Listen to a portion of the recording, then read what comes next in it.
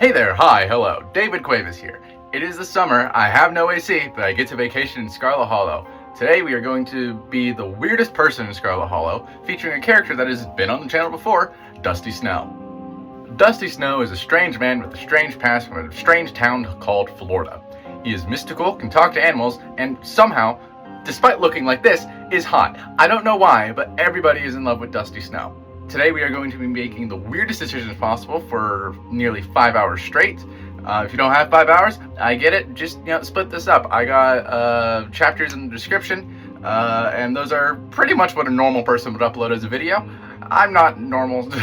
Now, without further ado, please enjoy A Guy Who Can't Read is the Weirdest Person in Scarlet Hollow.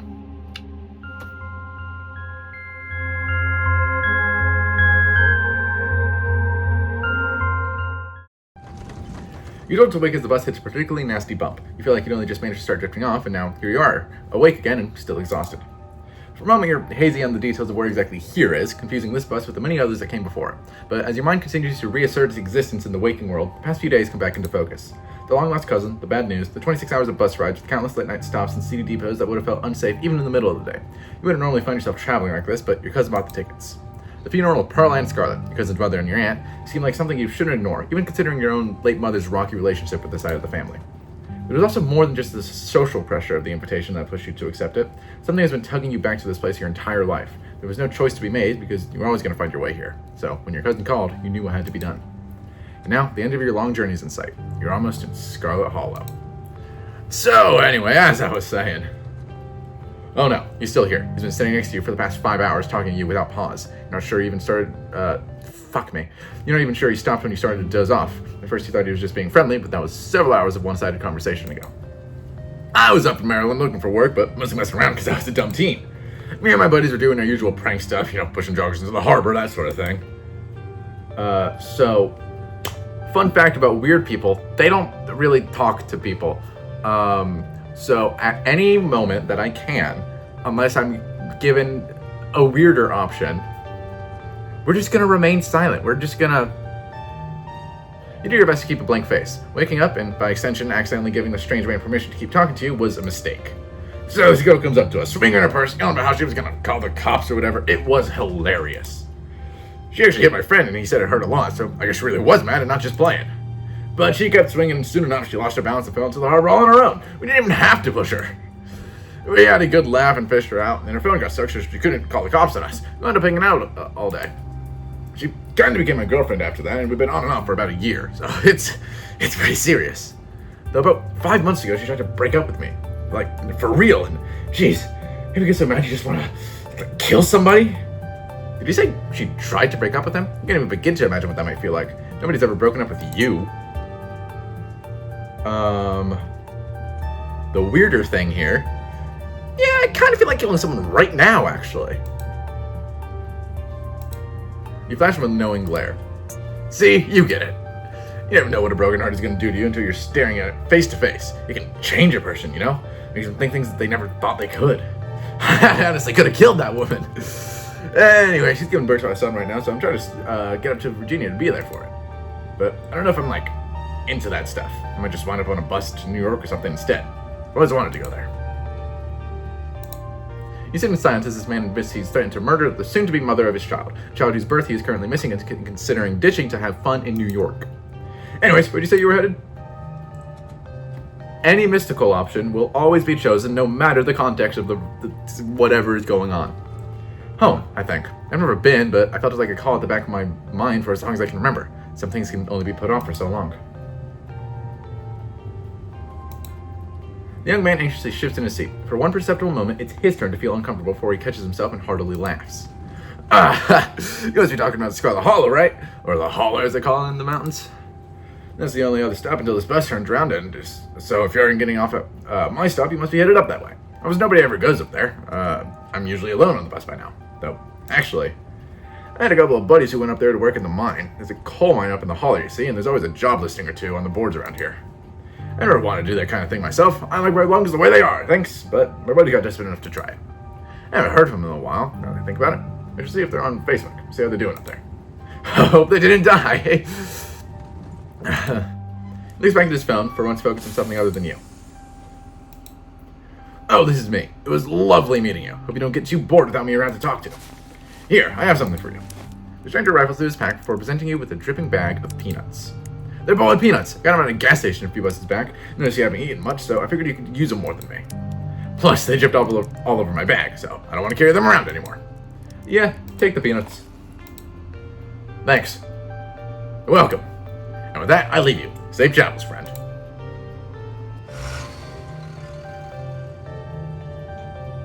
And just like that, the stranger is gone. Maybe you can finally get some sleep. Next stop, Scarlet Hollow. End of the line. Almost there.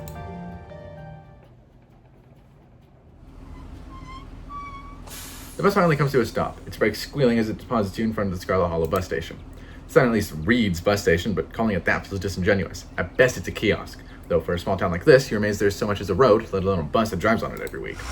The driver quickly shuts the doors behind you and starts the engine, kicking up dust clouds as he pulls away, eager to leave you and this place behind.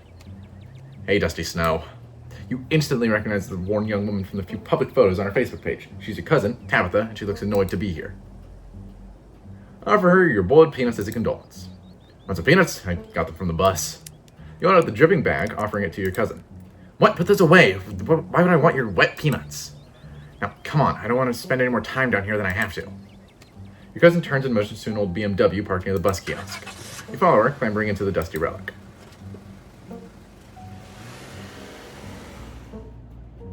It doesn't take much driving before the only signs of civilization are the car you're in and the road you're on. Tabitha maintains an icy silence as she focuses on the road.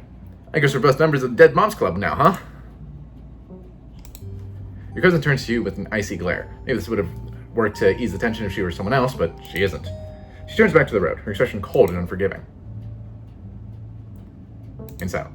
You decide to sit in silence with your cousin as the car eases up the steep mountain road. And here it is, the Scarlet Estate. Though it's seen better days, its crumbling elegance is not lost on you, someone used to cramped apartments in gray cities. I really told you about this place many times before she passed, always with an anger burning beneath her words.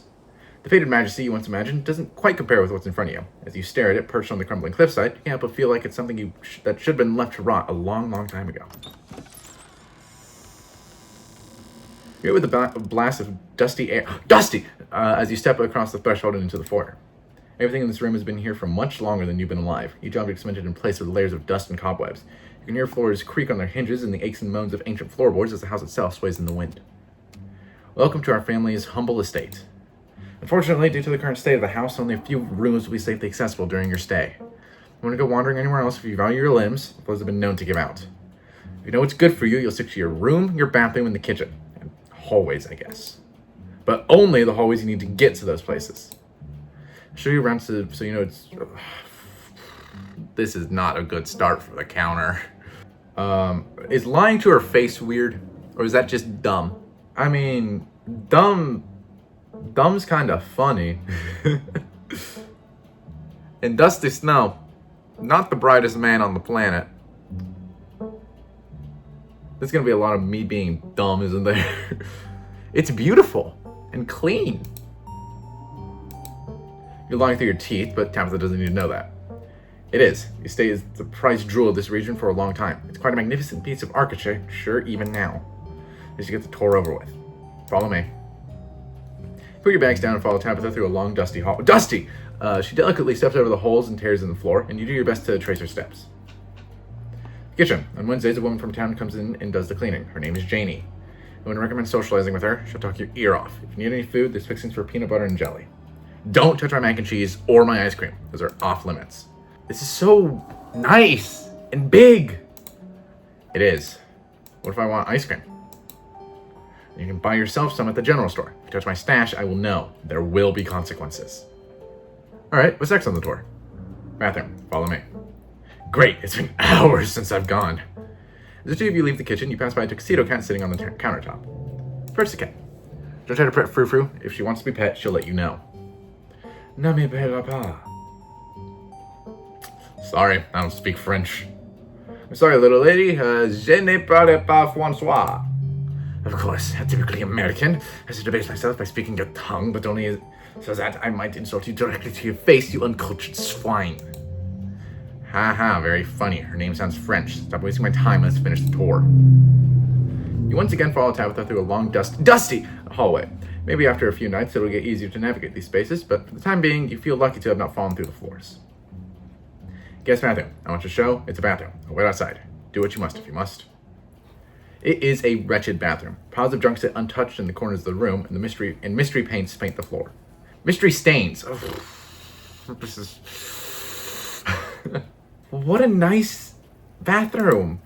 The words barely leave your mouth through gritted teeth. Does every other word out of your mouth have to be a lie? I'm not an idiot, and you're not a good liar. Lift the toilet seat. Scram, fellas, jig is up!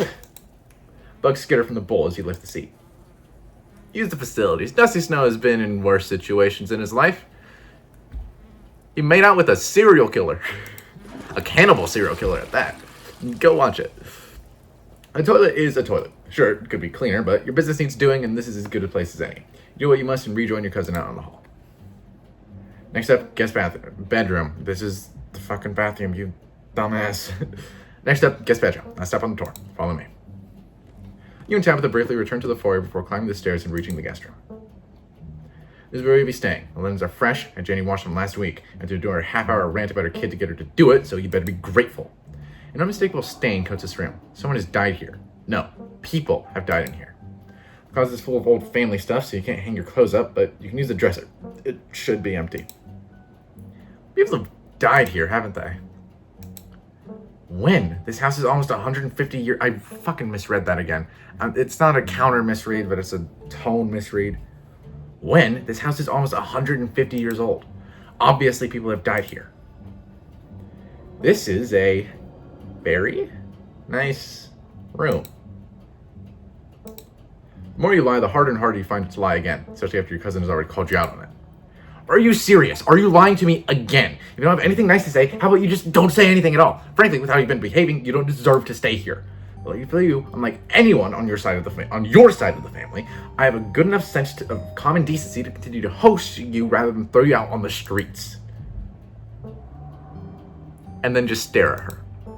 You can't think of anything else you'd like to say, but if there's one thing for certain is that you're not the sort of person who likes to, or even knows how to, verbally end conversations. You remain silent and wait for Tabitha to say something. Take you don't have any other questions? Good. Follow me. I'll take you to the back of the forest so you can collect your belongings. This concludes our tour. I'm afraid I must return to my duties, so you have to entertain yourself for the rest of the day. Don't expect to see much of me. Cousin leads through the front door. Now it's just you. You and the sprawling, decrepit estate. Settle into your room. Now that your cousin is gone, the aches and pains of your journey sink into your bones. You stumble back up the stairs to your room, suitcase in tow, eager to unwind before you face the rest of the day. You stand at the entrance to your room. Put your spare clothes in the dresser. You drag your suitcase over to the dresser and open the bottom drawer. An opossum lurks within. It is quiet, but angry. Afraid! What are you doing in my drawers? Warm. Dark. What's your name, little guy? I'm Dusty Snow. Dustin. Dusty Snow and Dustin. Oh my god, they're best friends! Fashioning your clothes into a nest. You poor thing, you look cold in there. Gently lay your clothes on top of the creature, arranging them in a little nest. Dustin closes his mouth, somewhat more at ease than before, and looks up at you with his shiny black eyes. Human is kind to Dustin. Dustin will remember this. You close the door, satisfied with yourself for a job well done. And that's just about it. That's just about it. Doesn't seem like there's much else for you to do here right now. PB&J sounds great right now. You haven't had anything to eat all day. The only things other than your stomach right now are the creaks and moans of this ancient place. PB&J sounds like exactly what you need to take on the rest of the day. You're heading to the kitchen. You're back in the kitchen, ready to craft a beautiful peanut butter and jelly sandwich. It's a daunting task given the state of the place, but the aggressive growls of your stomach outweigh your fear of food poisoning. To get started, you'll probably need to find some peanut butter, some jelly, bread, a plate, and a knife. Approach Frou-Frou. Frou-Frou hisses as you draw near and remains firmly in place. You might want to talk to me, but I don't want to talk to you. Go away. Offer her your boiled peanuts. You send your arm and offer Frou-Frou your bag of boiled peanuts as a token of peace. I feel like we got off on the wrong foot. What's a boiled peanuts? Mon Dieu, non. Do you like living here? I despise small talk. If one takes a hint, I suppose I have to take things into my own hands. Frou-Frou lunges at you and bites your hand. Bites you hard. You back away. Search the fridge. As you approach the fridge, your eyes catch a note taped to the door reading, "Janie, stay out," in all caps. Below it, in separate handwriting, are the words, "Okie dokie." You open the fridge. You already feel a deep urge to wash your hands, even though you have yet to touch anything other than the handle. Examine old takeout. Why did you do that? What were you expecting? This takeout container is disgusting, beyond words. A liquefied mess wholly congealed in a styrofoam shell. You can't even tell what it used to be. The substance doesn't just smell bad, it smells ancient. Eat it. What is wrong with me? What kind of horrible goblin would do this? You think to yourself as you dip your hands into the goop. It's thicker than expected, almost spongy. Scoop some of your wretched claw of a hand and slowly bring it towards your mouth, allowing its musk to permeate your senses before the slime fills your mouth. It tastes like rot, like the smell of decaying mulch and burning leaves and fish heads festering on the bench. Beach. Damn it. This is the second timeline. The first timeline, I misread it the exact same fucking way. It feels even worse, like your mouth is full of slugs. You can almost feel it writhing in there, though perhaps it's just your own tongue convulsing in disgust at what you've done. Swallow it. You swallow the slime. You've done it, and there's no going back now. It slid down your throat like a mass of wriggling worms. Your gag reflex tries to reject it one final time before it passes into your stomach, but your will is stronger. A layer of waxy residue now coats the inside of your mouth and throat, and your teeth squeak with a slippery film, making it impossible to forget what you've done. Two means it exists. I don't know French. Did something break in that tiny brain of yours? You have a feeling that the consequences for this action will be severe. Problem for future you to worry about. Close the fridge. You return to the kitchen, closing the fridge behind you. Second thought, you're not actually hungry anymore. Eating that wretched slime has turned you off eating for the foreseeable future. Maybe it's time to do something else. Might as well head to town. There's not much left for you to do other than head out and explore the town. You do just that. If you'd have known you'd wind up having to walk all the way back to town, you probably would have just asked Tabitha to leave you at the bus stop, especially with how unhappy she seemed to see you. If only you could wipe the slate between the two of you clean and bury some of the tension, though maybe her mother's funeral is the best time for something like that. Then again, maybe it's the perfect time. Continue down the path. It's really pretty out here, but your serenity is quickly overcome by a sudden urge to puke. The slime wants out. Pours it down and continue into town. You're not going to let this time get the best of you, you think to yourself as you muster up every last ounce of willpower and force it back down into your guts. You're safe for now, but there's no telling how long it'll last.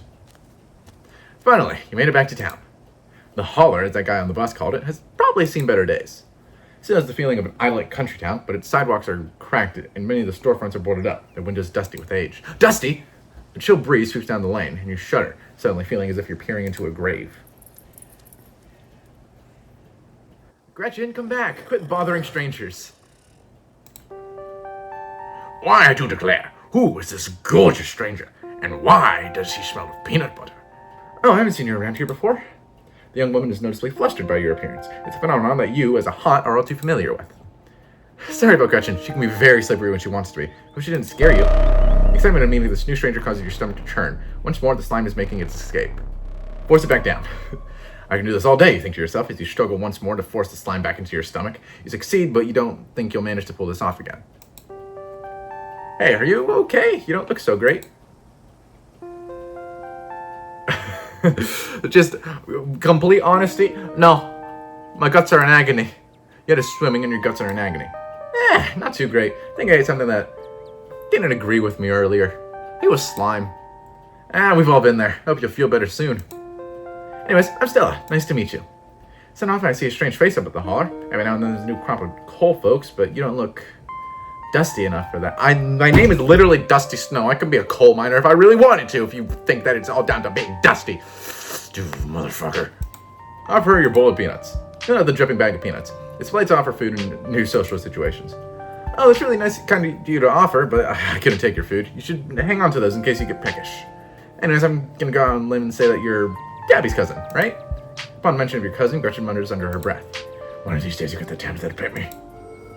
That's the only person I can think of who would come to town for the funeral. How's she holding up? I feel like whoever I met today wasn't the real Tabitha, just a mask she wears. If that's a metaphorical mask you're talking about. To tell you the truth, she's always been a little rough around the edges, but most people don't really catch on to that. Probably be good for her now that you're staying there, even if she doesn't think so herself. Oh, before I sleep your mind, you're staying up in that spooky old mansion. You must have met the Frou-Frou. How does that monster fare? Yeah, I bet Frou-Frou. She might think she's so much better than me, but I will get her to let me pet her, even if it's the last thing I do. Wait, what? Are you messing with me? You can't actually talk to my dog, right? Say nothing. You and Stella maintain silent, awkward eye contact. Well, next time you see that devil, please send my regards, and do let her know that not only do I still draw breath, but that I very much still plan to outlive her. Oh, if you just got into town, you must be starving. I just on my way to the diner for a coffee, and they've got amazing biscuits. My treat. This is the weird thing to do. This is to just... turn around and leave without saying another word. Okay then, I guess I'll see you around. And then we go to the town hall. When you find inside the elegant building, it's not a town hall, as was suggested by the letters carved in stone out front. Instead, you find something that looks more like a library. In fact, it is a library. The air is thick with the smell of old paper and fresh coffee. A man busies himself sorting books on a mobile shelf, and a cat lounges on a book cart. There's a group of teens gathered on the stairs, not sitting in chairs despite the prevalence of empty seats, as is their custom, glance up at you with slight annoyance, as is also their custom. Hi there, I'm Oscar. If you need any help, just let me know. And I'm Pixel. I'm the cat. You'd better pet me. Before you can act, your stomach starts to churn. Again, the slime refuses to be contained. You held it back for too long, and it yearns to be free with a force more powerful than your comprehension. No, you can't let this happen. How people don't just puke in front of strangers. You need to get out of here now. Make up an excuse and leave, quickly.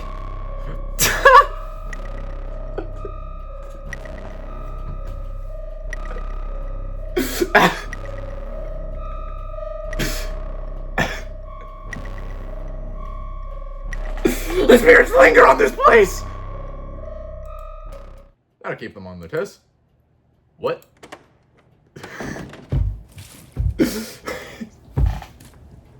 You've already burst through the door. You're out on Main Street and as free as the vomit erupting from your mouth. You feel woozy, but at least the worst of your misadventure is over. And far from any prying eyes. I didn't know that that's what it would have been. I thought I knew that achievement is what I was shooting for, but I thought he would just throw up and then walk back into and just be like, that wasn't me. I don't know why I thought that's what would happen.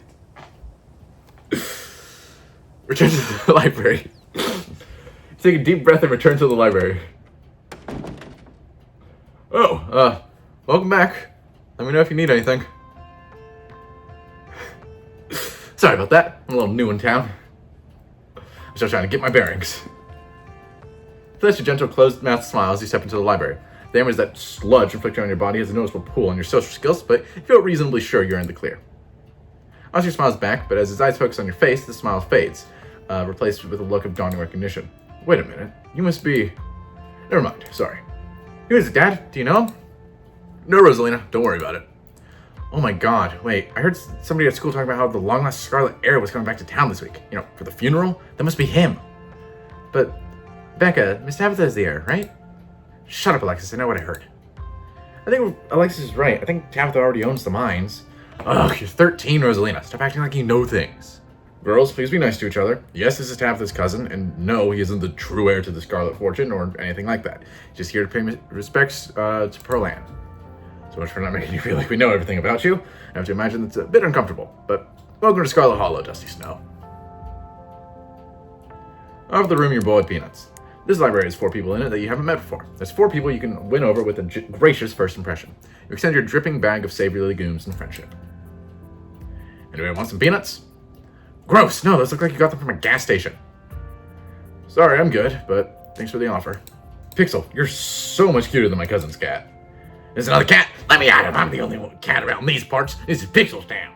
This town ain't big enough for the 2 of us. How do you know our cat's name? Oh, right. It must be on his collar. He doesn't have a collar, Dad. Oh, right. Must have heard about him from somebody else in town. Pixel's pretty well known around here, being a library cat and all. A novice science fashion signaling the end of your questioning. The time for questions is over. How am I supposed to fill out this quiz with all this conversation go? What conversation? I was talking to the cat. I thought libraries were supposed to be quiet. Come on, let's go to your place, Alexis. I feel like a 5-year-old when I hang out at the library anyway. Yeah, we can watch a movie in your basement. Do you think your parents would mind? I can ask. They never mind. Come on, let's go. The teens start towards the door with Becca in the lead. Wait, Rosalina, we'll try to just expect you back. We're doing a sleepover, right? I have to see. I'm always gonna make pot pies for dinner. That's okay, we can just order pizza. The conversation fades away as they walk out the door. Keep me posted. McMahon had better stop that girl. The big man had better stop that girl. I want to sleep on her pillow tonight. It ain't fun if she's not there to steal it from. Walk out the door. Taking your key from the teens, you turn to the library door. Oh, okay. I guess I'll see you around. You have a good one, Dusty Snow. Make your way back to Main Street. Go to the general store. You wander to the quaint little general store. The country ambience clashes terribly with the goth woman behind the counter, who has been eyeing you with nervous curiosity since you arrived. There's also something about her that you recognize, the closeness of spirit that makes her familiar to you, despite the obvious fact that you've never met. Literally, all of this fairly well, fair maiden. What did you just say to me? A deafening silence creeps in between the two of you. Fairly well yourself? You leave the general store behind you and return to Main Street. Looks like the fun's finally starting to set. Maybe you'll see if a sleepy southern town like Scarlet Hollow has a vibrant nightlife another day, but for now you feel ready to head back to the estate. Go back to the estate. You return to the dirt road, beginning to trek back up towards the estate. As the sun sinks deeper into the horizon, the sky is flooded with orange and pink hues. Shadows around you darkening and stretching over the path. The mountains seem to make night come quickly here. There's rounded hills blotting out the dying sun prematurely, casting the valley of Scarlet Hollow in an eerie autumn twilight.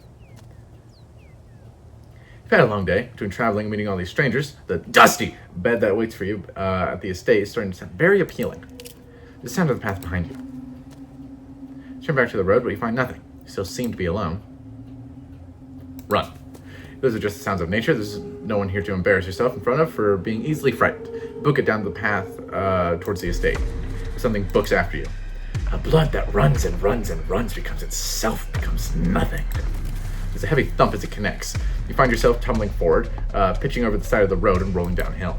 It's disorienting. You find it to be almost impossible to stop yourself, the incline too steep, every attempt ending in more scratches and bumps from the rough terrain of the mountainside. You finally land with a breath-stealing thump in a small copse of trees, battered and bruised, bleeding from the thorny shrubbery, but not dead.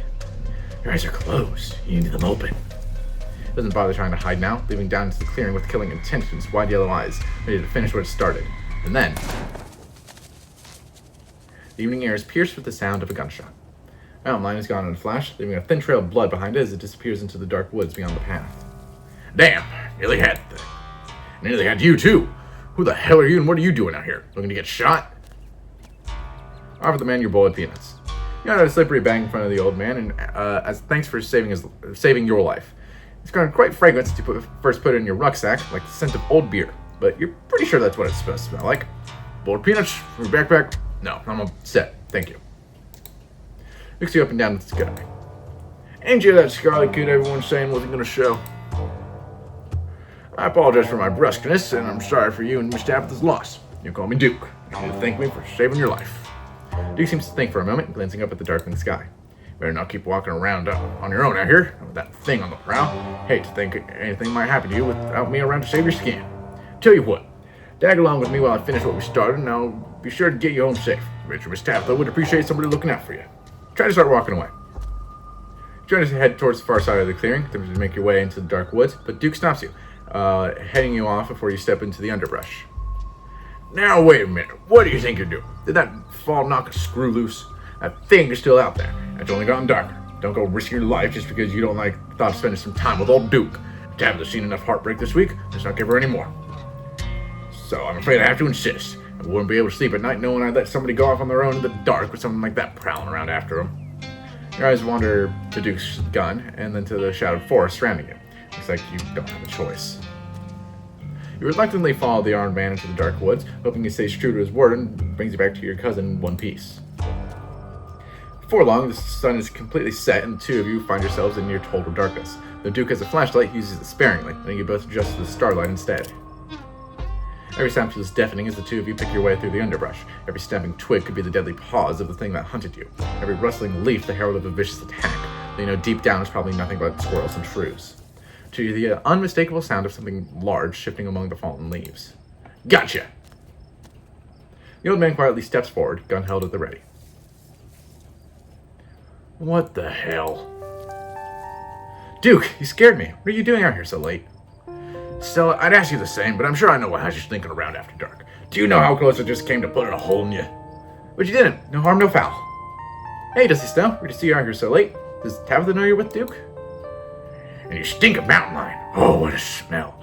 There's something else mixed in there. Something fake. You drive your dog to madness. Makes you want to bite and tear. She snatches in Stella's arms, but Stella holds her close, stilling her frenzied attack. Whoa, calm down, girl. You know Dusty Snow.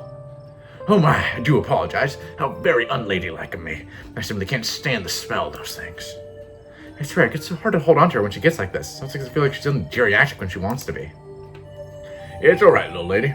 You're safe so long as you got your mama looking after you. Unlike you, Stella, if you decide to keep on doing whatever you're doing out here, I think you'll find these woods ain't agreeable tonight. There's just snow here had a running you wouldn't believe. So just go home and save all this for some other night. Wait, a run-in? What kind of run-in? Was it supernatural? Like I said, you won't believe it. Now put that dang camera away. Still, this guy's been holding me hostage at gunpoint. Get me out of here! I saved your life, you ungrateful little... What, did you think he was gonna shoot you? Sure, he's narrowly missed me a couple times when I was sneaking around his farm, but that's just because he thought I was a bear or something. He's not gonna shoot you. Damn right. I'm the only one here trying to make sure nobody gets killed. A task that is much more difficult than it should be, I might add, with two of you running around. I want both of you out of these woods immediately. Take Dusty Snow to town and leave me to my hunt. But Duke... No buts. Out now before it gets darker. Well, you heard the man. Come on, Dusty Snow. Let's get out of here. As you and Stella return to the trail, she carefully looks back the way you came. Okay, the coast is clear. There's no way I'm letting Duke edge me out that easy. Come on, I know a trail that'll get us around him. What if I just turn around and leave? Wait, you don't want to dip now. The sun is about to set. Things are just about to get good. I know it. What if I just keep walking away? Does this just lead me back to Duke? Stella keeps pace with you, though you are clearly not interested in continuing the night's adventure. Well, hey, you really shouldn't try going back on your own. I'm sorry, I don't know what I did to make you mad, but you should at least stay along enough to help me with the intro. Then I'll walk you back. Tabitha would be so mad if she found out I'd let you turn around and walk home in the dark without me, especially if you wind up going missing. Just run away. You ignore her, running away down the path. Dusty Snow, wait, do you even know where you're going? Ah, Stella, who needs friends like that? Good riddance. Oh, Gretchen doesn't like me? You slow down soon enough, the rocky, root-tangled path becoming a hazard as the sun slips behind the hills. You're alone again, and it's dark. The woods have started to wake up around you, though you're not exactly doing your best to walk silently. Your presence doesn't seem to be scaring anything away, and your footsteps are accompanied by the rustling of night creatures as they scurry out of whatever holes they hide in. Their unsettling calls pierce the calm night air. They sound strange, almost like screech owls, or their voices make the hair on the back of your neck stand up, like something inside you thinks you're in danger. It's also something that sounds almost like a chicken. I see it. It's sweet and kind. A bed of flowers, a nice wind, a gentle gardener. There's something on the path in front of you. It's too dark to see, but you know it's there. Turn on your phone's flashlight. Take out your phone, the screen temporarily blinding you, ruining what little night vision you'd managed to acquire. You switch on the flashlight. Turn off that damn light! Damn, I had the shot lined up just right. Poor birdie's lost so many feathers, she's gonna be bald as a bowling ball when we find her. And you, thought I told you to get back to town. What the hell are you doing so far out in the woods? Got lost, still didn't feel like taking you back, so you tried to find your own way down the hill? Not that it matters now. Come on, you're going with me while I track that thing down. No way I'm letting you wander out here unaccompanied. You know what? Just be really mean to everyone. So this is what Mr. Meanie should have done. I didn't know Mr. Meanie was capable of doing what's going on right now. I didn't let Stella make me go with her. I'm not going to let you push me around either. Now is not the time to show off how stubborn you can be. I don't know where you're going, or you'd be back in town already. So I'm afraid you don't know where you're going, or you'd be back in town already. And so I'm afraid I'm not convinced you're better off on your own. Miss Tabitha wouldn't be too happy if she found out I'd let you get killed out here. She's going through enough hurt for 1 week. So get a move on. We're going after my bird. Pulls you along in a strong grip, his gun held tight in the other hand. You both crash into the underbrush after the odd creature in Duke's stolen chicken. As you follow the rough path along the mountainside, the odd sounds fade. They are replaced with a different sound, a human voice. Damn it, I know that voice. There appears to be some kind of growth. I've never seen anything like it. Jeez, I hope I don't get demonetized for this one. Stella, I swear to God, didn't I tell you to go on home? Two of you emerge into the clearing, revealing what Stella had been filming so intently. It's Birdie, her little chicken body, panting desperate breaths as she lies in a crumpled heap at Stella's feet. Birdie! Oh, sweetheart, look at you. Duke, Dusty Snow. I thought you were going back to town? And I thought you were both going back to town. Said I found Dusty Snow halfway to getting lost out there alone. But the kid nearly tried to give me the slip too, so I think I got a pretty good idea how that happened. It don't matter now, though. Looks like I found whatever's been stealing my girls. I got footage of it. It's not perfect, but you can see its hands before it drops Birdie. It's like some kind of gnome. It smelled terrible. It was nothing like an animal, and that odor didn't go away either. It's only gotten worse. I can barely even smell the woods anymore. It's all that uncanny plastic stench. I know there are weird things out here. I knew it. I knew I wasn't running around out here for no reason. What's wrong with her? What's that thing doing? Remain silent. You say nothing. I think it's time for us to get the hell out of here. As you, Duke, and Stella take stock of the situation, a sound begins to wrap around you. Gently at first, barely a whisper. But then a guttural moan. Then another and another, until suddenly you find yourself surrounded by a chorus of groaning misery. There's something out there, all around us. I can smell it. There's so many of them. Remain silent. What's that sound? She starts filming again. Is there something in the woods? Come on, Birdie. Let's get you home. As Duke scoops up the injured Birdie, the voices in the trees intensify. It's like you're all suddenly surrounded, the strange sounds coming closer, growing bolder. It sounds like there are tons of them. Someone get a light on that bush. I think one's about to come out of the clearing. I want a good shot. What in the hell is that? The gardeners come to men to nurture. Let me blossom and sprout. Let me become. Don't you step another foot closer or I'll shoot. Don't think I won't. The man hesitates and the thing steps forward, fixing what seems to be its eyes on Birdie, tucked under Duke's arm. Stella! Stella! There's another one! You and Stella turn just in time to see another of the creatures slithering out from the bush. Oh my god! What's going on over there? As Duke glances back, everything seems to happen at once. A patter of unnatural feet, and then chaos. Duke grapples with the thing as it grabs at his shotgun, pushing the barrel out of the way as it grasps for Birdie with oddly jointed limbs, while Stella stares in shocked silence as if paused, watching as the other creature attempts to retrogression into the darkness, her desperate cries going unheeded. Shit! Shit! Get your grubby little hands off my bird! Get the thing away from Gretchen. We talk to animals. We're gonna save the animal, not the human man. Even though the animal kind of doesn't like us right now, I didn't know that you could get Gretchen not to like you. Anyways, get the thing away from Gretchen. You dive for Gretchen, attempting to snatch her away from the thing's misshapen hands. Oh, Dusty Snow, my hero! You manage to grab her, but the creature isn't deterred. It rears back on its hind legs, its mouth opening, whispered tones sliding out alongside something sharp and unnatural. Then there's the deafening blast of Duke's shotgun, and suddenly, it is gone.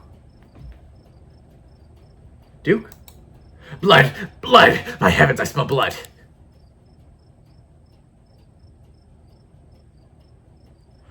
Oh my god, oh my god. What do we do? Okay, first things first, I grab Gretchen. There, step 1 is done, Gretchen is safe. Great, okay, step 2. What's step 2? We go home and pretend this never happened. No way, I'm not doing that. Not when I know those things are out there. I need to be able to show people and warn people. They'll never believe us if we don't have more evidence. We owe it to Duke. Now, come on. Stella doesn't wait another moment. She holds Gretchen close and starts running. Alone in the dark woods, you have little choice but to follow her. Chase after the danger. There are more of them. A lot more of them. They leer at you from the trees, no longer hiding as they bellow their warnings out into the night. Stella films as she runs, narrating to an invisible audience.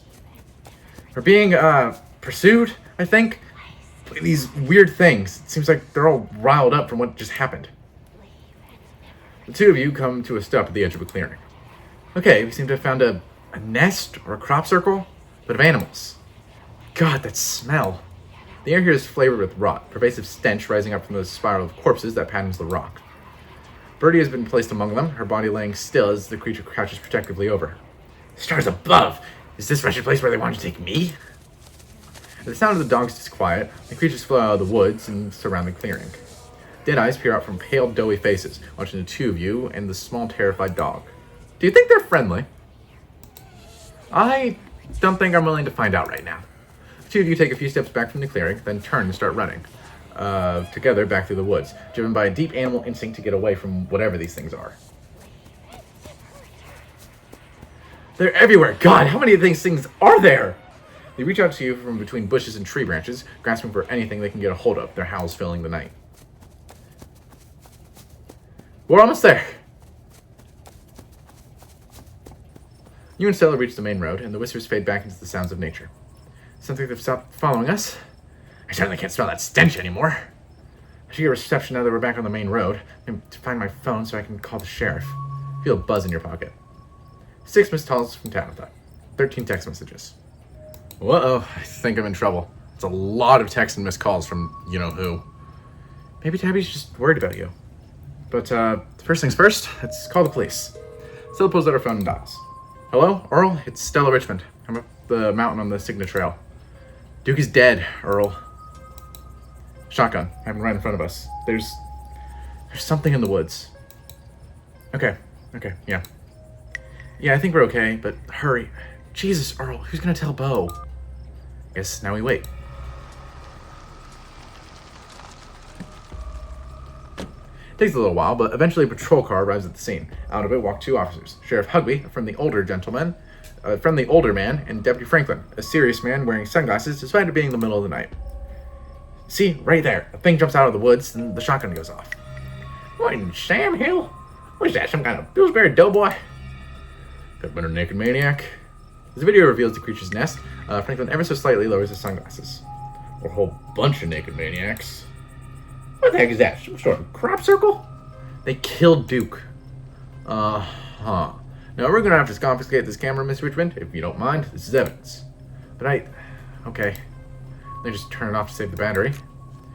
You're good, Deputy Franklin. We appreciate your compliance with the law. We'll get a team out in the morning to retrieve the body, but for now, Sheriff Hugby and I... Please, call me Earl. Earl and I will escort you, and... Who are you exactly? That's Dusty Snow. He came into town today for the funeral. Dusty Snow? As in... You say nothing. You don't have to pardon my surprise, we just didn't think you'd show. We'll escort you both back to town. This is naked maniac on the loose. It's best you don't walk back on your own. Never mind. Why are you going out there tonight? There's a dead body in the woods. Those things out there could attack someone else. Well, it ain't exactly like old Duke is going anywhere at this point. He'll still be out there in the morning. We only have a skeleton crew at the moment. Monday nights are Deputy Derrick's and bowling nights.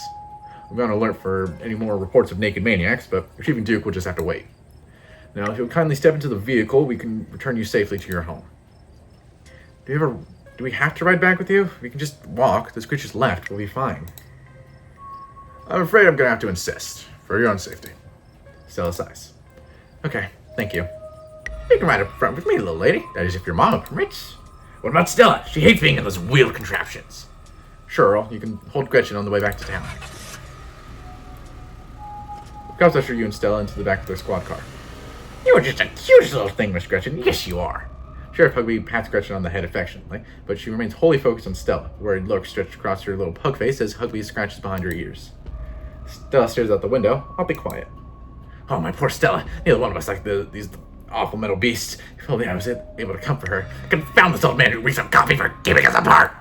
Remain silent. You sit quietly, watching the trees pass by in the light of the headlights. Every now and then you see a pale, you think you see a pale, anguished face staring out at you, before it slips back into the darkness. Soon the rumble of gravel beneath the tires gives way to uneven pavement, and the car comes to a stop in front of a small cottage. You should stay out of trouble. I'll have this all sorted out in the morning. Just get a good night's sleep. And you, whatever your name was, I pay freely. Sure, in time for the funeral? Good. Don't you go leaving before then. I imagine we'll need to ask you a few questions about everything you've seen tonight. Stella, keep an eye on him for us. Make sure he doesn't get into any more trouble. You'll have a good night now. Bye-bye, Gretchen, and y'all have a lovely evening. If any bugaboos give you trouble, you know how to get in touch. Here you are, back in town, away from the woods, with no one but Stella. Sorry, I yawned. Back in town, away from the woods, with no one but Stella in sight. Holy shit. I can't believe it just implied that you're a suspect, even after we showed them all that footage. Even after we found that nest. But it's okay, I'm not gonna let anything bad happen to you. Nor will I, though I have little understanding of police work. I was there, I filmed the whole thing. At the very least, it'll never hold up in court. And we'll get to that point either, because we're gonna do a little investigating of our own. We gotta find out more about those things. If we can get clear footage, or better yet, trap one of them, there's no way they can blame me for what happened. The library doesn't open for a while, but I've read every book on cryptids I have and never came across anything like this. There is someone in town who might have some useful information. My friend's mom. The place isn't far. We should head over now before it gets any later. You silently follow Stella back to town. I hope she's still awake. You've been here, of course. The general store, though it's currently closed. Its large windows dark. There's something foul creeping up behind us. Dusty snow. Jesus! You and Stella turned to see a shadowy figure staring at you from across the road. You didn't hear it approach. Welcome home. You're finally where you're meant to be. Before you can respond, the door behind you swings open, and an older woman stands in the entryway. Go home, Wayne. I can't help you tonight. You look back and the figure is already gone, disappeared into the shadows of the night. I'm so sorry about that, Stella. Some people just can't be helped. What brings you out here so late? And who is this? Hi, Mrs. Forsyth. This is Dusty Snow. Is it okay if we come in? You and Mrs. Forsyth briefly lock eyes. She's impenetrable, and you feel small and almost naked in her presence. Yet you feel no threat, no malice. Then the moment passes, and you only see the woman before you. Of course. You're in luck. I just put on some water for a viscous tea. And for goodness sake, you can call me Sybil. You're an adult now, after all. The woman takes you through the general store and into a door that had been closed on your previous foray into town. It's a tea room. The atmosphere is warm and comforting, the air infused with the pleasant scent of slowly decaying plants and damp herbs. Welcome to my little nook. It's nice to finally meet you, Dusty Snow. I was so sorry to hear about your mother. Vivian was such a lovely soul, and she's been sorely missed in the holler. Now poor Perlane is gone as well. Do let me know if there's anything you need while you're in town. Offer Sybil your bowl of peanuts. Put out your bag of peanuts as a gift to Sybil. She offered you and Stella tea, after all, and it's only polite to offer something in return. Oh my, thank you for the kind offer, dear, but I'm afraid it's far too late for me to have something so salty. Sybil reaches over and pats your hand delicately. Her hands feel like soft parchment paper, dry but soothing. Now, what's you got you here so late, you two? You seem troubled. You know about weird stuff, right? Unexplainable stuff? Go on. Duke was killed tonight by something in the woods. Oh, my lord! Have you contacted the police? Yes, and they didn't take it very seriously. They're not even looking for the body until tomorrow. Those things out there, I don't even know how to describe them. Here, I can show you. Stella pulls a memory card out from her sleeve and pops it into her phone. Doesn't matter, just let the police hold on to this, at least not before we had a chance to make a copy. Smooth. The cops want to know what to do with that footage anyway. Imagine if they accidentally erased it. Exactly. I'll give it to them if they ask again, but for now, we can examine the footage for ourselves.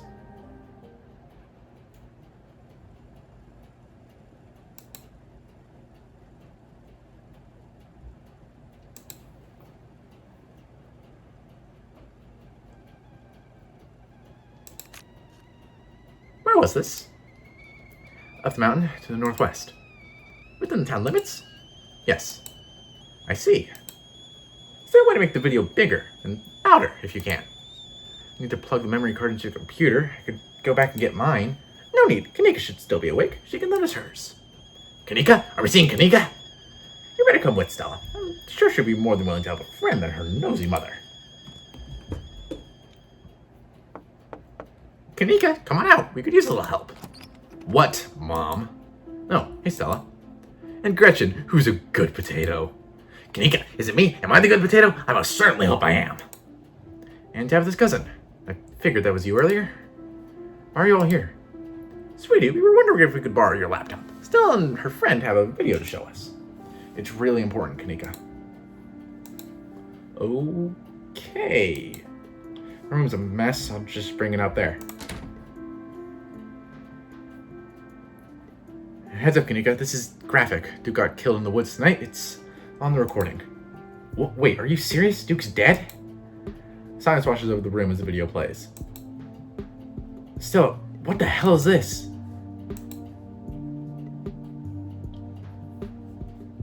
It's far beyond my ability to contribute. I'll leave the thinking to you humans.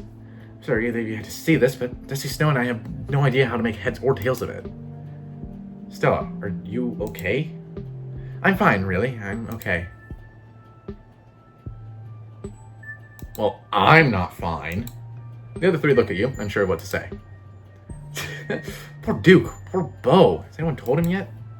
Charged the police. I hope they told Bo, but Earl and Deputy Franklin didn't seem to be in much of a hurry to do anything. I'll call him later tonight. But for now, we have something far more serious to discuss. What happened in the woods, we weren't supposed to see any of that. You're not wrong. My grandmother used to talk to these pale creatures called ditchlings. She always said they were a terrible omen, a sign of suffering to come. Mom, come on. Whatever's doing this is serious. Stop scaring Stella and Dusty Snow with this Talipo crap. Kanika, sweetie, let your mother talk. She always said they never hurt people, despite that grisly scene in the woods. But Duke is dead.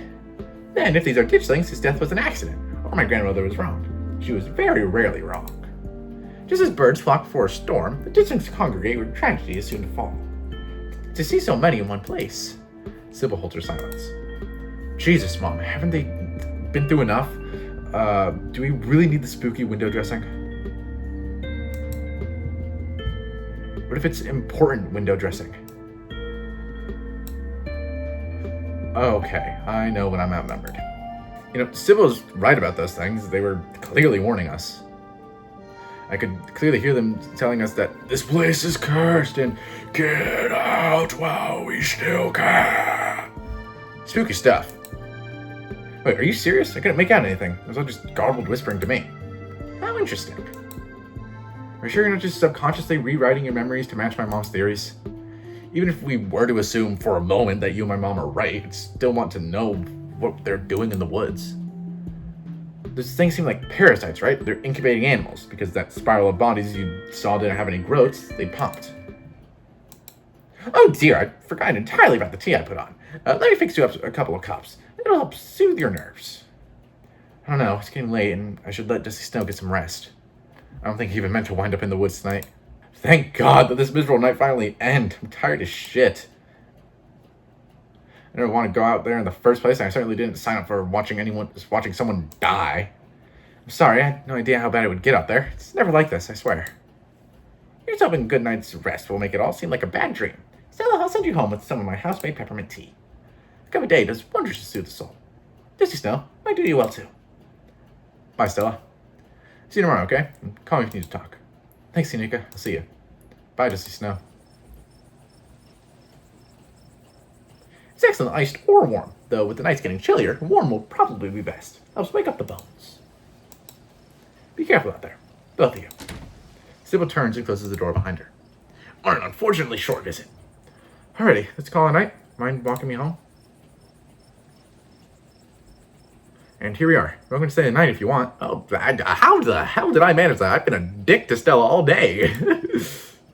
I should probably head back before Tabitha has a conniption.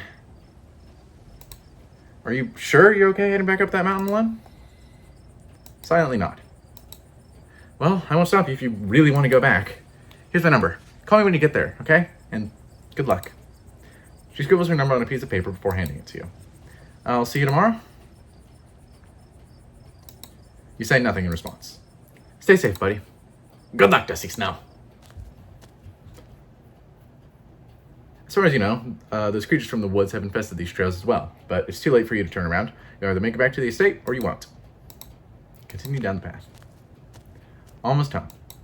Continue down the path. Your salvation in sight, make a mad dash to the door. Try the door. Oh, thank God you're back. Where the hell have you been? I got lost in the woods with this cryptid hunter girl I met and an old farmer. A lot of really terrible things happened out there, Tabitha. Ah, so you met Stella then. Oh, that explains everything. She's gotten you all worked up. I'm going to bed. See you tomorrow. Can you tuck me in? Are you serious? Tuck you in? No, go to sleep. You're alone in the estate. Sound of the wind whistling through the house gives you an uneasy feeling in your gut. It's probably best to turn in and try to leave the night behind you. As you collapse onto your mattress, you remember that Stella asked you to call her once you got back. Call her. You pull out your phone and call. Hey, how are you? She sounds a little different, a warble in her throat. Did you make it back all right? I actually died on my way home. This is my ghost. Haha, you're very funny. Wait, are you serious? You have to tell me this is a joke. It's been a weird night, okay? Ooh, I'm a ghost in the machine. Okay, I'm gonna choose to believe you're joking. Now go get that's something ghosts do. I'll talk to you tomorrow. Unless you are dead, this is my one chance to talk to someone from beyond the grave. This is so stressful. I'm just gonna hang up. From the relative safety of this uncomfortable bed, the events of the past evening seem like something that happened to someone else. Though you can still clearly picture the terror you felt in those moments. For now, you're safe and you're warm. Eventually, someone will rise and chase away the monsters and make them seem like nothing but bad dreams. Maybe tomorrow, if you're lucky, you'll wake up in the normal world and have a boring week in the mountains with your sour-faced cousin. It's a nice thought, but deep down, you can't help but worry that things will only get worse. You open your eyes. The sun has risen, the birds are singing, you are still alive, and for now, you are safe. Your gaze wanders across the room to the window in the woods beyond. You wonder if the monsters are lurking there, right now, just beyond the trees, ready to pounce as soon as you leave the crumbling estate. A familiar unease settles into your gut, tangling into a knot of anxiety, wriggling as the events of last night play out in your head. You can't help but remember Duke, slumped against a tree, pieces of him scattered across the clearing. Not sure if you'll ever feel okay again after what you've seen, but you can't stay in bed forever. Hunger pulls you from the clammy depths of the mattress. Check on Dustin. You open the drawers to check in on Dustin. Oh good, he's still here. Human is back! Good morning, Dustin. How are you today? Doesn't feel good. Had productive night. I see, you have a bread now. Yes, Dustin found a bread. Dustin also ate a bug last night. Good night for Dustin. You met Frou Frou? Monster. Can I talk to you about something horrible that happened last night? Human can always talk to Dustin. What happened? The woods are full of monsters and I can't go home. Home not place. Home warm feeling Dustin makes for a place. Like dresser. Or new nest. It's nice to catch up, Dustin. I'll see you around. Very wise words from Dustin. Okay. You gently close the drawer. Get dressed and head down to the kitchen. Time to start your day. You're back in the kitchen. Frou Frou eyes you from her favorite spot on the counter. Her pupils dilate and her tail twitches. I see you still here. How unfortunate. Pet Frou Frou. You reach out your hand to pet the cat. Surely this time will be different. One day she'll let you pet her. You know it. Something in French. Gretchen sends her regards. Something in French. The creature is not yet returned to whatever pit of hell it crawled from. Murder! Julius is not a kind god. Hey. Did you know the police called me this morning? You've only been here one day and you've already had a run-in with the cops. The cops don't matter. Something is coming for this town and I need people to start listening to me. You don't need to spin me tall tales to wiggle your way out of this. Just be careful. Remember that your actions have consequences for the people around you. I don't have the energy to spend this week cleaning up after your messes, so just don't make any extra work for me, okay? Stay out of trouble today, alright? Try and be back by sunset, and I expect you to be here. I don't want to hear complaints. Just do what I ask and we won't have any more problems. Tabitha takes a few steps towards the door. Sunset. Your cousin huffily exits the kitchen. Her footsteps fade down the hall, ending in the characteristic creak, then slam of the front door as it opens and closes behind her. I almost got it. I was a little too fast. Once again, you are the only human in the estate. You seem to make a habit of bad first impressions, none? The cat chuckles mockingly. Text from Stella. Hey, hope you're holding up okay, or as good as you can with all the stuff we saw last night. I was up most of the night on cryptid forums. No real answers yet. I'm at the library now if you want to join. I have scones. Scones? Say no more. Dusty Snoop, he fucking loves food. And that's that. Time to start your day. Head to town. Tabitha isn't here to stop you now. You head outside back to the mountain path that leads you to town. The walk back to town is much less pleasant today than it was yesterday, when you didn't yet know that the woods were full of monsters and strange men who knew your name. You stare anxiously into the darkness between the trees, searching for any signs of movement, but the woods are still, at least for now. Continue down the path. The autumn-tinged mountains, sprawling for miles in every direction, now feel less like beautiful scenery and more like the walls of a cage. You found buzzes in your pocket. Look what I found at the library. She said she was up all night thinking about the video. Adding you to a group text. I'm only here because it's quieter than the store, or was, lol. I'm trying to figure out what animal that could be. I don't buy into this harbinger of doom stuff. We know what animals they are. They're ditchlings, and they are harbingers of doom. Sounds like they're having fun. Dang, I need those scones! Be right there. Almost back to town. Continue down the path. Make it to town in one piece. No creature jumped out at you. No scary men blocked your path. Sight of other people is comforting, helping you forget the things you've witnessed as if they happened to someone else. Hey, you're Tabitha's cousin, right? Man, the resemblance is really uncanny. The name's Avery. I work over at the diner. You wouldn't have to know what's up with Stella, would you? She mentioned something about you in the woods last night, but she was real cagey about it. Something happened out there? She barely even waved when she walked by. Tell Avery the whole truth. We just gotta bump into him for the first time ever, and we're gonna completely just trauma dump all over this guy.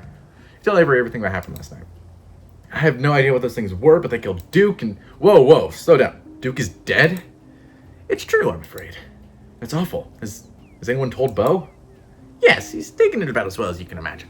I'll be going up to check in on him today, the poor lad. Can't believe you had to see that, Dusty Snow. Tell you what, I'm on break for the next half hour. How about you swing by the diner when he can fix you up some of Sybil's new blend and try to calm your nerves? It's shotgun lemon balm. It's always helped me on the bad days. And if you need to talk about what happened, I'm all ears. Anyways, it's up to you. See you around, Dusty Snow. See you, Sybil. Take care now, Avery. I'd better get back to it myself. I'm glad I was able to catch you this morning, if only to see how you were holding up. Please don't hesitate to stop by if I can be of any help. We both know there's something horribly wrong about this place. How are you so calm? Don't mistake my calm demeanor for complacency. We all have our parts to play. Just that you, Stella, and Kanika have what it takes to get to the bottom of things.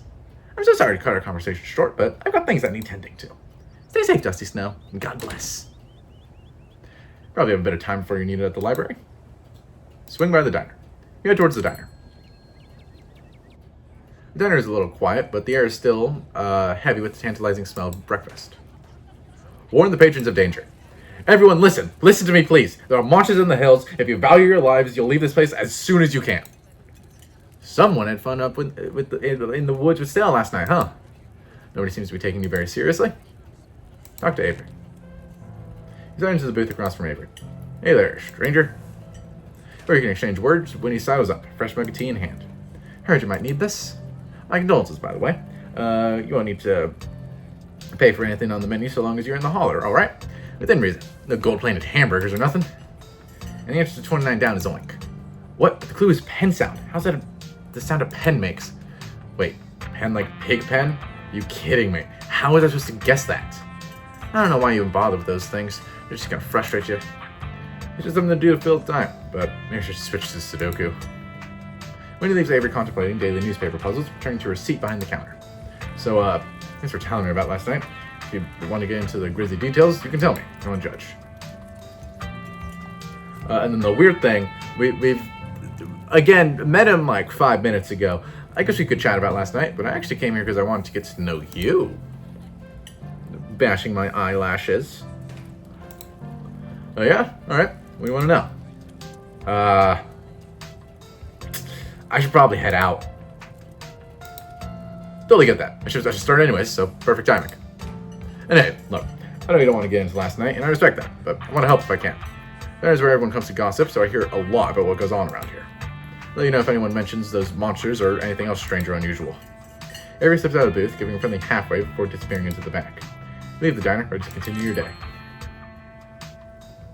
Head to the library. You enter the former town hall. It's quieter today, distinctly missing the presence of yesterday's 3 teenage girls. Oh, hey, you made it! Shush Stella and point out all the books before heading over to her table. Quietly shush Stella before heading over to her table. This is the library. You made it. Glad you could join us. Did you send my regards to that foul feline? Don't worry, Gretchen. I told Frou-Frou all about our little adventure last night. Wonderful. I hope she stews on that for a long, long time. Did you just try and talk to Gretchen? What? Did you just try and talk to Gretchen about Tabitha's cat? I think it's just a goof. Unless, maybe. One paranormal mystery at a time, please. Morning, Dusty Snow. You look tired. My goodness, whatever happened to common decency? You can't go around telling someone they look unwell. You look marvelous, Dusty Snow. I'll sleep when I'm dead. You got important work to do. Yeah, I'm eager to crack into these books. Agreed. Anyways, I guess we should get started. Hey there, strangers. Hey, Oscar, this is Dusty Snow, Tabitha's cousin. I've actually already had the pleasure. Oscar's amazing. He practically built this library from scratch. Yeah, I'm a little jealous of what the kids around here get to grow up with. They don't know how good they have it. Back when I was in elementary school, all the library had was a couple of shelves of boring old books donated by old people. I don't know why I keep saying boring old books. There is no old there, David. You're all too kind, but speaking of kids, have either of you seen Rosalina around town? I don't want to be a helicopter dad, but she has been answering my texts, and I wanted to make sure she isn't getting into trouble out there. You know the crowd she hangs around with. They're good kids at heart. I'm sure they're just up at the old Waxwell place, really? Old Maxwell place doing teen stuff. I went up there plenty of times in my day, but I'll be sure to keep my eyes peeled. So a little bit of extra lore for Dusty Snow that you can't really get in Killer Chat. You can't really get here, but once I say this, you know exactly what's going on if you played the game before. Dusty Snow doesn't like kids. He originated as a sim, so say nothing. You say nothing and let the others talk. You might not want to let it run off like that anymore, though. It's not as safe as it usually is around here. Or is that so? Kanika's right. There's some weird stuff going on out in those woods. That's actually why we came in today. Have you ever heard of these creatures called ditchlings? They apparently show up around places on the brink of disaster, and they kind of look like if the Pillsbury Doughboy was a creepypasta. Kanika's mom told us about them last night after seeing some footage we got in the woods. Ditchlings? Doesn't ring a bell. Dang, worth a shot. Okay, if you were, say, trying to predict a horrible disaster that might befall our town, where would you start looking? Well, they say history repeats itself, so I'd probably try to figure out what sort of disasters this region typically falls prey to. Should I be worried about something? I don't know yet. I'll be right back. Gonna go nap some more books. Be while I'm gone, Gretchen. Oh, you don't have to worry about her, Stella. You're such a good dog, aren't you, Gretchen? Here, have a biscuit, old gal. Well, ain't you the sweetest thing on two legs? Yeah, so there's a dialogue option with Talk to Animals where you can be like, Gretchen sounds like an old Southern belle. None of the lines that I've read so far with Gretchen and Talk to Animals, I have to hear in that voice. Usually I just go with the Gretchen voice that I made up the moment I saw her. This has the Southern belle voice on it. Well, ain't you the sweetest thing on two legs? But that's not Gretchen. Well, ain't you the sweetest thing on two legs? Gretchen inhales a soft biscuit, drool leaking from her toothless mouth as she swallows it whole. Pretty sure Stella's barking up the wrong tree, Oscar. I don't think you have to worry about any horrible calamity befalling the town. We should write about the weird stuff. There's definitely something unusual going on out in those woods. Do you really not feel where all this is going? The moment their whispers made their way to me, it's like everything's starting to click into place. Reckoning is coming for this town. I'm gonna try calling Rosalina again. I'm sure she's fine, really. Don't mind Dusty Snow. He's been hanging out with Stella too much. Rosalina's a smart kid. She knows better than to go around getting into trouble, and we'll make sure to keep our eyes peeled. Well, if any of you run into her, would you let her know that her dad is worried? Oscar anxiously wanders off, phone in hand. Got him. Just grabbed a whole mess of local history books. Stella sets a massive pile of books on the table and pulls up a chair. All right. This is going to be so much faster with the two of you here to help out. Got our snacks, got our books. Let's get this research party started. Reading awaits. He's going to read about the folk monsters. That's in character. A few entries catch your eye. Tailipo, a small creature with a long tail and wide yellow eyes. There's a hunter who lived in a tiny cabin in the middle of the woods, all alone with his hunting dog. One night, after a particularly bad week of hunting, both their stomachs empty, the hunter spied something out of the corner of his eye. Some small creature had gone into the cabin through a hole, and before he could figure out what it was, he'd drawn his gun and fired at the thing, his hunger guiding his actions. But it was quick and ran back through its hidey hole and out of sight, leaving only its long black tail shot off by the hunter's rifle. Guess this will have to do, he said to the dog, and threw the tail in a pot to cook a soup. He and his dog ate well that night, the tail filling them both up. The hunter crawled into bed, satisfied, and his dog curled up at his feet. He woke up to the sound of long nails scrabbling across wood. His dog was nowhere in sight, only a rumpled spot on the covers where he'd been, and in the gloom, he saw two big yellow eyes staring right at him. I want my Tailipo, a high hoarse voice croaked from the darkness. Go away, he screamed at the thing. But it stepped closer to him, still shrouded in darkness, the sound of long claws dragging across hardwood accompanying its movements. I want my Tailipo, the creature growled again. I'll get my dog after you, the hunter squeaked, his voice catching his throat with fear. There was no dog to be seen. I want my Tailipo! Before the hunter could so much as scream, the creature leapt from the darkness, long claws stretched out towards the hunter. No one is sure what the creature did to him that night, but the next morning, all that remained of the hunter, his dog, and his cabin was a chimney, standing alone in the woods. Get on here. He closed the book and put it back. Think I'm all done. Let's check in. Alright, we're going with what Kanika's mom told us last night. I think we can rule out any natural disasters of what brought the ditchlings here. They're not nuclear incidents. Looks like our state has a history with those. What about y'all? Find anything? Before you can respond, Pixel leaps onto the table. Almost on instinct, Stella slams her book. Aw, hey Pixel. You might want to close your book. He loves to wrap up any paper he can find. Pixel, my dear friend, it's been too long. How have you been? Hungry. Did Stella bring the good stuff? Don't worry, little guy. I didn't forget your treats. Oh yeah, snack time. Sorry if Pixel's bothering y'all. Hopefully he hasn't gobbled up any of our books. Can't stand the thought that people might pay some attention to something that isn't him. Hey Pixel, what do you think about the monsters we saw in the woods? Why? He's just mocking everyone. I'm an indoor cat. I don't know nothing about no woods. I just hang out in the library, especially now that our house got haunted. Pixel says your house is haunted. What's up with that? Haunted? Wait, Pixel said? So, is it true then? Yes, at least I think it is. There isn't any other explanation. Dusty Snow is either psychic or he can talk to animals. It's a long story. No comments. We've been living in the library for a little bit. It's been great. Way more stacks. Way more scritches. Sometimes there's too much scritches. Hold up, what kind of haunting are we talking about here? Unexplained noises, objects appearing in strange and unfamiliar places? Huh, Oscar, don't get our hopes up like that. Nothing like that, sorry. The floor in Rosalina's bedroom just keeps seeping blood, and I've seen a strange figure in the hallway a couple of times. That's bad. That's worse than what Stella said. Wait, you've seen a full body apparition? Can I see it? Stella, how many times have you gone on ghost hunts and been tricked by shadows? You know what it's going to be.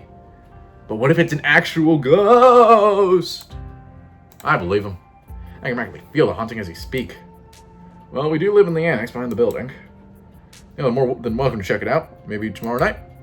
Yes, we'll be there. Yeah, sounds like a fun way to spend an evening. Can't wait to get spooked by some creaky floorboards. Leave Pixel be. The cat curls up on the table, fast asleep. Alright, I better get back to shelving. Let me know if y'all need anything. My mom used to tell me that Taily Post story. I'd totally forgotten about it.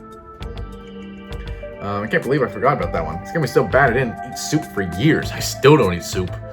I thought a monster might try and dig it out of my stomach if I did. Soup is shit. I love that one. This old chimney in the woods I used to think was the chimney from Taily Post when that was left after the thing did whatever it did. No, that's just because chimneys don't burn down and wooden houses do. That doesn't mean it's not the chimney from Taily Post. I've carried it out there a couple times and I've seen some pretty spooky stuff. Yeah, I watched that video. You saw raccoons. You're gonna get rabies one of these days chasing after wildlife like that. I think we should head back to the woods. We know those creatures are there. Anything else right now is just speculation. A man died up there last night. I'd much rather we at least try to get more information on what we're dealing with before we blindly throw ourselves into danger. The distings are either exactly what Kanika's mom told us they were, in which case they're not what we should be going after, or they're potentially dangerous cryptid we know next to nothing about. Might as well try and learn a bit more before we go back in the woods. Maybe we should go to the mines. There was that collapse a while back, and a lot of people died. Maybe the distings are here to warn us about something that might, something like that happening again. Okay, good. I was talking to the mines reminds me though. There's been this really unsettling miner who's been coming around my mom's tea shop lately. His name is Wayne, and there's something wrong with him. Like, viscerally wrong. No kidding. He stuck up on us last night and called out Dusty Snow by name. Sent chills down my spine. Okay, it's loud again. I don't know if there's much of a connection, but if we're headed to the mines, we might as well look into him. We're always gonna wind up in the mines. Well, that's kind of ominous. I'm a little worried about Tabitha. She's not exactly gonna be thrilled to see us snooping around the mines. We can be sneaky. I'll make sure to be a good lookout. She'll never even know we were there. Look at us going out on a caper together. I miss this. I miss it too. Though, there is something missing. Reese! I really miss that dude. I can't believe how long it's been. Have you seen him lately? Nope. I've tried to plan stuff, but he's been too sick. I realized it was getting so bad. That poor guy. You know, we could just pop over and surprise him. Hell yeah, let's do it. See you, Oscar. We'll let you know if we run into Rosalina. Thanks, guys. I'll keep you all posted.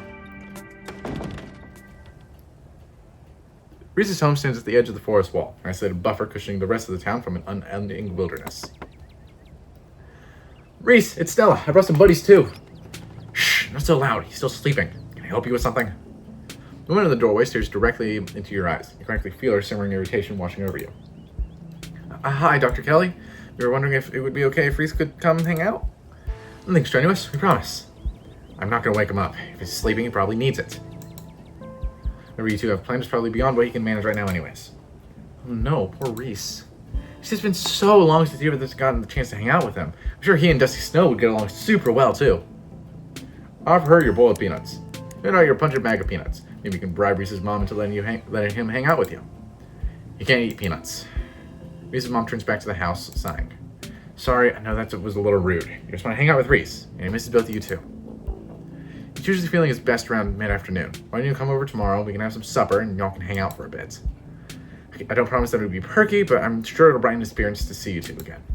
And I suppose you can come too, Dusty Snow. That'd be great. I can make a side dish. Maybe deviled eggs? Does he still eat those? No, eggs are a little much for him. They don't settle well. You can leave the cooking to me. I know what he can handle. Okay, I'll bring soda then. It's not... Okay, yes, fine. You can bring soda. Nothing with caffeine. Ginger ale, preferably. Oh, leave the dog at home. She might cheer him up, though. You know they have those therapy dogs in the hospital. No dogs. Why, I never! The absolute gall! Thanks so much, Dr. Kelly. We'll stop bothering you now. See you later. Dr. Kelly nods in acknowledgement and quickly shuts the door. The sound of several locks clicking into place can be heard from within. God, that woman makes me so nervous. She used to be so nice when we were kids.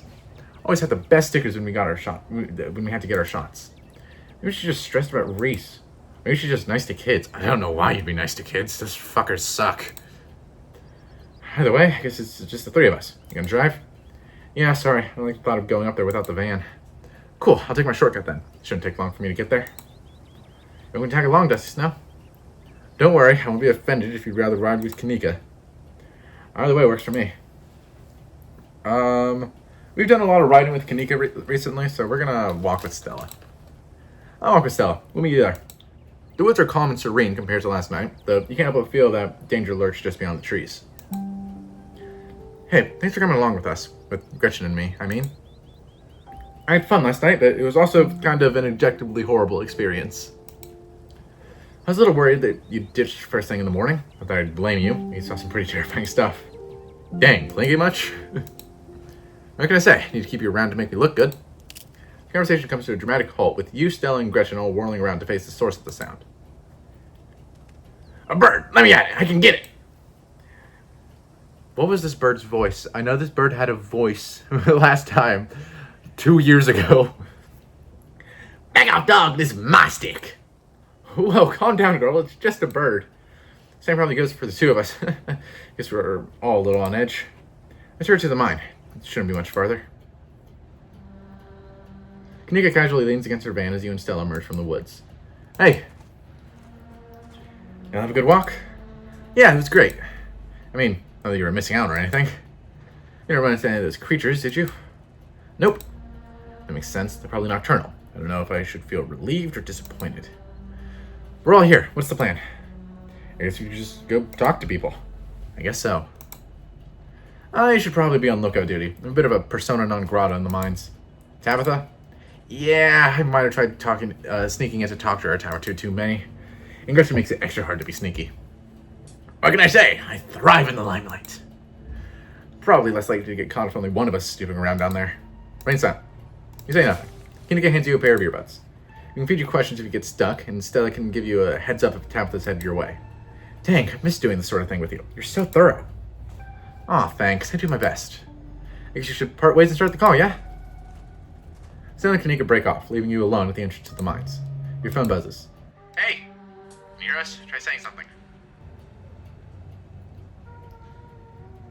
Nope, can't hear you. Sorry. Very funny.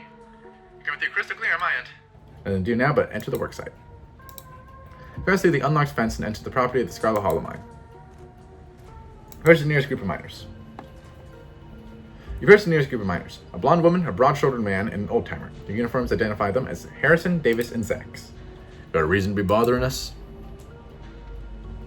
So I met this guy on the bus. He wore a beanie and a shirt that said, I want to, yeah.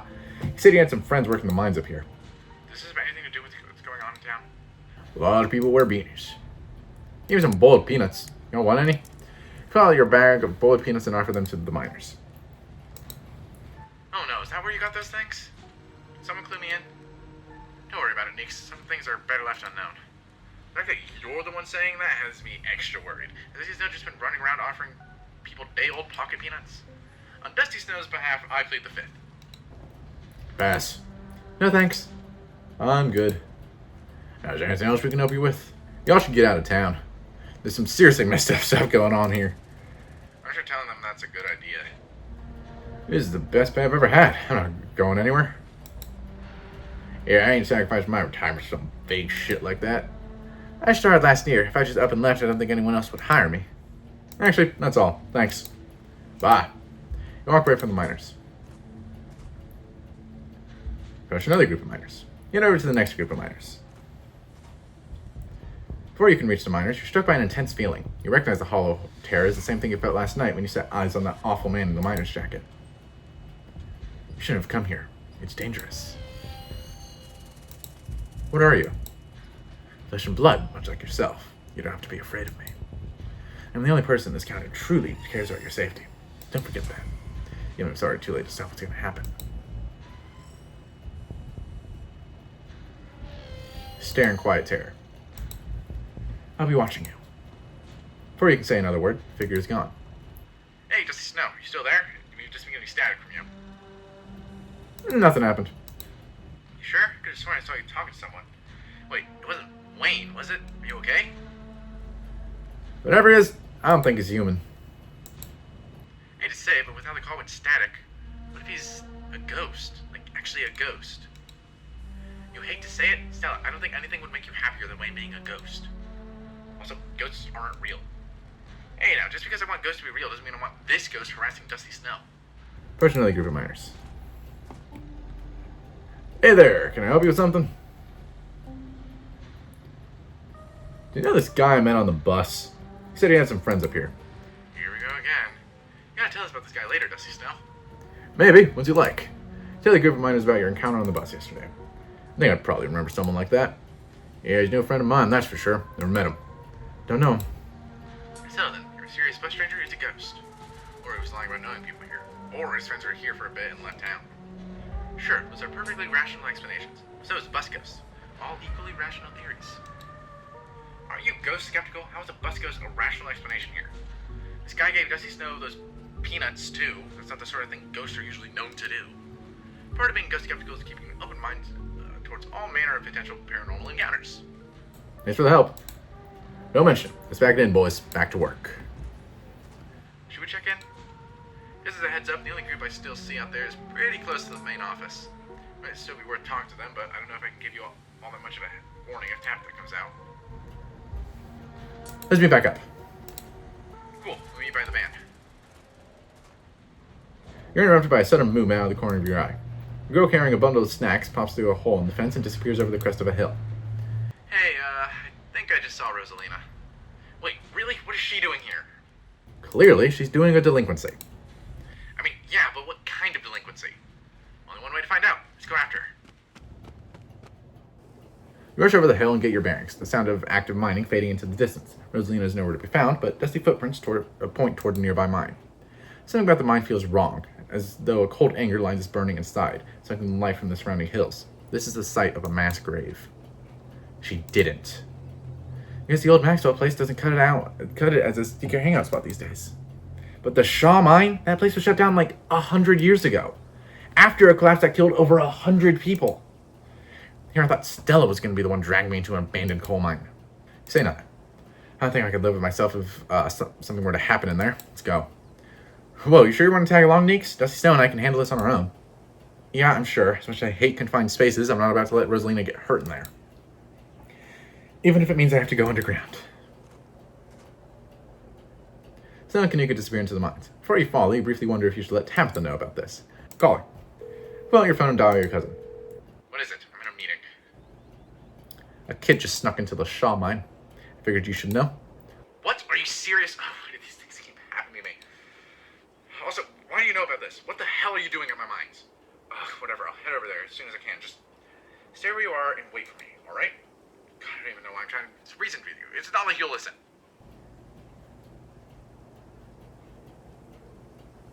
Oh, I will happily wait. I do not want to go in there. There are too many children in there, okay? Too much children. but there's at least a second children. Good. Tabitha hangs up on you. Wait for Tabitha. Find a tree to lean against and wait for your cousin, Stella and Kanika still probably, what? I'm going to kill myself. Stella and Kanika will probably be fine without you. You stand outside the mines, anxiously eyeing the tree line, hoping not to glimpse any inhuman movements. Huh, you actually waited for me. I don't know what to say. Oh yeah, it's cousin bonding time. Tabitha sighs. Sure, okay, you worn me down. I like the thought of you walking around an abandoned coal mine, but I'd rather not leave you out here unattended. You should be safe enough with me there to guide the way. Tabitha huffs her way up to the mine entrance and disappears into the darkness. Follow her. You follow her and into the mine. The inside of the mine is warmer than you'd expected. The air is thick and wet. The ceiling hangs much lower than you are tall, forcing you and Tabitha to hunch over, legs bent in a painful squat as you begin to navigate its maze of corridors. Do you know why the entrance to this place was boarded up? Because it ran out of coal? No, there was a collapse here that killed 168 people. A man named Charles Shaw decided it was okay to use faulty wood for support struts, and the entire mine came down. It almost ruined my family. Lucky for you, died instantaneously, but for most of the souls who perished here, it was slow and agonizing. Trapped under rubble and left to slowly succumb to crush injuries or burns, or dehydration. It took a week to clear out most of the rubble and recover the bodies. A few survivors who were dragged out were never the same. I can't say I blame them. 168 people walked blindly to their deaths, unaware of the hand they'd been dealt until they were literally buried by it. None of us knew the price we have to pay until our debt is due. Tabitha's ruminations are interrupted by a thunderous knock echoing from deeper in the mine. A hateful and broken presence stirs in the deep. It doesn't want you here. That was a warning. You have to move fast before something terrible happens down here. Hey, this place is haunted by tragedies of the past, not by literal restless spirits. Don't go all ghost hunter on me. Whatever we just heard was probably just another delinquent looking for a lifetime ban from my property. Come on, I came from this way. Tabitha hastens her pace and quickly disappears deeper into the mine. Follow her. You take a deep breath and follow suit. The deeper you progress into the mine, the heavier the air becomes. Coal dust hangs in thick clouds around you, even though this place was abandoned over a century ago. I'm not sure if I said that right. Echoing through the tight corridors, you and Tabitha can pick up snippets of a tense argument. I can't believe your dad sent people to follow you. That's messed up. I think that qualifies as harassment. You're right, Becca. That is messed up. I don't need him telling me where I can be. You can at least check in so he knows you're not dead. He loves you and worries about you. He's not really asking for much. Come on, kiddos. There's some real spooky stuff going on in town right now. We shouldn't be hanging out down here.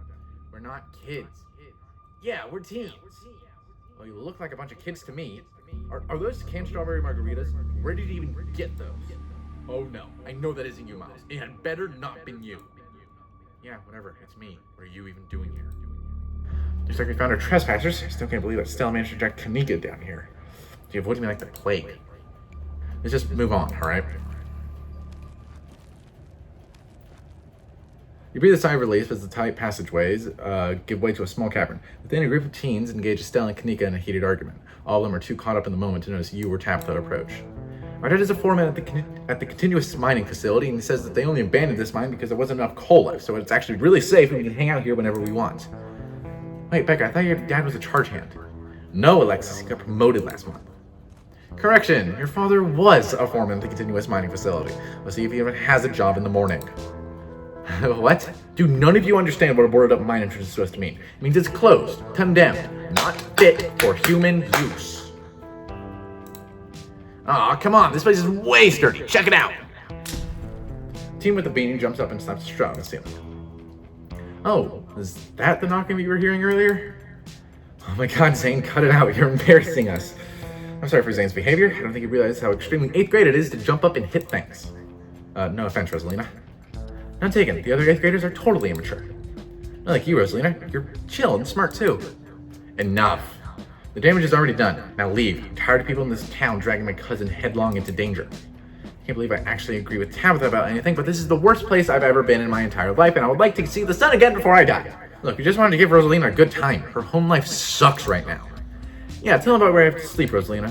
We've been living in the library for the past couple of weeks. Dad said we can't stay at our house.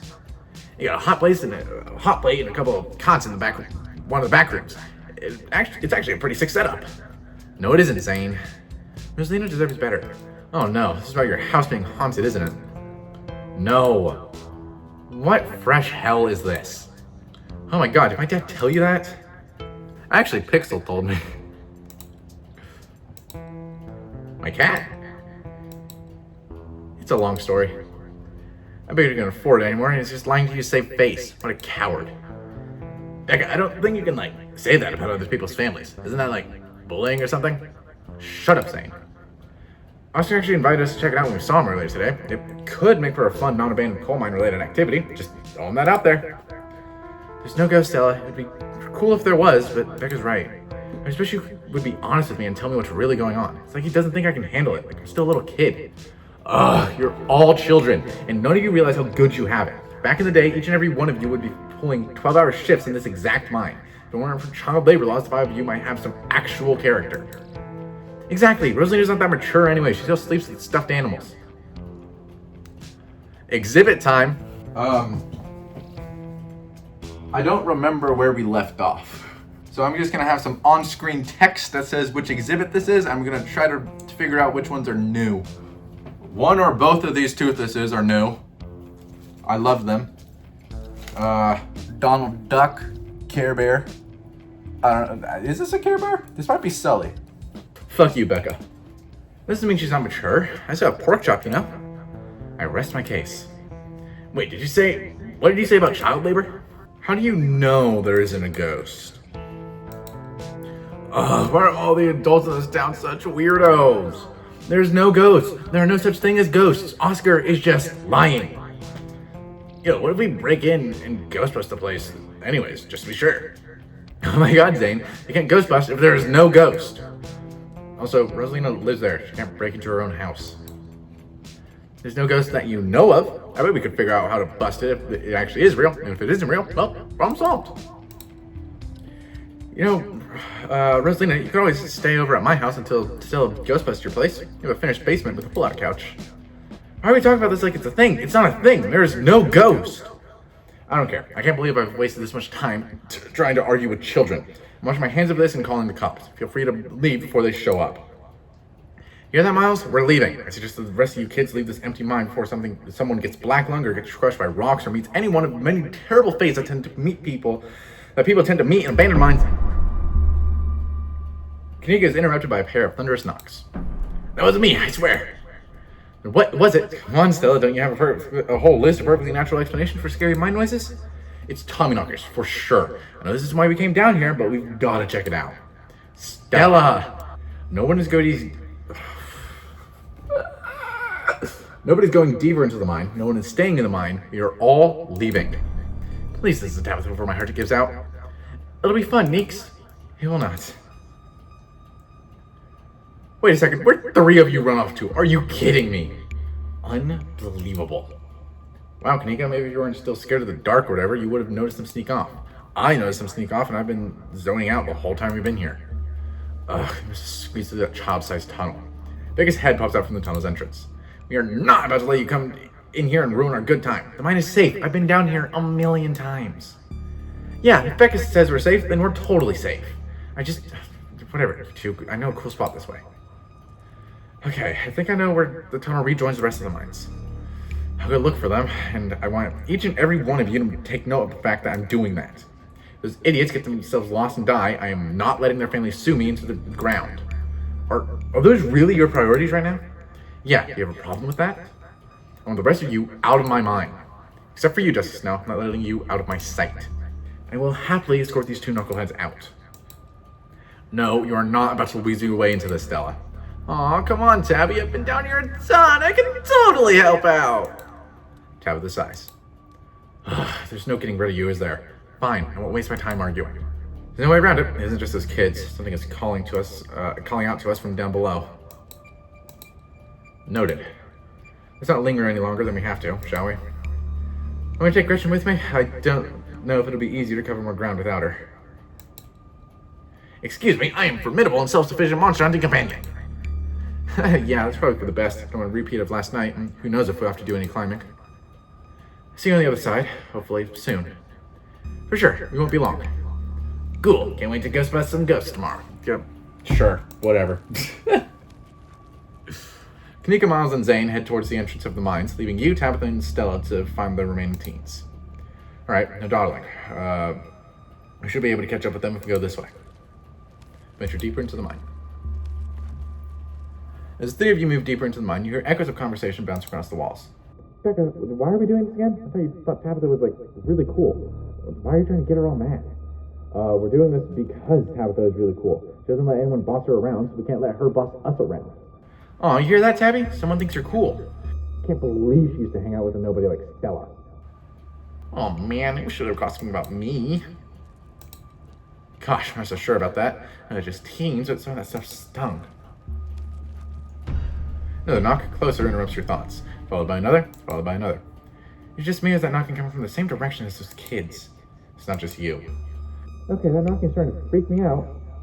Calm down, Rosalina, it's just mine sounds. Did you guys see that? No, it's just a shadow. No reason to get freaked out. I saw it. Shut up, there's nothing down here. Stop trying to scare me. Keep going. You press on.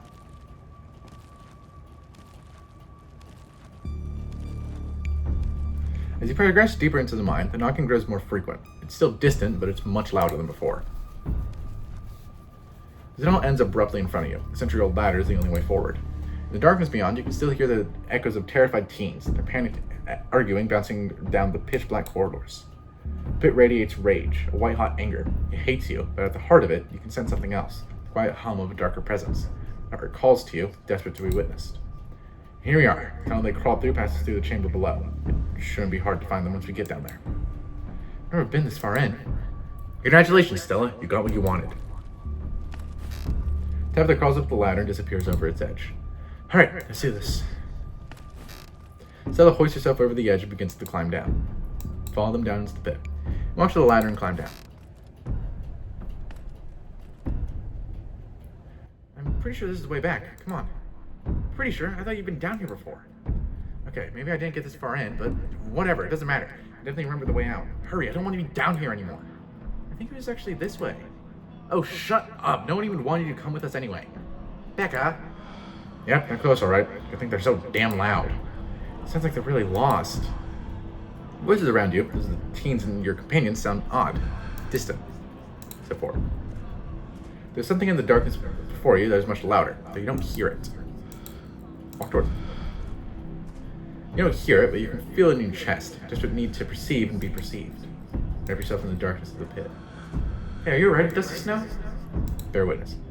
What do you think you're doing? Get away from there! Your cousin dives towards you, but not before the light from your phone illuminates the chamber.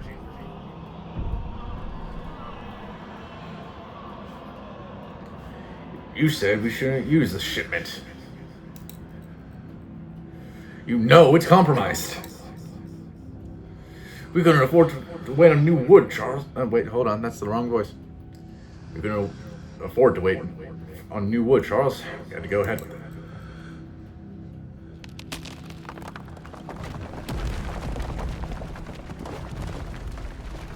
Still sturdy enough. You got the job done. This is snow. Are you alright? Oh, thank God you're alive. You could get a seizure or something, and then you and Tabby just conked out. I'm fine. Ugh. You can barely open your eyes. You're not fine. Neither of you move a muscle. I don't want you straining yourselves, or you're still recovering from whatever that was. I'm gonna get you both some help. I'll be back soon, I promise. You fade back out of consciousness as your companion clambers out of the pit, intending your rescue. You raise up on your elbows, head still swimming from the visions. Your surroundings coming back into focus. Your throbs as the knocking continues, now magnitudes more intense than ever. Through it, you once again hear the panicked voices of bickering teenagers echoing down the stone corridors. Becker, you're just getting just more lost. It's this way. If you're so sure, then why don't you just leave? I can't believe I let Alexis talk me into inviting you in the first place. Becca, I'm just trying to help. I said go. Okay, I will. Alexis, you don't have to go with her. You know that, right? Excited, Alexis. I'm sure Becca knows where she's going. She wouldn't just lie. Sorry, Rosalina. The increasingly desperate voices of the teens are drowned out by the thunderous knocking. You can practically feel the ground shake beneath you. You can almost see the walls vibrate with the intensity of the hellish sound. God, that knocking is not helping my headache. What the hell just happened? Both of us were shown the dark truth of this place. The the sins that were committed, the deaths that followed. There's gotta be fumes or something down here. It's an old mine. These places are death traps. Probably just hallucinated. Are you literally gaslighting me? I said I saw it too. Stop being weird. We're leaving. Rosalina appears in the passageway to your left, out of breath and teary-eyed. I'm so sorry I stuck off like that. I just wanted Lex to think I was cool. The entire cavern shakes with the sound of rockfall. I don't know what the hell is up with this knocking, but that is the sound of a mine collapse. Quick, up that ladder, both of you. Wait, Becca and Alexis are both down there. You can't just leave them here. I know which way they were going. They'll listen to you this time, I promise. You have a death wish, little girl? This isn't a movie. The best thing we can do to help those girls right now is not to be buried alive ourselves. Take Rosalina and leave. The other kids, they can fuck themselves. You reach towards Rosalina. They made their choice, Rosalina. Don't die for their mistake. They didn't know what they were doing. I should have pushed back harder. If they died down here, it's my fault. If it makes you feel any better, you can die down here too if you want. I don't care. Rosalina hesitates for a moment. Alexis, Becca, the way out is this way. Follow my voice, you'll be able to make it out. Okay, let's go.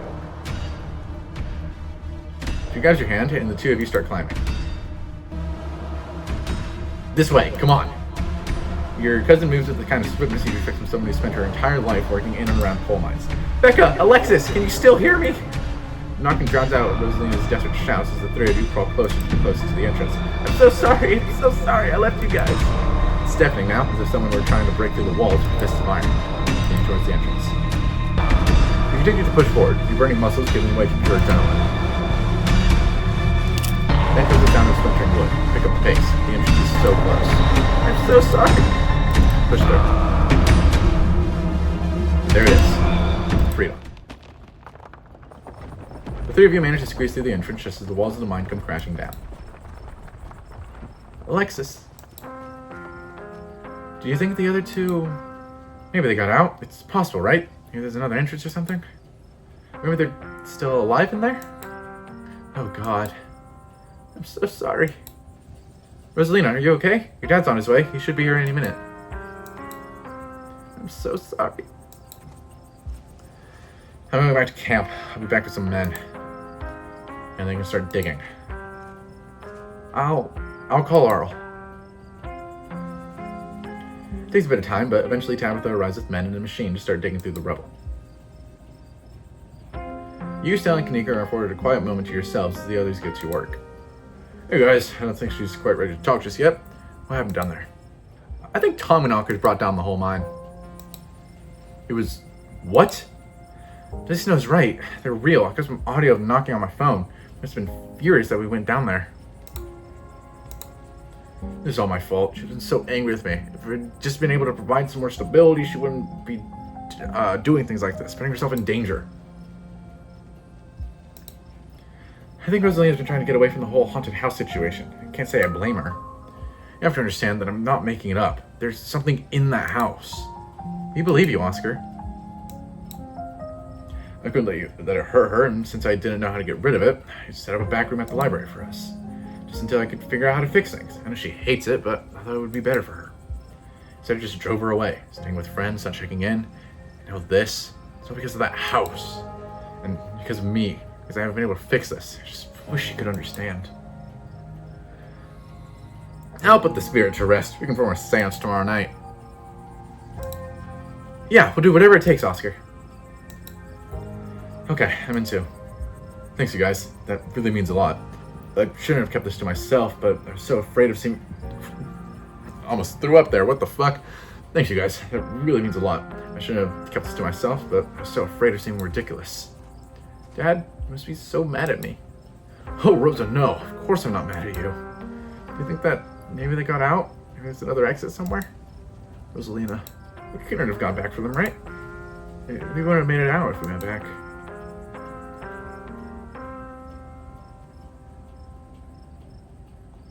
Just stare at her.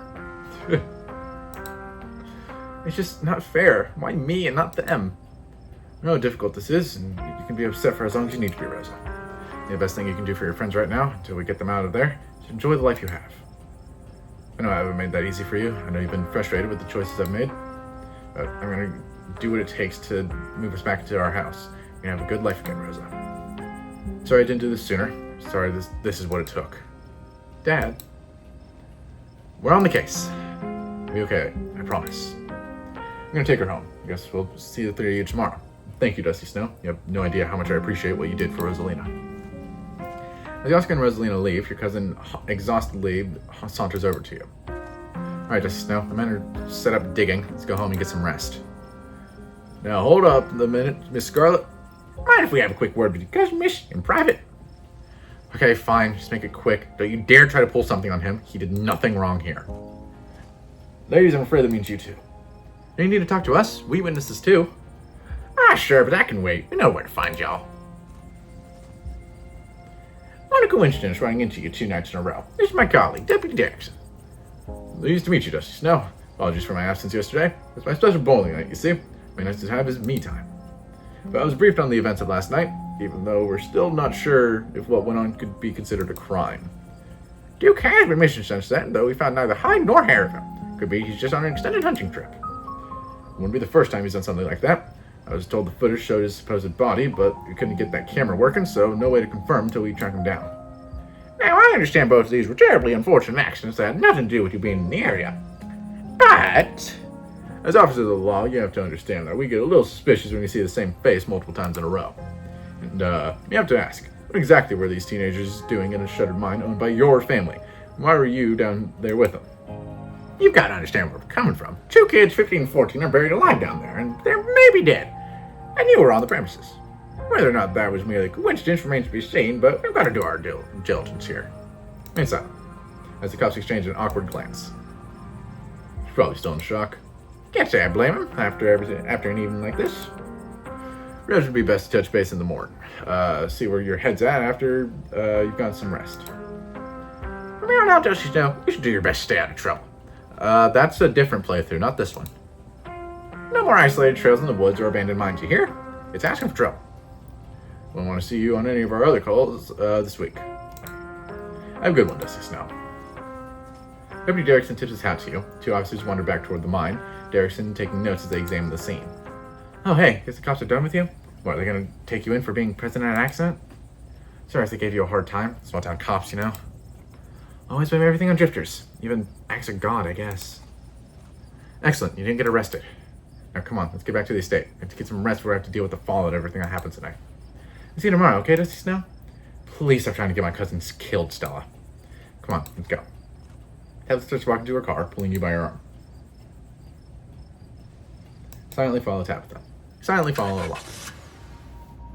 Your eyes wander back to the tree line as you and Tabitha sink back into silence.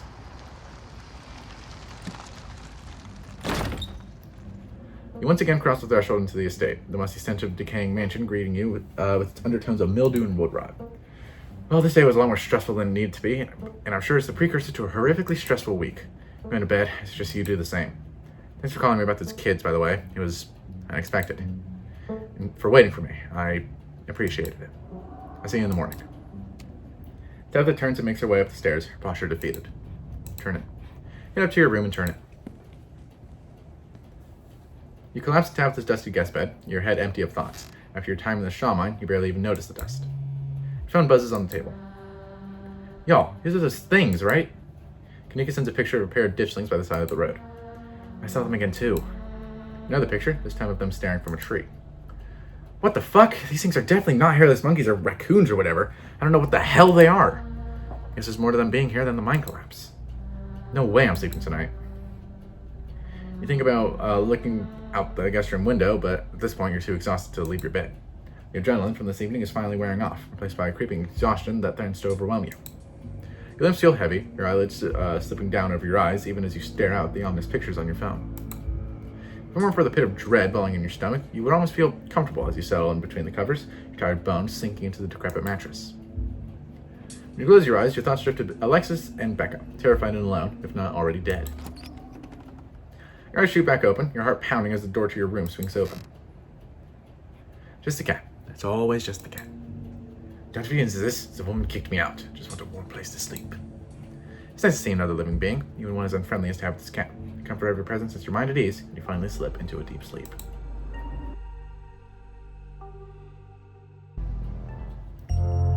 sunshine filters in through the dusty windows of the estate as the dull aches of last night's activities throb in and out of focus. You manage to survive a second night in the town of Scarlet Hollow. As you pull yourself out of bed, you can feel the soot and grime of the Shaw mine still stuck to your skin. Start your day without showering. You don't need a shower. You decide not to shower.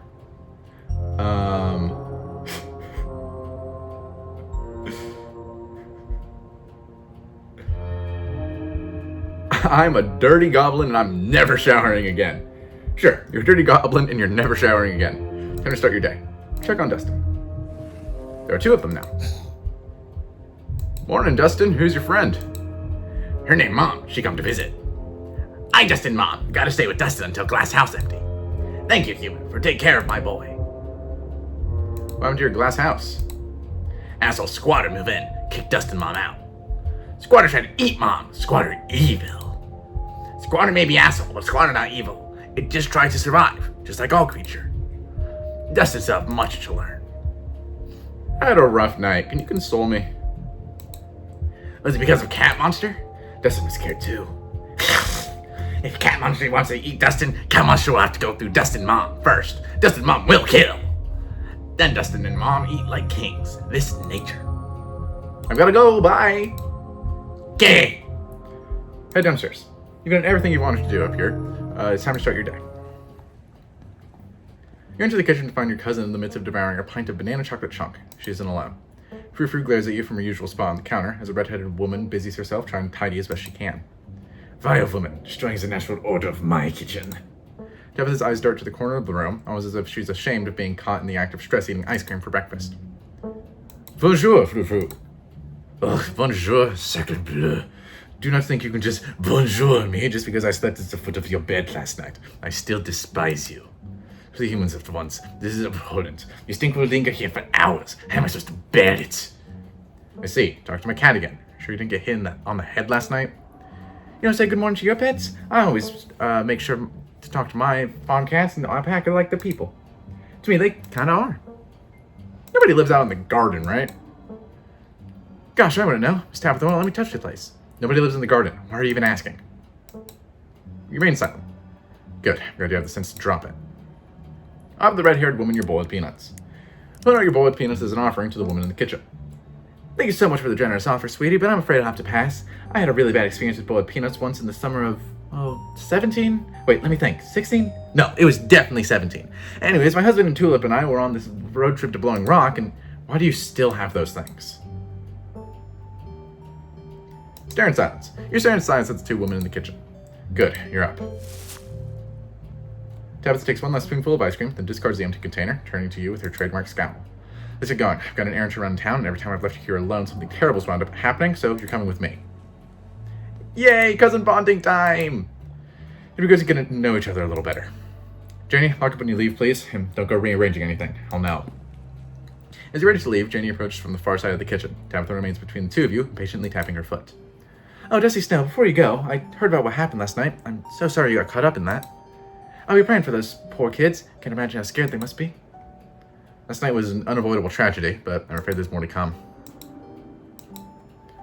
Oh dear, that sounds just dreadful. Have you considered stopping by the church at some point this week?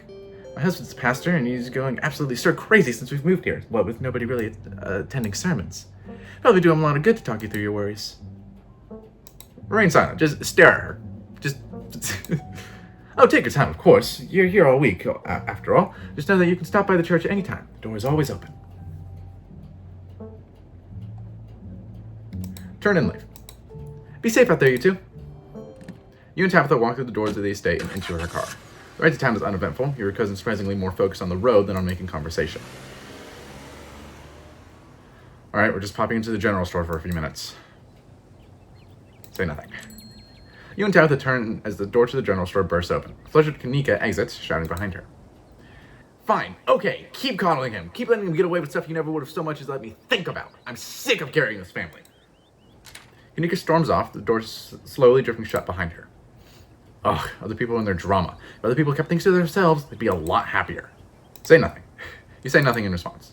Come on already, let's go. The bells of the general store chime as you cross the threshold. The smells of old wood and steamy herbal tea flood your senses, making you feel instantly at home. Good morning, you two. Hope you're doing well after last night's activities. Morning. Is the new blend ready? Of course.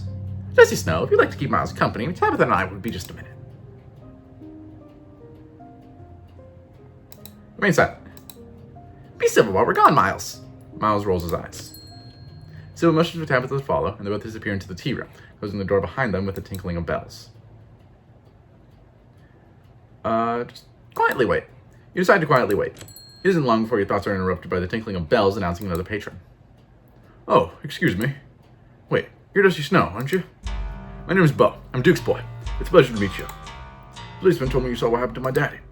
Folks don't seem to care that your dad is dead, do they? Oh, folks have been coming by. My mom and me have been getting visitors, but it'd be awful helpful if the police was able to get his body out of the woods. Give us both some peace of mind, and we could have a proper funeral. They seem to think he's still alive out in the woods, but me and my mom will both know he ain't coming back.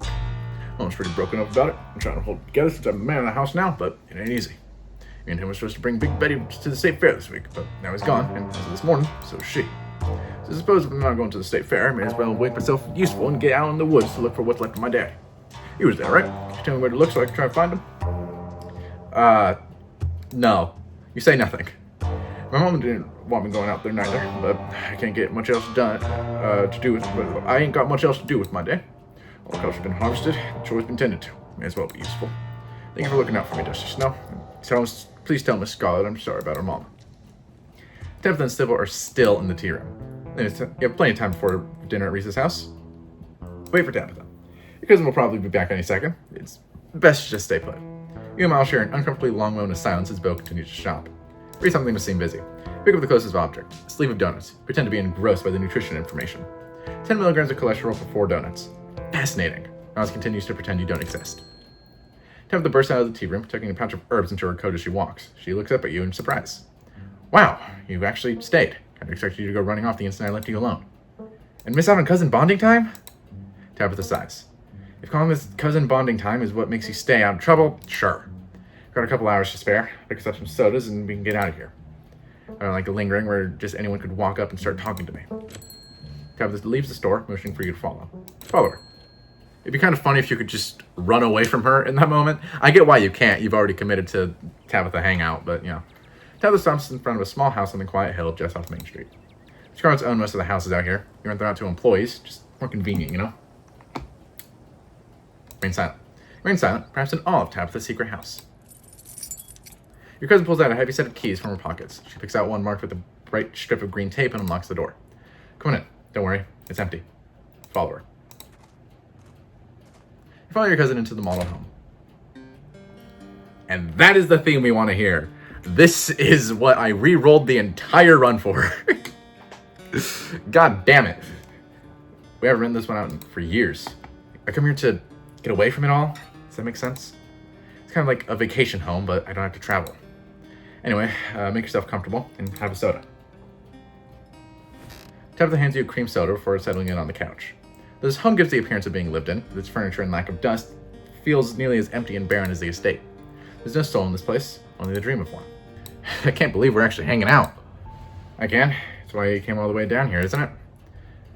What I can't believe is I'm actually almost enjoying it. You're enjoying hanging out with Dusty Snow? Dusty Snow.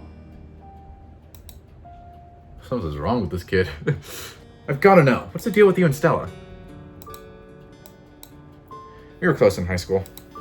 Really, really close.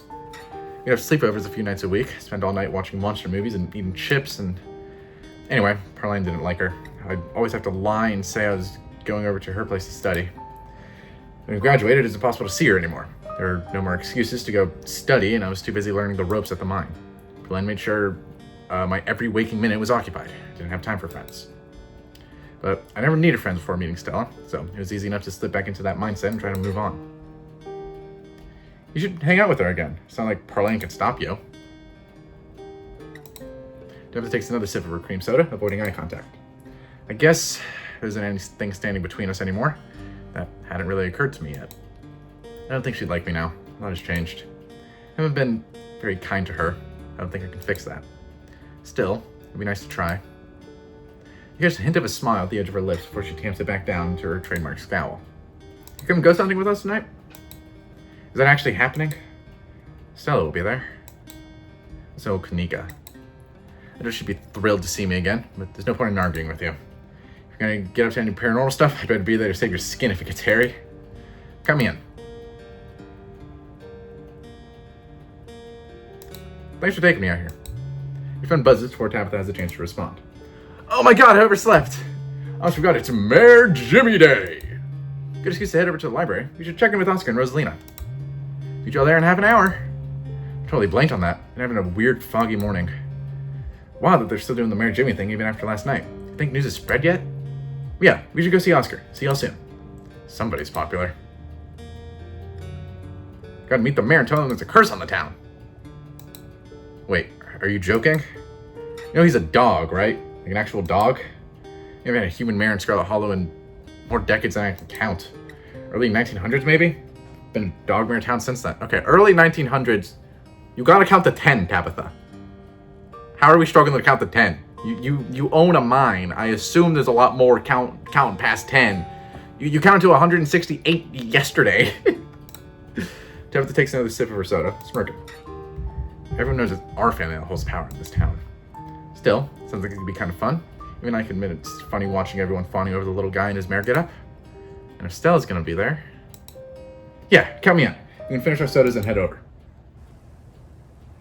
How do I look? It's been a while since I've been out in public like this. Excuse me, Miss Scarlet. Can I help you? What the hell do you think you're doing down here grinning like a buffoon while my Becca is trapped in your mind? What exactly are you gonna try and... what exactly are you doing to try and dig her out? I don't see you lifting any rocks. What? My guys working around the clock to get her out of there. I don't see what me running a couple errands in the morning has to do with... I don't want to hear it. You should be up there right now along with them. It's your damned fault she even managed to get in there. Why was the entrance door secure? You weren't asking for something like this to happen. Whenever it happens, I will be pressing charges. Do you want involuntary manslaughter to be one of them, or do you want to get your ass moving? It's Becca's fault she got stuck in there, not Tabitha's.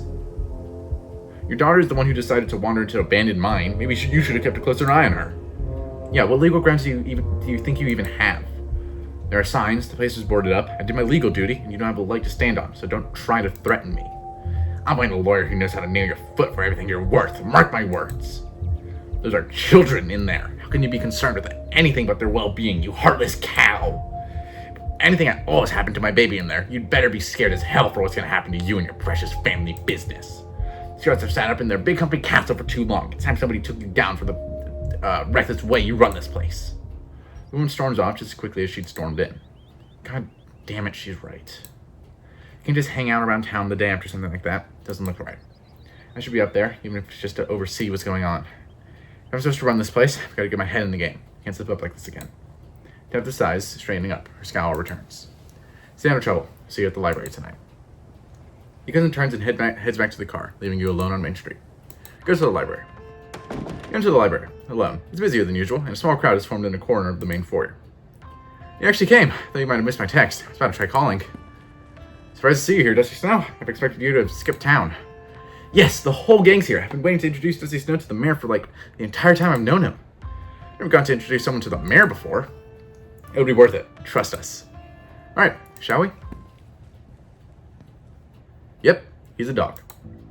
You can tell this dog is the mayor from his little sash and his fancy top hat. There's a regal air about him, almost as if he knows the position of authority he's been elected to.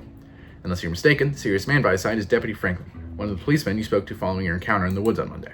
The mayor's little nose starts twitching as you approach. His doggy eyes shine with a curious intensity. What have you got? You've got something. Something wet and nutty. Keep your peanuts to yourself. Keep your peanuts to yourself, your hand instinctively covering them in a defensive posture. You're leaving this town the same way you entered it, with your increasingly pungent companion at your side. Good morning, citizen. I don't believe we've met. He holds out his paw as if to shake your hand. It's lovely to meet you, Mr. Mayor. You take his little paw in your hand, but the burly security detail stops you. No paw shaking, only head pats and ear scratches allowed. I must apologize for my security detail. He has my best interests at heart, but he can be a little gruff at times. Mr. Mayor, there's something very serious going on in town. We need your help. Murmurs stir in the crowd behind you as you relay the danger to the mayor. Of course, the pet disappearances. I've been made aware of the situation. What do you expect me to do about it? It's autumn. That's tourist season at Scarlet Hollow. I can't turn away the lifeblood of this town, not with the mine faltering the way it is. There was a mine collapse last night. We don't need any more news of disaster coming out of Scarlet Hollow. Do you understand? So you know there are monsters laying eggs in the local animals and you're just gonna let it happen? Laying eggs? Don't be ridiculous. I'm sure whatever is causing these disappearances is just a bear or a mountain lion. We've all smelled them up in those hills. They'll move on soon enough. This is a southern town. Plenty of people are armed around these parts. They'll take care of the problem before it gets out of hand. And in the meantime, it's best not to cause a panic. I'm a pillar of this community. It's my job to protect the strength of my constituents. I've heard just about enough from you, Jimmy. Look at you, putting on a show in front of your adoring fans while the dogs of this town are snatched up by monsters in the woods. Hope the humans will clean it all up for you. When are you finally going to do something meaningful for the hairier citizens of Scarlet Hollow? Now, Miss Gretchen, there's no need. Scraps never would have let these things prowl up the woods for so long. And yet you sit back waiting for the humans to notice and letting more innocent dogs suffer. You know, I almost lost my life to those things the other night. And my goodness, haven't you heard about poor Duke? Now, Gretchen, a lot of those were old dogs. It's fair of me to assume they simply went to the big farm upstate. Don't you dare talk to me about old dogs! You got a good point, Mr. Mayor. You're damn right I do.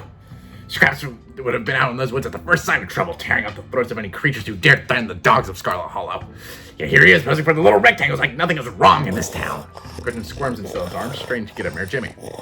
Hey, whoa, Gretchen, calm down, old girl. You're gonna pull a muscle. Mr. Franklin, I think now's a good time to dispose of this riffraff. Mr. Richmond, I'm gonna have to ask you and your dog to step away from the mayor. Should have known better. These two have never been able to get along.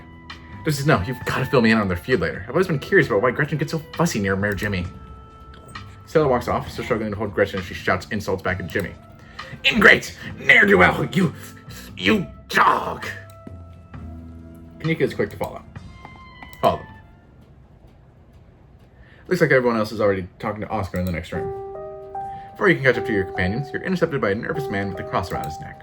It's hard to put your finger on it, but something impels you to dislike him. Sounds like old Gretchen and the mayor may have some unresolved issues, wouldn't you say? I'm Pastor Daniel. I take it you're Dusty Snow? Everyone's been buzzing about you. So sorry about your aunt, but I'm sure she's in a better place now. Let's not kid ourselves. We both know Pearl ends in hell. Oh, I'm sure she wasn't that bad. Those people are good deep down inside. It's best not to speak ill of the dead. The mayor's a huckster and a fraud. The bastard cares more about tourism than the fate of the town. Pastor goes quiet for a second, his face suddenly white as a sheet. A smile fades from his face as he stares at you intently, studying your expression. You too? You glance to either side before continuing. I thought I was the only one. Please, come visit me at the church soon. Seems like we might have a lot to talk about. Interesting. Here he's off, suddenly quiet and serious. Nothing to do now but catch up with your companions. Go after them. You found them already talking to Oscar deeper into the library. Are you sure we can't just get it over with while the sun's up? I don't know if I can handle getting scared shitless in the dark 2 nights in a row. I wish we could, especially since I'm not particularly excited about going back in there after dark either, but pretty sure it only comes out when the sun goes down. Yeah, there's no way I'm going in until that spirit is at full power. I want to be sure we get the best evidence possible. This could be my one shot to get real proof of ghosts. I'm not going to waste it just because I'm impatient. You're going to be the death of me. And you're sure there's nothing we can do for Rosalina right now? I don't think so. She's been locked up in the back room all day. Has been very interested in talking to anyone. I think the best we can do is stick to the plan, ghost bust the house clean, and give her a real bed to sleep in tonight. I just hope it's possible to get rid of this thing. This is a pretty serious ghost infestation. Is that what you'd call something like this? I believe it's called a haunting, but ghost infestation also sounds good. I suppose we're the ghost hunters, so we can call it whatever we want. Anyways, I've been bringing all the ghost hunting supplies anyone could ever need, so we should be set on preparations. The only thing y'all need to bring is an open mind. We have the power of friendship on our side. Heck yeah, we do. If anime has taught me anything, it's that the power of friendship is unstoppable. It's a lovely sentiment. I'm sure Rosalina will at least be glad you all did your best to help her. Well, if we're not doing the ghost hunt, if we're not doing the hunt now, I guess we should head over to Reese's? Absolutely. Come on, Dusty Snow. Time to go bother our friend. I'm gonna get back to it. See you all tonight. Time to go. So, about the mayor. Right, you seem to have some choice words for him. You should vote for Scraps the next election. That's who Gretchen supports. The Stray? Love that guy. He just seemed a little less mayoral than Jimmy. But if he's got Gretchen's support, I always like Scraps. Gretchen's got good taste. Should we invite Avery ghost hunting? Oh, huh. Sure, I guess. The more the merrier, right? Maybe there'll be an extra voice of reason. It won't be much help to Oscar if you start jumping at our own shadows. Cool, I'll take them on the way over to Reese's. Oh, and before I forget, crazy little thing. I invited Tabitha to come ghost hunting. You invited her? Even after last night? I mean, if anything, I thought she was actually pretty helpful. Stella, last night was a disaster. For all we know, Tabitha just escalated things. Kanika sighs. Alright, it happened. Let's not get into it. If you're lucky, she'll be too busy at the mines to even show. Aw, don't say that, Neeks. If you're lucky, she will show, and the two of you will finally get along. Head to Reese's. Alright, shall we head out? The three of you leave the library for an early dinner at Reese's.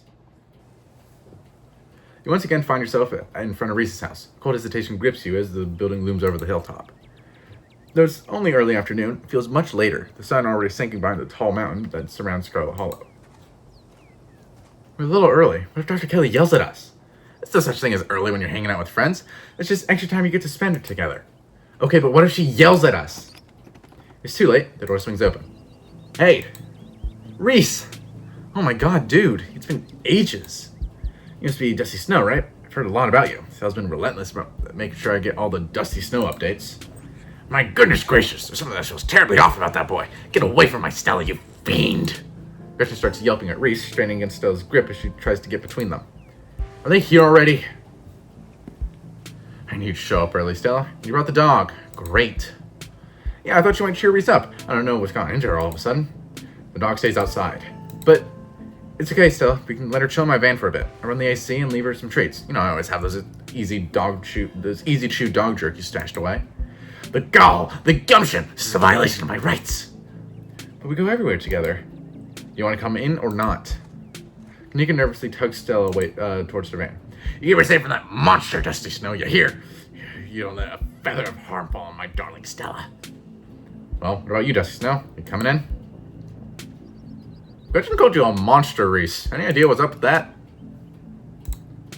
No clue. She's never liked me. Reese doesn't do well with dogs. No, come on in. Let's get this over with. You follow Reese and Dr. Kelly inside. Stella and Kanika aren't far behind you.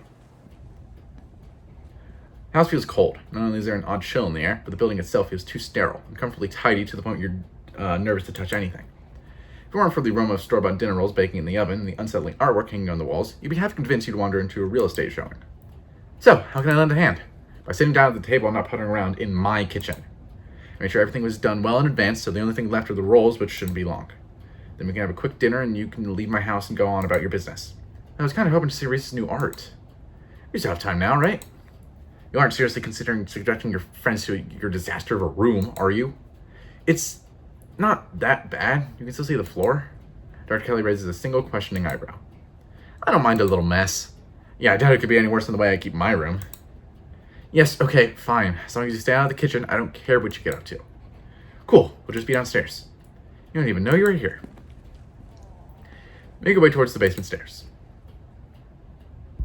Basement is what you might expect out of a tortured artist who spends all his time confined to a studio. Discarded canvases line its edges, while tracks and sketches leak out from their piles in the corners of the room, hiding the bare cement floor. Ghoulish faces coat the walls in paint, sneering out at their creator. Your mom is so scary. She can be a little intense, kind of overprotective, which I guess makes sense. Anyways, make yourself comfortable. You'll have to forgive the mess. I've been distracted lately. I haven't been cleaning much. You ever need a model? I'm here till Monday. That would be amazing. Though I should warn you, I work odd hours. I don't usually pick up a brush until late at night. But if that's not a deal breaker, it would be incredible to have such a captivating model. I look forward to the company, and I hope I can do your likeness justice.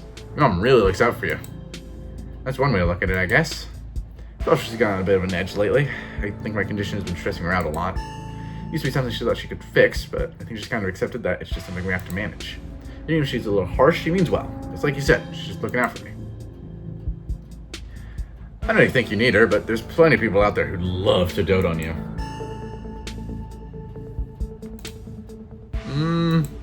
I wouldn't want to be a burden on anyone else. Oh, you don't waste any time, do you, Dusty Snow? I thought it was sweet. I thought it was kind of sweet, too. Your art. Each piece exudes a sickening miasma. You can feel something squirming behind the paint. Brushstrokes acting as steel bars, trapping some anguished being within. I wanted to call it terrible, then I just realized there's no terrible, but sure, I feel the emotions you put into these. They're writhing, just behind the paint, radiating pain and anguish. I know what you mean, I feel it too. When I'm working on them, it's like I'm channeling whatever's plaguing me into the paint, and when they're done, I feel like I've been emptied out, and all the vile things inside of me have been sealed away in the canvas. That's why I make so many of them. Sometimes when I return to a piece, it's almost like I'm offering an invitation for those feelings to slither back under my skin. There are some pieces I can't even look at. I hide them until I forget they exist, rather than not those particular feelings back in.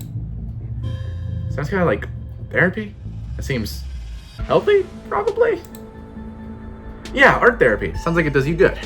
Being empty must be better than being full of bad thoughts, right? I think so. Works for me, at least. And then we just stare off in silence. Reese's mom shouts from the kitchen. Dinner's on the table. Guess that's it for catching up.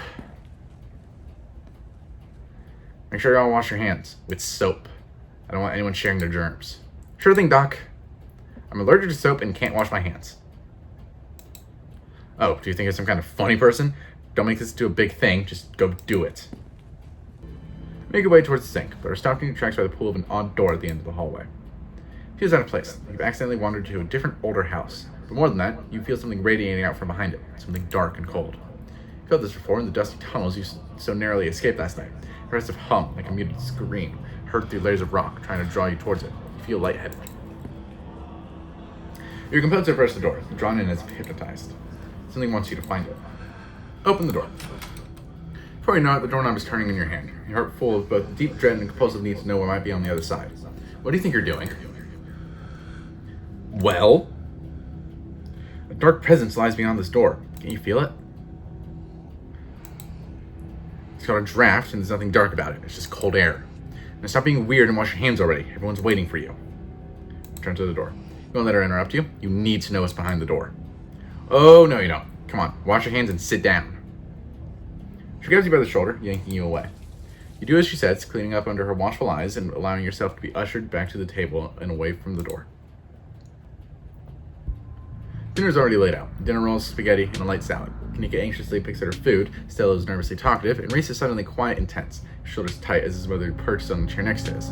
Dr. Kelly eyes all of you with a sharp, fierce gaze. She sits opposite of you at the far head of the table, her features silhouetted against the light of the setting sun in the window behind her. Pills. She has a few tablets towards Reese. He obediently swallows them. This is excellent, Dr. Kelly. Is pasta sauce homemade? No, it's from a jar. Worked too many hours to make my own pasta sauce. We have excellent tasting brands. And if you ever want any tips on easy home-cooked pasta sauces, you know No, thanks, Stella. I have the internet if I need recipes. Thanks again for having us, Dr. Kelly. We really appreciate it. You know, I think I saw a video online about a family like yours. Turns out the mom was poisoning her kid for 18 years. The dinner table goes quiet. Oh yeah, I think I saw that one too. Wild stuff. Is that so? Silence returns. Seconds feel drawn out like minutes. Aside from Reese's mom staring down the table, nobody's making eye contact with anyone else. Why do you want me poking around the clinic? You seemed awfully guarded about me checking out that door. Because it's closed. Doctors don't usually just let people wander around their clinics. Of course, Dr. Kelly, you would never. I'm sure Dusty Snow is just joking. Right, Dusty Snow? You know, I can't say I ever felt drawn to this place before, but the secrecy is starting to make it feel awfully compelling. Stella, don't you think of getting any ideas from Dusty Snow. No one is playing hide and seek in my private offices. Not today, not ever. Dusty Snow, she doesn't need any more bad influences. Yeah, but what if it's haunted? This place was built out of an old Civil War hospital, right? It was a TB clinic, too. Double haunted. I can't believe I never went ghost hunting here. Are you sure you don't want us to check it out? We'll have a whole bunch of extra experience after tonight. It's not haunted. Now drop it. The more you talk, the less you feel like you're having a conversation, and the more you feel like you're treading on eggshells. You're a doctor. Have you ever seen a dead body? I have. That is a strange thing to bring up at the dinner table, or in any other context for that matter. I assume you must be referring to the possible remains of Duke Calloway, but I was under the impression that he was only missing, not dead. He's definitely dead. I have the footage if you need confirmation. That won't be necessary. This was the corpse to be found. I'll see it soon enough. Dr. Kelly is the Scarlet Hollow coroner. If someone dies in the holler, she knows. So I've invited you to my home from the goodness of my heart. Could you please have some decorum at the dinner table? Isn't a coroner an elected official? Yes, and I'm not that. I'm a medical examiner. I'm a person who can perform autopsies. I'm a doctor who can perform autopsies.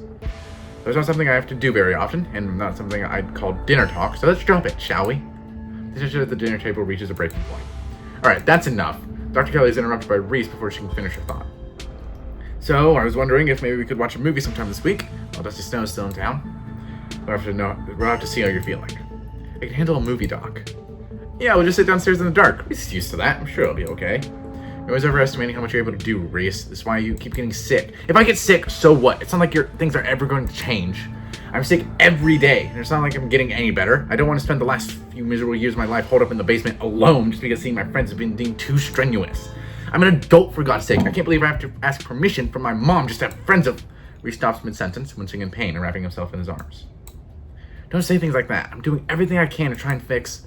Silence as Dr. Kelly's eyes shoot open. Reese? Reese abruptly pulls himself from the table and leaves. Damn it, I knew it. I knew this would be too much. Everyone get out of my house. Please, just leave us alone. Stop trying to interfere with his life. All it does is hurt him more. But we can't just leave him like this. Now's when he needs his friends the most. No, now's when he needs me the most. I am his doctor and his mother. I know you care about him. I know that. And he knows it too. But all any of you would do is just get in the way. So, let's just leave. So, just leave. Please. Don't think we don't know something is up here. Do we? I don't care what you think. I just want you out so I can take care of my son. The three of you are rushed to the door. We'll be back, Reese. I hope you feel better soon. Dr. Kelly shuts the door in your faces. The click of the lock signals the end of your dinner at Reese's. Do you really think Reese's mom is poisoning him? If she is, I swear to God. She wouldn't. That's just so horrible. Who could do something like that to their own kid for so long? No, there's no way. Y'all are barking off the wrong tree. It seems far-fetched, and it's definitely rare, but I don't think we can rule it out. Going to the clinic felt like I had the same pull on me as the carving in the mines. Do you think there's something back there? It's probably nothing. Yeah, maybe you're just feeling some of the after effects of last night. But just at the door to the clinic? That seems significant. Let's just grab Gretchen and get going. The sun is setting and we wouldn't want to miss a single second of ghost action. Stella hurries off down the hill, almost as if to run away from what just happened. You and Kanika follow her down the slowly darkening street. Lit by the orange hues of the setting sun, the library feels different. What was once a quaint building in a small town now stands as an imposing structure, its walls holding something that stares back at you with menace. Maybe Kanika is right. Maybe ghosts aren't real, and the rest of tonight is going to be a pleasant break from the events of the past few days. We know that's not the case. There's something old and powerful in there, and you can feel it stir as the sun sets and daylight fades away. Enter the library. Just as its exterior was intimidating in the setting sun, the inside of the library is dark, its shadows deep and foreboding. The meet and greet with the mayor ended quite some time ago, and throngs of visitors took whatever joy was left in this place with them as they left.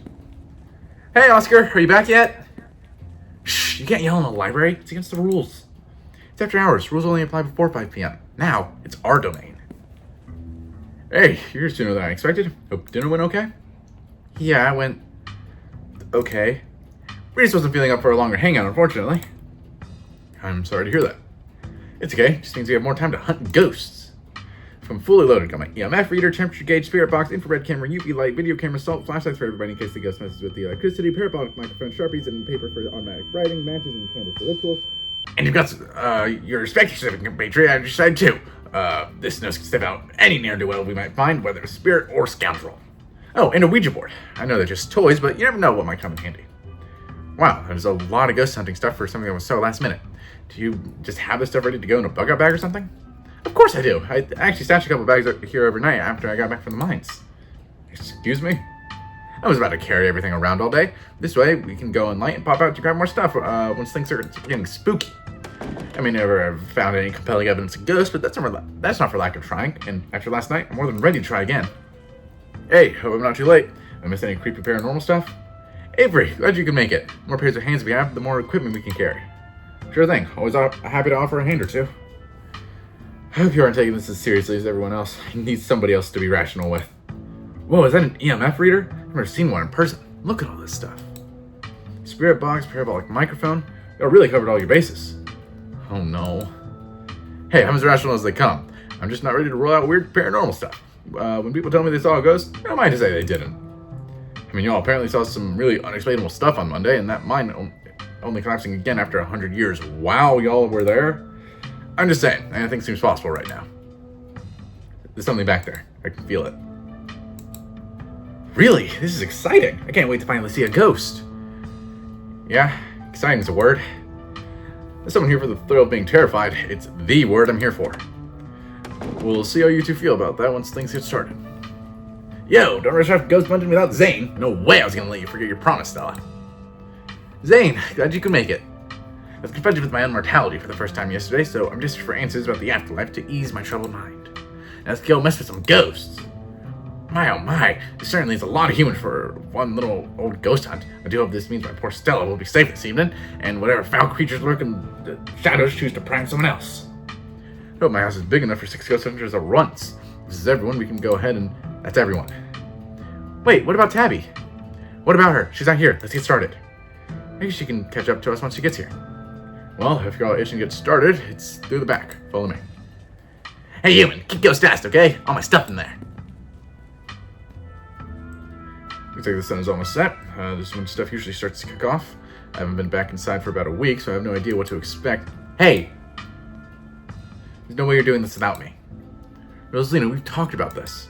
No, you talked at me about it. I'm sick of other people making decisions for me. I just want to be able to live in our house again, going in there and sleeping in my room tonight, no matter what. I think this is best left to the adults. Let the pup come. It's best to give her the chance to face her obstacles head on. Take it from an old soul like me. Exactly. It could get dangerous in there. Let's hang out in the library and we'll have this taken. Just hang out, not let's. That made no sense. Just hang out in the library and we'll have this taken care of in a few hours. Zane is tagging along. I don't want to be coddled just because you're scared. You got a good point, Mr. G. You're right. I'm sorry, Rosa. Just let me know if it gets to be too much and you want to leave, okay? Thanks, Dad. Now let's get our house back. We all cross over the threshold and enter Oscar's living room. Family photos line the walls, stacks of books sit comfortably on wooden furniture. There's that feeling again. Like the mines, like the door to the clinic, a dusty, suffocating, dizzying feeling. Something is in this house, though whether it's a ghost or something worse, you cannot know. Okay, looks pretty normal for now. I don't remember that picture being on the floor, but that could be non-supernatural.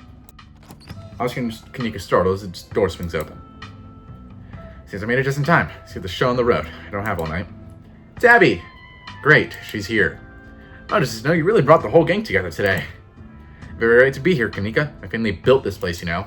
Yeah, I know. We all know. Just know, what made you think inviting her was a good idea? What? I like her. We're friends. Really?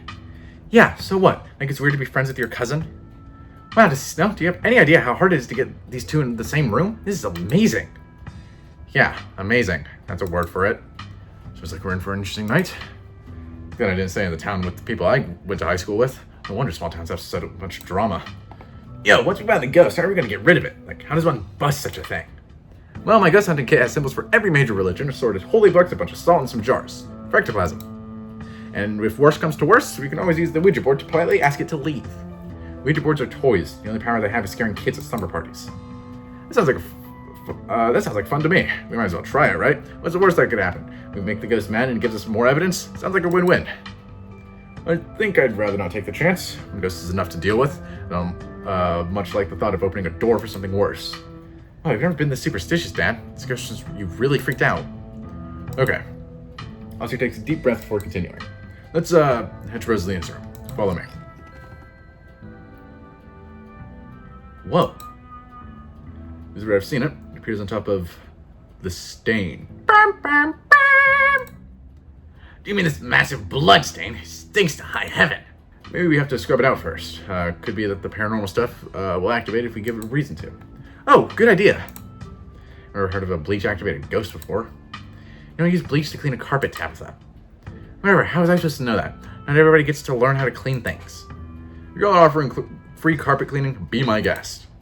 The stain is an attempt at expression. There are no words, no decipherable patterns, but you can still feel it. Cry for help from something that has lost its voice. Something is crying out for help. Huh, you might be onto something, Dusty Snow. I wonder if the blood spells something out on the floor underneath. Have you tried tearing up the carpet? In a house owned by the government? Nope, I'm not messing with their carpets. I'd rather scrub ghost blood out of it every day than have the government take me to court for destroying their property. Don't worry, I'm sure they'll just take you to court for neglect instead. Did it not occur to you that there could be a leaky pipe under the floor? I hate to agree with Tabitha on anything, but some kind of structural damage does seem likely. Tearing up the carpet doesn't seem like such a bad idea. Only one way to be sure. Stella excitedly starts tugging at the corner of the carpet. Are we digging? Let me help. This is my area of expertise, after all. Oh dear. You're doing the government a favor, really. We'll cover for you. You don't have to sweat it. Stella pulls back the carpet, revealing a hatch, the floor around it stained in reddish brown. Okay, maybe I don't want to sleep in here. You're going down there, right? Of course we are. This is even better than finding a message. But there's no basement in this house. At least we weren't told about a basement. And look, all the red stuff is coming from underneath. Oh yeah, this is super haunted, alright. You've got a basement chock full of ghosts. I can just feel it. Sooner readings, though, than the equipment is made a sound. There's an old hatch in the floor that someone tried to seal up. We're not leaving until we know what's down there. I'm with Stella. This is my room, and I need to know what's down there. Have you considered they may have tried sealing it up because it's unsafe? Uh-oh, do you think the flooding could have made the house unstable? I'm all in on ghost hunting, but I don't know if I could crawl into another dangerous crevice. I'm going for it.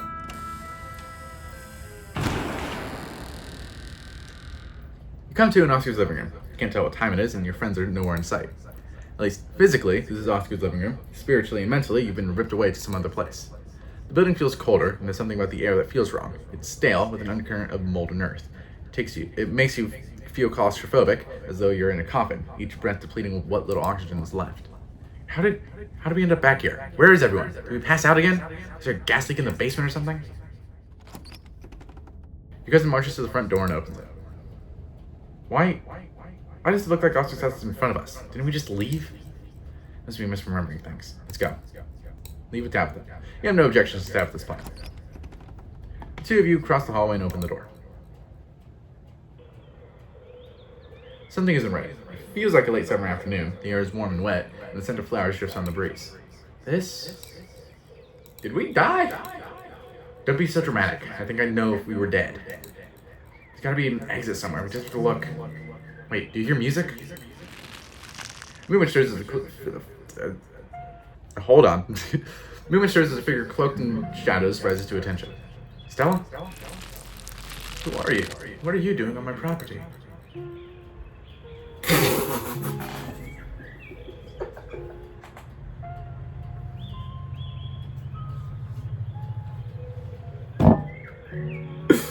Bark, bark, woof, bark.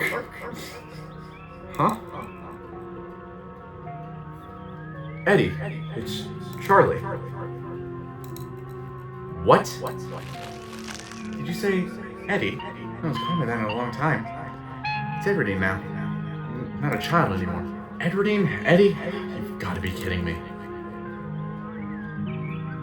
It has been a long time, hasn't it? I wasn't sure I was ever going to come back, but I'm glad I did. It's good to see you. What are you... I wish I could say the same. You should have stayed gone. You certainly shouldn't have shown up here, of all places. If you're caught, I don't think you'd understand what Father might do. Come with me, Eddie. Haven't you always wanted to see the coast? Here's your chance. You can just leave. Is this about what I told you earlier? Please don't tell anyone about stuff I say to you in private. Arf, arf. This really goes to show. I saw an interview with Tony and Abby, and they were asked about Gretchen and like how writing Gretchen goes, and like Gretchen is the last thing they write, and you can kind of tell with this, it's her little dog just goes arf arf.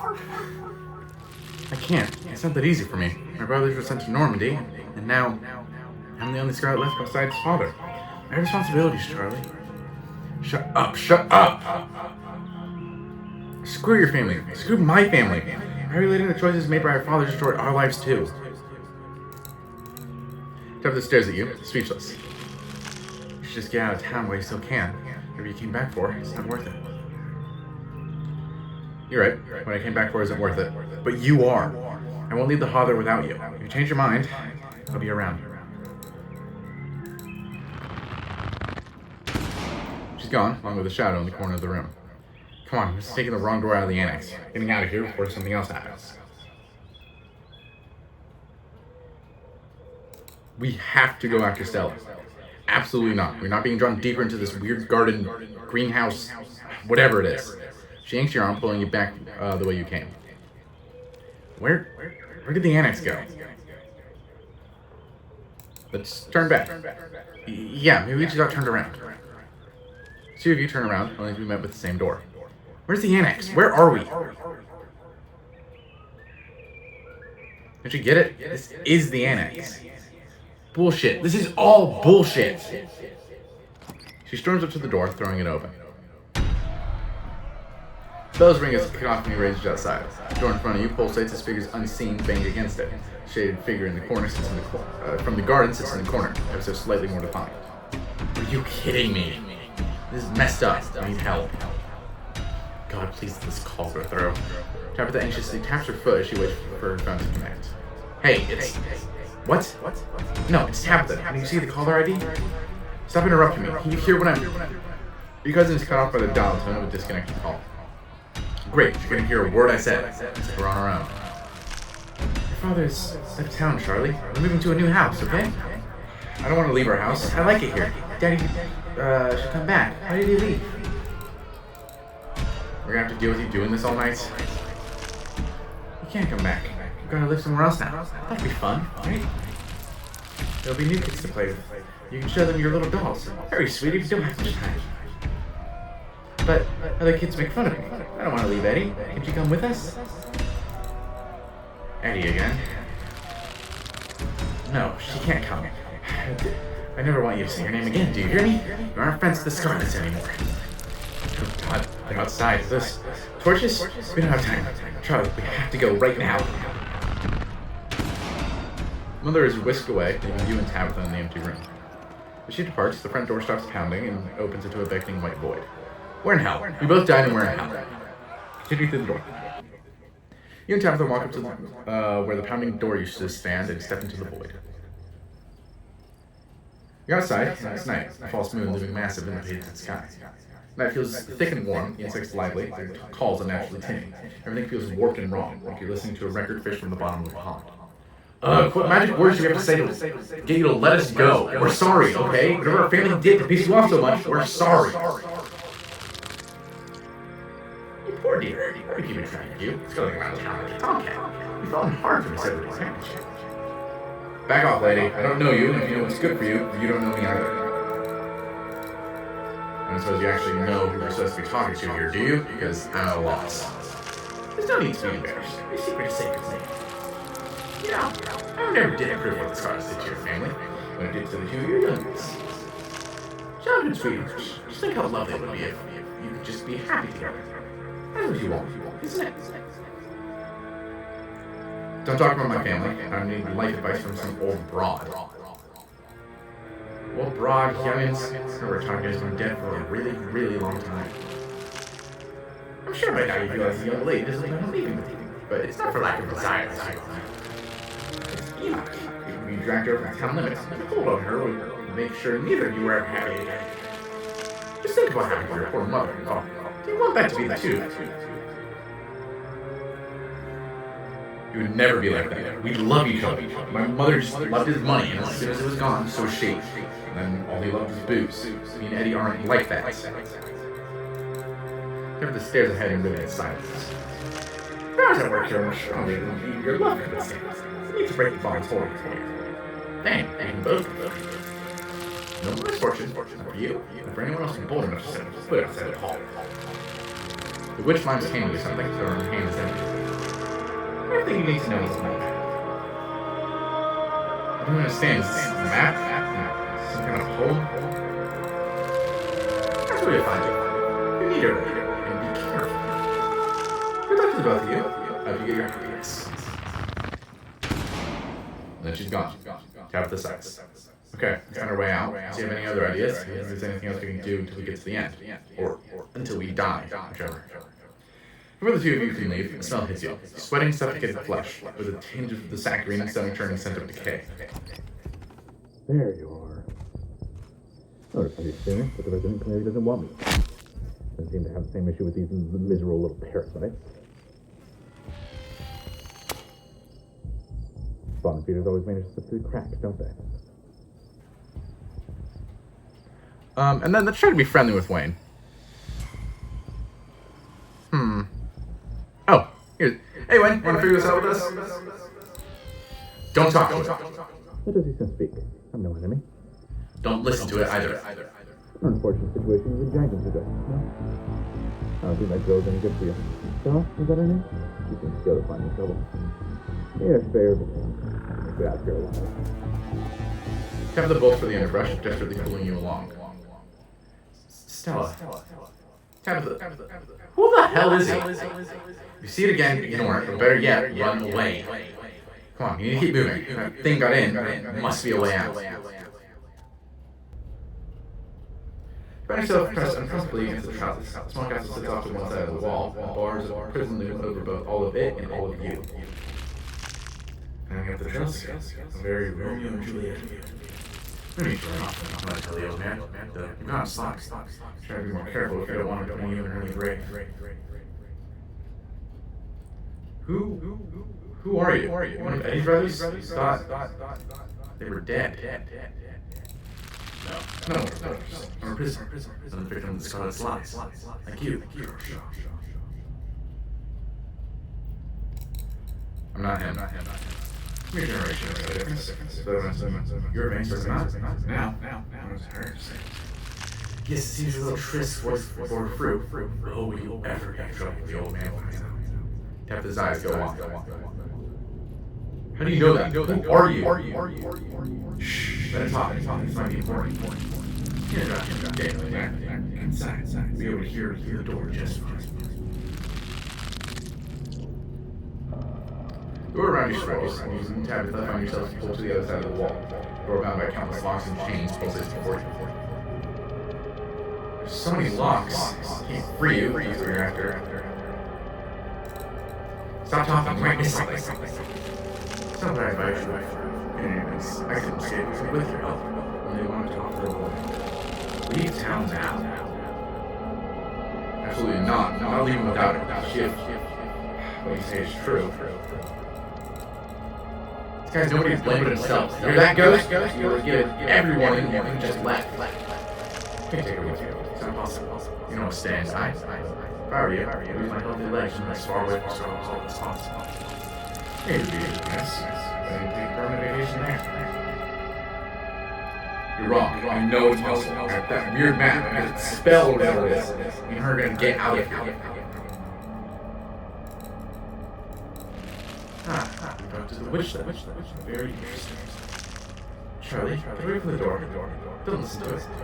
Stella. Eddie, are you pregnant? How does it know that? This is too much. I just want to go home. You feel sick? I feel sick. Come on, the quicker we get through this, the quicker we'll get out of this ghost place. Hopefully. You and Tabitha walk after Stella into the darkness. You and your cousin find yourselves crashing through a large table. The lever shifts through you as interceptable murmurs and shuffling feet at the hands of the pavement. I don't know why this was so much worse than the last one.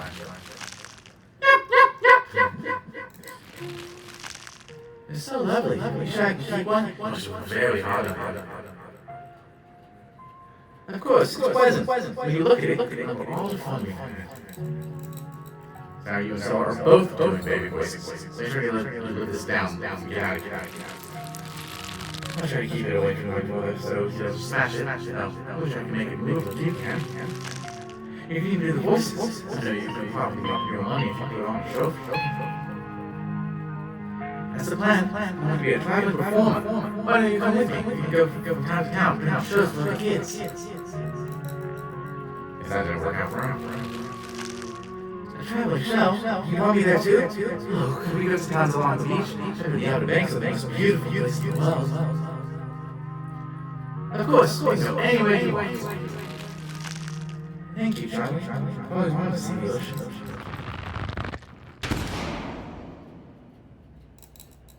There. Yeah, now, Charlie. You leave? Everything crashes to a thunderous black before you or Tabitha can get another word.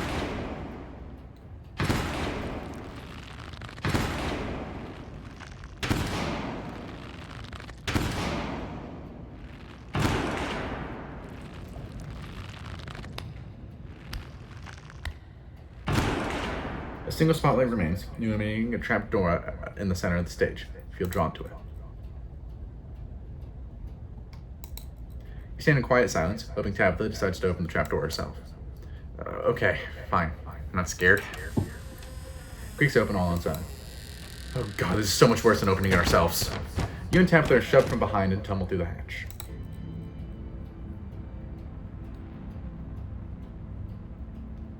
Took some digging, but it's there.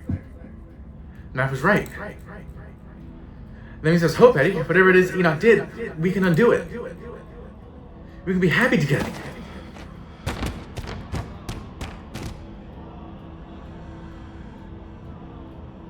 Eddie?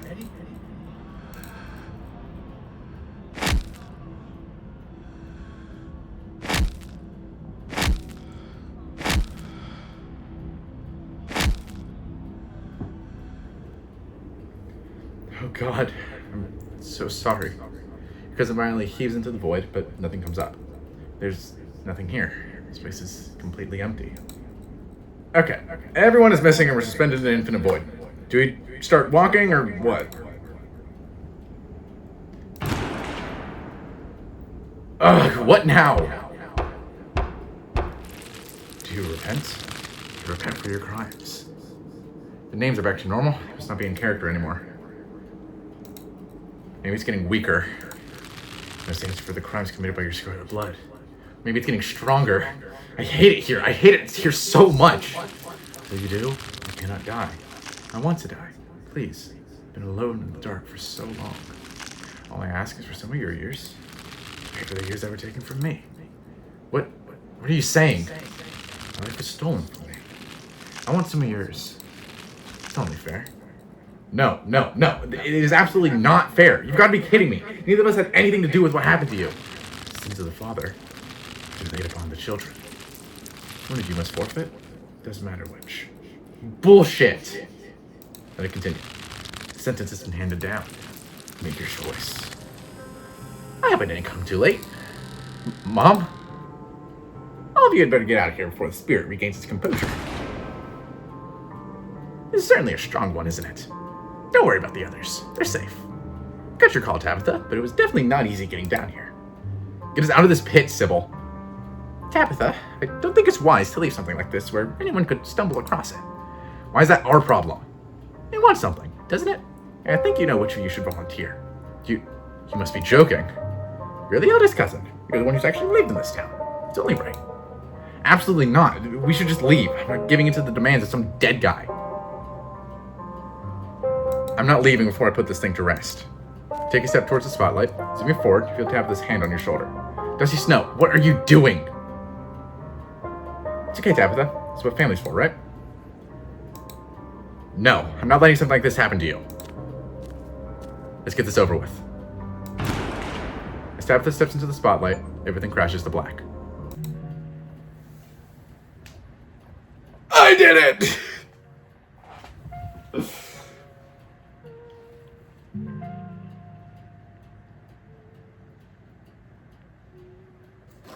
I'm gonna eat some airheads to celebrate.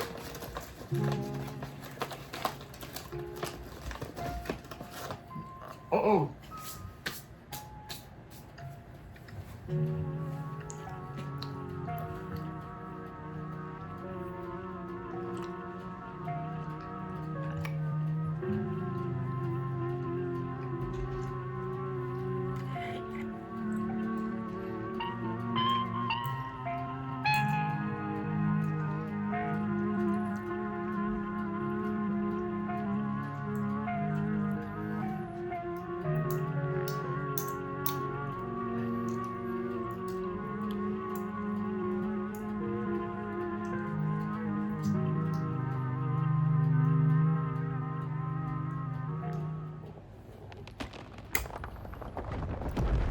Come to in a basement. It's cold and wet, and a mountain of dirt sits before you.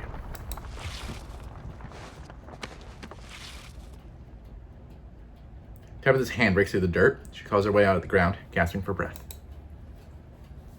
It's for the best, dear. Look into the pit. You step forward to peer into the pit your cousin clawed her way out of. Charlie's mummified remains stare up at you, sad and broken at the bottom of the pit. His parents' remains are down there, I assume? Remain silent. Your gaze transfixed. I'll make sure the body gets a proper burial.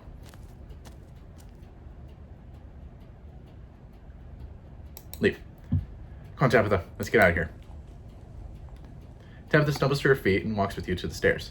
The ghost wasn't lying about wanting years of her life. Lines on her face now mark your cousin as on the cups of middle age. You're outside. It's real this time. Cool autumn breeze blows small piles of dried leaves across the steps of the library. Parked over there. Let's head back. I feel like shit. Tabitha doesn't wait for a response, pushing past you and heading towards the car. I'm gonna peace out. Back-to-back encounters with my own mortality. I've got a lot to ponder. See you, Rosalina. Zane walks off down the road. I'm so sorry I wasn't there for you earlier in the night. I had no idea what y'all were planning to do. How are you supposed to know that it would be like that? Things have been strange around town, sweetie. Now's not the time to be poking around with the supernatural. Thought you learned that lesson yesterday. But magic isn't real. I mean, it's not supposed to be. God, that hurt. Everything is so sore. My bones weren't meant to bend like that. I'm gonna be hurting for a few days at least. Lucy Snow, is it...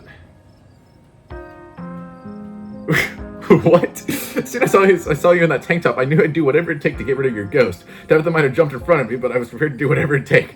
Stan wasn't going to lose a top librarian on my watch. I went into this this run. I think it's a note. I don't know if I have it open. It's a note in my notes for just overall for the run to always select the mystical trait. I think this hot one is weirder. You give Oscar an enthusiastic wink. Time to seal the deal. A hot librarian? Are you talking to me? Do y'all need some privacy, or... Oscar's face flushes with embarrassment. Why don't you swing by tomorrow, Dusty Snow? We can, chat about what happened tonight. Is it actually happening right now? I thought tonight couldn't get any more exciting. Kanika glances at the ground awkwardly and shuffles her feet. Hey, Stella, want to hang out with the rest of the class? What? Oh. I'm okay. I'll see you guys later. She hurries off down the road. She'll be fine. I don't know. Should we go after her? I think she just needs some time to herself. Stella's never been the kind to share her burdens. I doubt that would change just because somebody goes chasing after her. If anything, it'll just make her clam up even more. She's a strong girl. She'll be okay. And nobody here should be rushing after anyone right now. That goes doubly for you, Kanika. We don't want that cold of yours to get any worse. I should head back with Tabitha. I should probably head back inside. It's starting to get chilly out, and there's still work to do to get Rosalina set up for the night. Don't be a stranger. Let us know if you need anything, Oscar. I will. Thank you. All of you. Again. I believe it's time for me to get my daughter home as well. But, Kanika, dear, you haven't been feeling well. You need to get some rest. Okay. See you tomorrow, Dusty Snow? Once again, just stare at her. Say nothing in response. Stonewall. Guess you got a lot on your mind right now. Be around tomorrow if you want to talk. Kanika warily treks down back to the general store. Before I go, Sybil places a hand on your arm, holding you back for a moment. I'm sure you have questions after everything you saw tonight, but let's not get into it here. I think everyone could use a little rest and relaxation right now, yourself included. If you swing by the tea room sometime tomorrow, say early afternoon, you and I can have a little chat. I'll see you then, Dusty Snow. Sybil leaves you and catches up to her daughter. It's just the two of us now. So, on a scale of 1 to 10, how traumatized are you right now? Ava chuckles, then grabs at their ribs, wincing. Honestly, I think this is pretty rad. Way better than the normal kind. I know tonight was horrific, but it was also thrilling. Knowing we all went through it together makes it easier. There are people to commiserate with tomorrow morning when the soreness really starts to set in. Which reminds me, I better get back home. Supposed to have a shift tomorrow morning. I have to call in sick, but just hoping good night's sleep is enough to heal up. And tell Tabitha I hope she feels better soon. See you around, Dusty Snow. I don't think aging is something you just feel better soon about. Avery heads off, leaving the square in front of the library empty. Time to wrap things up here. Get back to the estate. The right back is nearly silent. Tabitha is visibly exhausted, her face is drawn and pale. Fresh furrows have formed at the corners of her mouth and at the edges of her eyes, and her once uniformly sandy blonde hair is painted with streaks of white. You know, I think it's actually a good look for you. Is it? Because it doesn't feel good. It's like something's been ripped out from inside of me. Ran silence. You step back into the silence as the car makes its way back to the estate. It's car pulls up to the estate, you and your cousin wordlessly make your way to the foyer. Tabitha noticeably strains to open the front door. I've never been so tired in my life. I'm going to bed. Please don't get sucked into any more ghost dimensions where I can wake up and rescue you again. Anyway, night. See you tomorrow. Don't keep poking around looking for trouble. You just have to make it to the funeral. 4 more days, that's all. And then the bus comes. I'll do my best. Let's both hope your best is better than the past 3 days. Look at me. Look at my face. I did this for you, okay? Make it count for something. Anyway, night. See you tomorrow. Time to go to bed. You don't even notice yourself entering the guest room and falling into bed. Suddenly, you're just there, buried under your family's musty covers. It's Wednesday night. Nearly half a week's passed since you first arrived in town, and a little over half a week remains until the bus comes to take you home. The spirit of Charles Shaw Jr. has been put to rest, and the expense of unknown years of your cousin's life. The specter of the night's events will linger over her for every day she has left, a reminder of the price she has willingly paid for the crimes of a great-grandmother she despised. Maybe her decision will bring her peace of mind. Maybe she can still right the capsized ship of her broken life. Or maybe things will only spiral out of hand from here. You open your eyes. It's a new day. Last night seems so far away, you can almost pretend the horrors you witnessed in the annex were nothing but a nightmare, chased away by the harsh morning light. An involuntary shudder runs down your spine, but your thoughts are interrupted by the buzz of your phone on the nightstand. Still trying to wrap my head around what Tabitha did last night. Haven't been able to get a hold of Stella today. Have you heard from her? Check your messages. There's nothing from Stella. I'm sure she's fine. I don't know. I don't love the thought of her out there on her own with all the weird shit that's been happening in town. We should go looking for her. Let's meet up in town. Looks like you have your morning plans in order. Visit Dustin. You open the drawers. They both have a bread now. Human is back! Human smell good today. Stinky.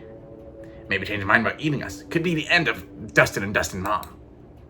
I would never eat you. I love you. Dustin Mom know better than to trust. When push comes to shove, survival more important than friendship. Dustin Mom spend too much time outside. It's different inside. There are enough bread for everyone here. No need to eat friends. Dustin still have childhood innocence. Hope Dustin get to keep that innocence forever. Guess your glass house still has that squatter? Tried to reclaim glass house last night, but asshole squatter too big and strong. Dustin Mom stand no chance. Might have to live in Dustin house forever. Human big and strong too. Probably more big and stronger than asshole squatter. You fight, give Dustin Mom glass house back? I'll do my best, but no promises, guys. You're gonna have sharp things on head. Human, be careful, but Dustin Mom would be eternally grateful to Human. Dustin too. How's you going? Okay. Head upstairs. It's time to face your cousin. In the light of day, she looks even worse than she did last night. The fresh creases carved into her face accentuate her frown, and she slumps even more uncomfortably than usual. Jeez, have you showered since you got here? I could smell you from the other room. It's fine. It's fine. There's more important things going on right now than your hygiene.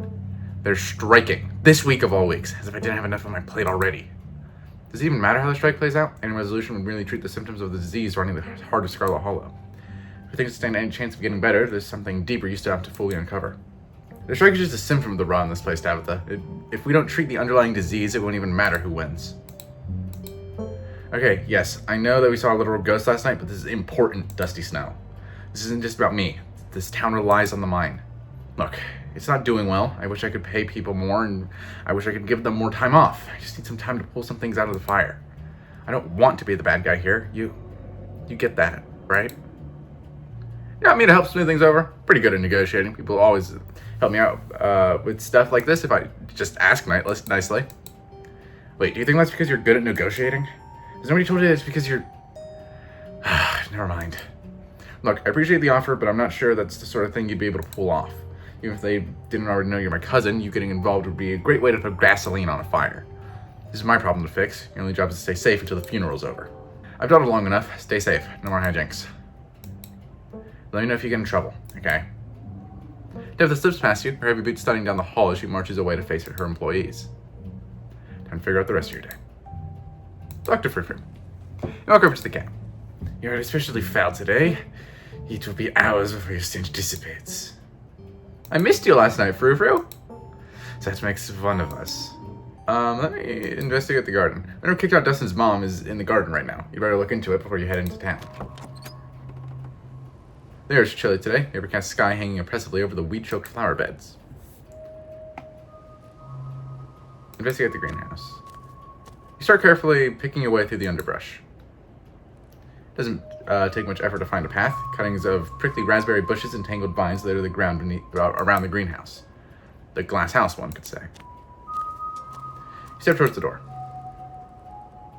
It's sealed shut by a lock, and you catch a brief glimpse of a horned shadow through the ancient cladded glass. Try to talk to whatever's behind the door. What's your name, little guy? Go. Hey, whoever you are, this possum that would like you to leave. She was here first. This is her house. Don't want to leave. I live here now. Chicken deal. Just turn around and leave. Be a dick to the goat. You investigated the garden. It's still missing. It's best not to keep Kanika waiting for much longer. Head to town. It's time to head to town. You head to the front door and begin your trek to the town below. The sun shines down through a thin layer of clouds, illuminating the path in a watery gray light. You can't help but feel countless eyes watching you from the tree line. Feeling that reminds you of your time in the woods on Monday. Ditchling shouldn't be out in the middle of the day, though. You're getting bolder. To your surprise, you find a familiar face making its way up the path towards you. Hey, I was just coming up to see you. Hope you were able to get some sleep after everything that happened last night. And I hope Tabitha got some rest, too. How is she today? It's like a tiny part of her soul's been ripped from her body. She's acting like it's not a big deal, but I don't know if a person can go through something like that without it permanently changing them. And yet you were ready to jump in and take that bullet yourself, weren't you? No. I knew Tabitha would take it from me. I was like 99% sure. Who knows? Maybe she'll get better. Who's to say how long ghost magic lasts? Maybe she just needs a little rest and relaxation. So, not a great time for her to be dealing with a big strike, but I guess there's no helping that. We just gotta do their thing. Can't just wait till it's a good time for their boss. How do you feel now that it's a new day? This is the sort of thing that can leave a mark on a person's soul. Well, thanks for asking about the state of my soul. I appreciate that. You're lying if I said it didn't have an impact. Kind of feel bruised all over, physically and spiritually. But hey, it's part of life, right? Nobody makes it to the end completely unscathed. I'm kind of through them a new emotional baggage comes from a ghost instead of some normal, boring trauma. And that's all the mystical stuff, so we're just gonna start back down to the path. Start down... Counter. You and Avery start back down the path to town. It isn't long until you once again find yourself on the main street of Scarlet Hollow. Dusty Snow, you made it. You picked up an Avery along the way. Hope you're both doing okay, like, emotionally. Yeah, I'm not too bad. That's good. I feel like I got crushed by a steamroller or something. Joints all out of whack, totally exhausted and super foggy. Everyone's been insisting I caught a cold, and I wasn't buying it. As of this morning, I've come around. Kanika pauses and eyes you with skepticism and concern. Even if they're cold, she can smell it. That's great. It's definitely something beyond exhaustion, even considering the ridiculously stressful week we've all had. But I'm not gonna let that stop me from looking for Stella. Wait, Stella's missing? I'm not surprised Dusty Snow didn't already tell you. Whoa! Hold on, Kanika, what? What is the shade? Neither of us have been able to get a hold of her since last night. Oh shit, I hope she's okay. You know what, I was planning on, flirting with you. Actually, that would be the weird thing to do. Smell bad and you are angry at me. Yeah, you're stylish as always, even the morning after being trapped in a nightmare realm. Thanks, I guess. It isn't hard, it's just something I do. If I get off track though, I need to waste time talking about fashion while Stella might be in trouble. Remain silent. Huh, so kind of expecting you to take the lead here. Guess you should probably check your house first, right? Let's go. I actually think we should go to the church first. We should check out the church. The church? Why? See what you're thinking? Still is confronted with evidence of the afterlife, so you might try getting all into all that religious stuff. It's worth checking out. I think we'd be barking up the wrong tree, but I guess you're right. There's no point in not being thorough. I wouldn't mind stocking up on some holy water over there, too. Seems like a good idea to cover all our bases at this point. I don't think Baptists do the holy water thing, but I'm sure Pastor Daniel would pretend to bless some water if it meant keeping us around a little longer. That's good enough for me. Let's not linger, though. I don't want him thinking we're possible converts. Kanika leads the way, taking you up the gradual slope towards the church. You know, I've lived here for a few years now, and I've never actually been to the church. Surely for a good reason. Where is that weirdo? My, 4 visitors at once? On a Thursday? This is unprecedented. But there are only 3 of us. Oh no, were we followed by a ditchling? Were we followed by Wayne? Sup, old people? Oh, it's just Zane. What are you doing here? All the glimpses of death I've had in the past 2 days have forced me into the midst of an existential crisis, my dudes. I wanted to see if fate held any answers for me. Alas, I have not yet found the solace I seek. Give it time, Zane. It sometimes takes a while for the Lord to work his way into your heart, but when he does, you won't regret letting him in. But be sure to look over those pamphlets I gave you, and of course, I'm always here if you need to talk. Sure thing, Bastard D. Peace, y'all. Anyway, we're looking for Stella. She wandered off last night, and no one has seen her since. You or Janie haven't seen her around, have you? I can speak for Janie, but I'm afraid I've seen neither hide nor hair of Stella. If you'd like to talk to my wife, she's just over by the alpacas. Though, Dusty Snow, I was hoping we might be able to talk in private. Sure, what's up? I guess we'll leave you to it while we check in with Janie. See you in a minute. Your friends head off towards Janie and the alpacas, leaving you alone with the nervous pastor. I'm so glad you came. Never met anyone else who could hear them. You have no idea how long I thought I must have had some kind of insanity. Have we been cursed? Why do we suffer this fate? That feels like a mystical thing to say. I don't think it's a curse. It can be annoying at times, but so can talking to people.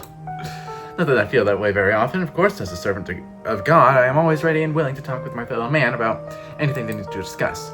Spiritually, I've always rationalized it as God's sign that I should spread his word even the beasts of his world.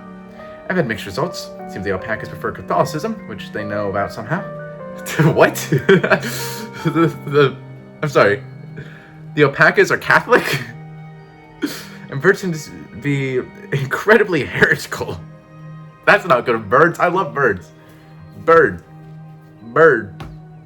This is gonna take too long if I go through and introduce you to every single bird. Where's Timothy? You need to be introduced to Timothy. What is Timothy? He's a little guy. It's really easy to lose him. Hold on. Okay, real talk. Where's Timothy? Oh, He's over here. There's Timothy. He's the first duck I got. Don't focus on me. Focus on the duck. There we go. He's very dusty. Have you met Frou, Gretchen, Pixel? of course I have, but I learned early on in life not to let people know that I have this gift, at least while other humans are around, so I haven't spoken with any of them. Though I get the feeling Frou wouldn't let me talk to her even if she knew I could understand her. She's friendly. I should never friend the alpacas when no one else is around. Besides, I'm tried. They're surprisingly cliquey. Besides that, I try to maintain a low profile, only chatting with the wildlife when I'm sure no one else is looking. I hope you know that this means the two of us are bonded for life. Best friends. Nobody else understands what it's like to be us. I was hoping you could say something like along those lines. Without my ability, Scarlet Hollow has been a lonely place. I'll have you know, I was actually quite popular before I came to town. But I was actually hoping to talk to you about something more than just fellowship. It's Tulip, my daughter. I'm beginning to have suspicions that she inherited the gift. There have been some particularly nasty rants in the church lately. She said some things that led me to believe she might be able to understand them. He's interrupted by the sounds of a snapping twig and a high-pitched giggle, partly muffled by the underbrush on the edge of the property. Tulip, come out of there! You know you're not supposed to play in the woods. Tulip glances back into the woods, quiet as she hesitates. Tulip, are you going to be good, or are we going to skip story time tonight? I'll be good. You don't have to skip story time. I won't go into the woods, I promise. I know you won't, Tulip, because you know it's too dangerous for little girls in there. Why don't you go help Mom with the alpacas? It's just about time they got fed. You can give them hay. Tulip smiles broadly, seemingly excited by the prospect, and hurries off. Oh, that's cute. Sorry to have a firm parenting moment just then. She's been trying to run off into those woods a lot lately, and it's really dangerous, even for adults. There's this massive trash dump not too far past the trees, but it must be at least 50 years old, so it's all grown over and looks like it's part of the landscape. But if you accidentally walk on it, you might find yourself falling into a hip-deep mound of rusty cans and broken glass. Remain silent. You say nothing. Out of the corner of your eye, you see Kanika and Avery walking back to the two of you. They must have finished talking to Janie. Janie says she hasn't seen Stella either, so we better get going.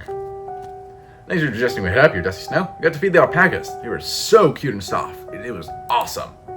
Janie says she'll come by the diner with cookies for the miners, and a few extra for me, of course. She's so nice, she even offered to bring me some since I'm feeling under the weather. Hope your talk with the pastor went well. Yes, we had a great conversation. I appreciate you all stopping by, even if it wasn't under the best circumstances. Let you all be on your way. I hope Stella turns up soon. I'll put in some good prayers with the big man for her. Alright, thanks. See ya. Kanika and Avery start back down the path to town, and you follow. So, what was that about? You seem pretty insistent on talking to you alone. Yeah, he didn't say anything weird, did he? Let's just oust him. I feel like a weird person would just be like, you guys know I can talk to animals. This guy also can. You can also talk to animals. You just wanted to discuss it with me. I'm at a loss here. Dusty Snow can talk to animals, and apparently Pastor Daniel can too. It's best to just roll with that. Huh, okay then. So, this town is like some kind of hotspot for weird stuff, huh? Cool weird stuff, of course, but it's starting to get pretty wild. Can't believe that all the people in the world that you could possibly share that ability with, you wound up stuck with Pastor Daniel. That's gonna get too distracted until we find Stella, though. Where to next? Let's check in on Oscar. He's smart. Maybe he'll know what to do. Hope nothing else happened after we all went home last night. So brave for sleeping in that house after everything we went through. I'd rather sleep in the woods with the ditchlings than someplace that was that haunted. Mom said it's safe, and I'm inclined to believe her. Why would she lie? But how would she know that? Magic, probably, but there's only one way to find out. Let's go. Morning light streams in through the library's large windows. In the bright daylight, it's once again a place of comfort, all menace having fled in the wake of Charles Shaw Jr.'s departure. No ghost, thank God. It was not up for an encore. Yeah, it's gone, just like your mom said it would be. You can't help but overhear the murmurings of an intense conversation coming from the mayor's office. Or rather, the murmurings of an intense animal conversation. Let's get the conversation. You start making your way up the stairs towards the mayor's office. Hey, where are you going?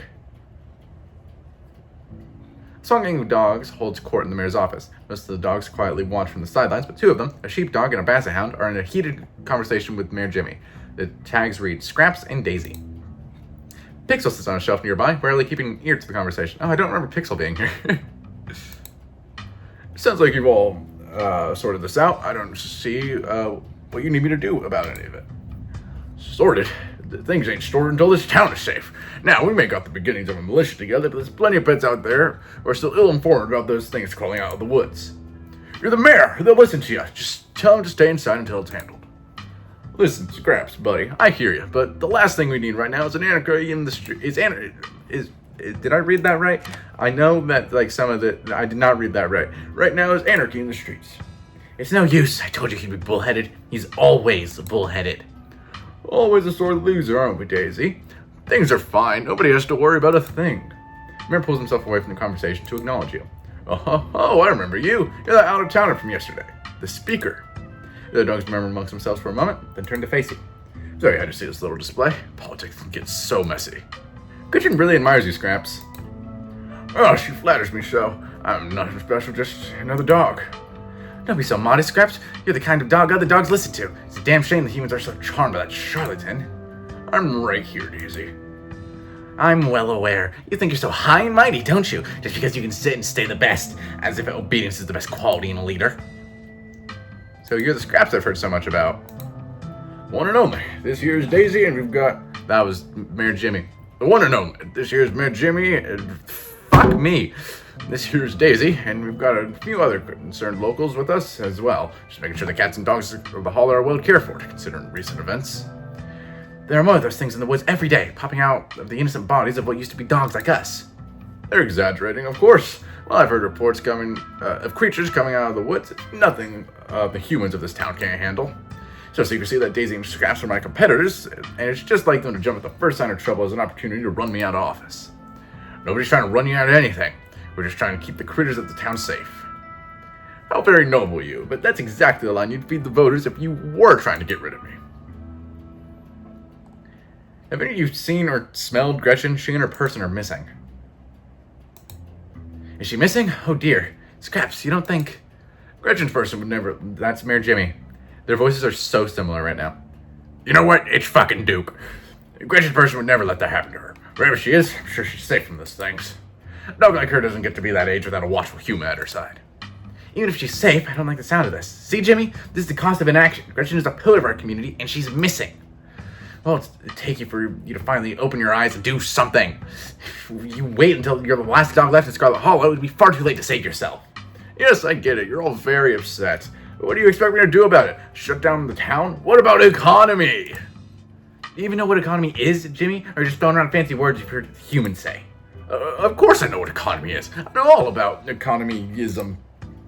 Oh, good, because I've never understood a lick of it when humans talk about economy. I just figured it was a made-up word they yell at each other when they want to stop talking. So please, enlighten us. I'm not going to debase myself by playing a game of trivia, not in front of the speaker. I thought so. To answer your question, we did catch a whiff right around here in another near her house. Haven't picked up anything around town since then. Let's hope those creatures haven't already gotten to her. Let me know if you smell around town, okay? Of course, Gretchen is now our top priority. Any dog that goes missing must be found, but especially her. She's a pillar of the dog community. She's been around longer than any of us. I look up to her. I won't be able to rest easy until I know she's safe at home. Mr. Merritt, you should listen to Daisy and Scraps on this one. There won't be anarchy in the streets to worry about if every animal in town is taken by ditchlings. Your opinion is noted, but I've been married for over 14 years. I know what I'm doing. That's 14 dog years, Jimmy. If you're not gonna help, the least you can do is not sniff the speaker's ass. I suppose you were right, Daisy. This was just a waste of time. But I need to hear it with my own ears before I could really believe it. I'll save the I told you so for later. Let's go rally the others. This town won't save itself. You and the dogs exit the mayor's office and close the door behind you. They quickly turn to quarter and vanish from your line of sight. You find Kanika and Avery waiting for you in the lobby. I took a peek in there. Just had a full-on conversation with those dogs. It is so weird when you do that. Weird or cool? I wish I could hear the other side of the conversation. Seems like there's a whole dog culture in the town I've been missing out on. Knowing dogs are capable of carrying a full conversation is going to make being a veterinarian really weird. It was after hiring Dusty Snow as a translator. You'd be the best vet in the county with someone like that on your staff. I guess Oscar must be in the back. That's where I'd be if I finally managed to unhaunt my house. I've always been surprised at how unsupervised this place is. Sometimes it feels like anyone could just walk in and do whatever they wanted. Like what? Steal books? I mean, they could, right? I'm not saying anyone would. I'm just saying that people in this town trust each other. A lot. It's nice. Let's go find Oscar. You make your way back towards the annex. It feels strange to be back here in the light of day, as if the events of the previous evening were all just a terrible dream. More accurately, it feels as if the events of the previous evening were mostly just a dream. The hideous stone carving is still buried in the basement, and though it's subtle and subdued, you can still feel the faintest of hums reaching out from it. This hallway really takes me back. It feels like it was only yesterday that we were last here, blissfully unaware that our entire lives are about to change forever. It was only yesterday. I know. Kanika knocks on the door. Oh, good morning. It's so good to see all of you. Please, come on in. You have no idea how good it felt to sleep in our own house last night. Though, I suppose I didn't do too much sleeping. Mostly sat down and stared at the hatch all night. Nothing happened, but the idea that something could happen was more than enough to keep me wide awake. How's Tabitha this morning? Just stare at him. You're inside. Not bad, huh? You think she'd enjoy a fruit basket or something on the like? I feel terrible letting this good deed go unpaid, if I know whatever I'm able to offer her is nowhere near what she's owed. I'll donate some stuff from the general store. I think I know what she likes. We can put a little basket together that she might not hate.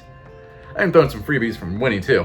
I've seen her in the diner, but that doesn't mean a free breakfast would be unwelcome, right? Charlie wound up throwing it all away anyway, but at least it might make me personally feel less weird and conflicted about her saving everyone last night. So, what brings you here? Stella's been missing since last night, and we're trying to figure out if anyone's seen her. She hasn't gotten in touch with any of you? Would we be asking if she had? Sorry, I know it wasn't a well-thought-out question, just a hopeful one. I'm guessing that means you haven't seen her either? I'm afraid not, not since she ran off last night. God, this is all my fault, isn't it? I should have done a better job warning her. No way, man. We wanted to help, and Stella wanted to see a ghost. There's no way you could have known how she would react when she found it. I don't even think she knew how she'd react. And besides, you didn't know how bad it was going to get. You can't blame yourself for everything, man. I know you probably feel like it's your responsibility to make sure everyone around you is okay, but sometimes that's just not going to be possible. You're only one guy. Now I'm really starting to worry. It sounds like no one in town has seen her. That doesn't mean something bad happened. But it doesn't exactly sound like it's all sunshine and roses for her either. Sorry that I can't be more helpful, especially after everything y'all have done for us. I know time is of the essence right now, but while you're here, I wanted to let you know that I'm determined to do whatever I can to help investigate what's happening to our town. I was hoping we could compare notes, might help me narrow down where I should start my research. I'm going to do my best to find out if there have ever been any similar events, and whether there's something special about Scarlet Hollow that might explain what's going on. We'll fill you in on what little we know, so you at least have some place to start. We've been finding these weird stone seals. There's one in the mines and another in your basement. There might be more. Seals? It's incredibly occulty. I think there was something like that under my house all this time. I think someone must have put it there. But who? There's even quite a few threads to follow. Thank you, Dusty Snow. I was thinking about filling the basement with cement and pretending it was never a part of this house, but if we're all here, maybe we should go down and Oscar sighs. Take a closer look at that carving, seal, whatever it is. Oh, heck yeah. It'll be like checking out the behind the scenes of a haunted house the morning after. I mean, I know you're joking, but that's literally what we'd be doing, right? Now that you mention it, yeah, I guess it wasn't the best analogy. It's been bad enough going into haunted houses and abandoned coal mines at night, but something feels so much worse about going down there in the middle of the day. I can't say I'm thrilled at the thought of it either, but we need to do whatever we can to start getting ahead of things. I really don't think this is a good idea. The spirit is gone, but you can still feel a faint hum undulating from the basement. Imminent danger may not await you down here there, but the stone remains active, for at least a weekend. Who knows in what strange ways it might manifest itself.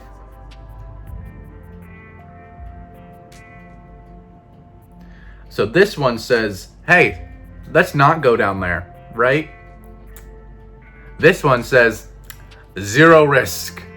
There is 0 risk in this, guys. Trust me. Spirit is gone and all that remains are dust and bones. Going down there poses no imminent risk. That's reassuring. If you're going to trust anyone's instincts on this, it should probably be yours. Okay, let's do this. Heck yes. Oscar leads you back down the familiar hallway to Rosalina's room. Oh, hi everyone. What are you doing in my room? I'm going back into the basement, Rosa. I'm afraid there's something down there that might help us out. That might help. One moment to recollect myself. I'm afraid there's something down there that might help us figure out what's going on in town. It'd probably be best you go to the library while we... No way. If you're going down there, I'm going too. Remember what you said last night? No more secrets. We're in this together.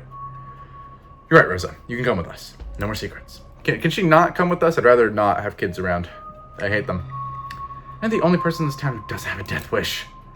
So it said that the ghost is gone. I really don't think there's anything to be afraid of down there anymore. Just give me a moment to move all this out of the way. Oscar gets to work moving the furniture from the trapdoor, his broad shoulders making quick work of it. Before you and your companions know it, you find yourselves transfixed to the trapdoor. Oscar opens the hatch with a menacing creak. Everybody's heart skips a beat, though Avery's might have skipped a beat out of excitement rather than fear. But none of you are swept up into a ghost's nightmare puppet show. The sun continues to shine, the birds continue to sing outside Rosalina's window. See, nothing to be worried about. A slight tremor in his voice tells you he's mostly saying that to himself. Shall we? Yeah, I take it back. I'm good staying up here while y'all take a look down there. I do not like the vibes I'm getting from that pit. Descend. You descend the basement stairs and find yourself in the same cold, unfinished place you were in last night. The hum is still faint, but it's louder here. Take a deep breath and push it to the back of your mind. Well, I guess whatever we're looking for is in that pit. Guess we should take a look. Oscar walks up to the burial site, eyes widening as he peers inside. Stare into the pit. The eternally screaming remains of Charles Shaw Jr. is exactly where you left them last night, staring back up at you from empty sockets. The carving lies beneath them, the heavy stone acting as his coffin. A strange power emanates from the carving. It feels like some living thing, darkness preserved in stone, buried out of sight and away from eager hands. Mystico's getting me a lot of interesting stuff about this. Or at least, that was the intention, but power like this can't stay buried forever. Charlie. You look so small. Dang, Charlie, Destina's grandma really did a number on you. Nobody touch it. I'll have to call Dr. Kelly about this. We should put his body to rest, right? That's how these things usually go. At least in the movies. And hey, we disturbed his body and he hasn't come back for a sequel. Confirmation that he's gone for good, right? I think so. It's gonna make it a lot easier to sleep at night. Does that mean you'll let me sleep in my actual bed? Whoa. Let's give it one more night. I still don't know how I feel about you sleeping on top of that rock. You can do the carving on your own later. I'm done with this place. Fair enough. Now that we know it's safe down here, I'll come back on my own time to do a more thorough examination. You and the others make your way back up to Rosalina's room. As soon as you're all in one place, Oscar closes the trapdoor and moves a pile of furniture back in place. So, did y'all get possessed or cursed or anything? No, but we did see a dead body. Close enough. Glad I stayed put. I'll be back to check in on you in a minute. I've just got a couple things to finish with these folks. You, Kanika, and Avery follow Oscar back to the living room. So, I have more than enough to get started on my research now, but is there anything else I should know about? Make sure Pixel stays inside. If Pixel dies because you don't tell Oscar, hey, keep the cat inside, I'm gonna kill someone. The Dixons are those things from the woods, right? Those faces? Yeah, the English doughboys. Kinda like them. It's like a hidden object game out there today with all the weird little faces peering out of the bushes. Like them? Are we talking about the same creatures that have been laying eggs in the local wildlife? I don't want to get friendly with them or anything. I just think they're kinda interesting. To each their own. Will do. Can't imagine how devastated Rosalina would be if something were to happen to him, especially after everything she's been through. Turn and leave. You're done here. You start to make your way out of the library. Oh, looks like we're headed out. Bye, Oscar. See you around, man. Good luck with the house situation. Let us know if you find anything. I will. You pause before leaving, your eyes lingering for a moment. If there's anything else you'd like to say to Oscar, you should say it now before you leave. Oh, right. The romance thing that I talked... Nah. You're still weighing your options. So, that's Oscar. Any other ideas? We should go to the cops, right? Are you sure? Nothing against the officers of Scarlet Hollow, but you've met them, right? Do you think it's worth the trouble? Let's at least check our house first. The last thing we want to do is file a police report when it turns out Stella's been sleeping in the whole time. Really? We have to go to... I would prefer to just go to the cops. I don't want to blow... Okay, you know what? I think we can just show up and then leave, right? The police station is exactly what you would expect from a town the size of Scarlet Hollow. It smells strongly of coffee and faintly of aged furniture and paper. In general tidiness speaks of a department that doesn't get much of anything done. We're also not alone here. You enter to find a worried Beau standing between you and the officer behind the desk. Big Betty wasn't just a pumpkin, Deputy Franklin, sir. She was going to be a prize winner. Raising her was the last thing me and my daddy did together. She's important to our family. Scarlet Hollow police are pretty spread thin at the moment, young man. Any property disputes will have to wait, if indeed there is a dispute to be had. Are you sure there wasn't some animal that took your vegetable? Sir, you know Mr. Tremaine thinks that land belongs to him. He probably thought Big Betty was his to take. He ain't coming to his door after all. For all I know, he might be on the way to the state fair by now with our pumpkin. And there's something you can do about it. Hey, I remember you from yesterday. You're the mayor's security guy. Guess I met on Monday. A man of many hats. And all of them give me authority over you, so you best watch yourself. Beau, did you manage to find your dad? Beau's stoic expression breaks for a moment. You can almost see tears forming in his eyes, but he blinks them away. No, I ain't found him. I stopped looking so I could stay home and guard the farm. I have many more of those things every minute, seems like. Do you think they'll go back where they came from soon? They will, once they've had their fill of suffering. I don't much like the sound of that. Weird question, but are you part of a cult? Cult? Like devil worshippers or hippies or some made-up nonsense? There's no such thing, son. Franklin lowers his sunglasses once again. Judgmental gaze tells you he's considering whether you're fully sane. If you just look at his eyes, and from just like the bottom is his eyes and up, he kind of looks like Hank Hill. I started getting weird calls when you rolled into town. Weren't you present at the collapse the other night? We had a long discussion about you down here at the station after the dust settled.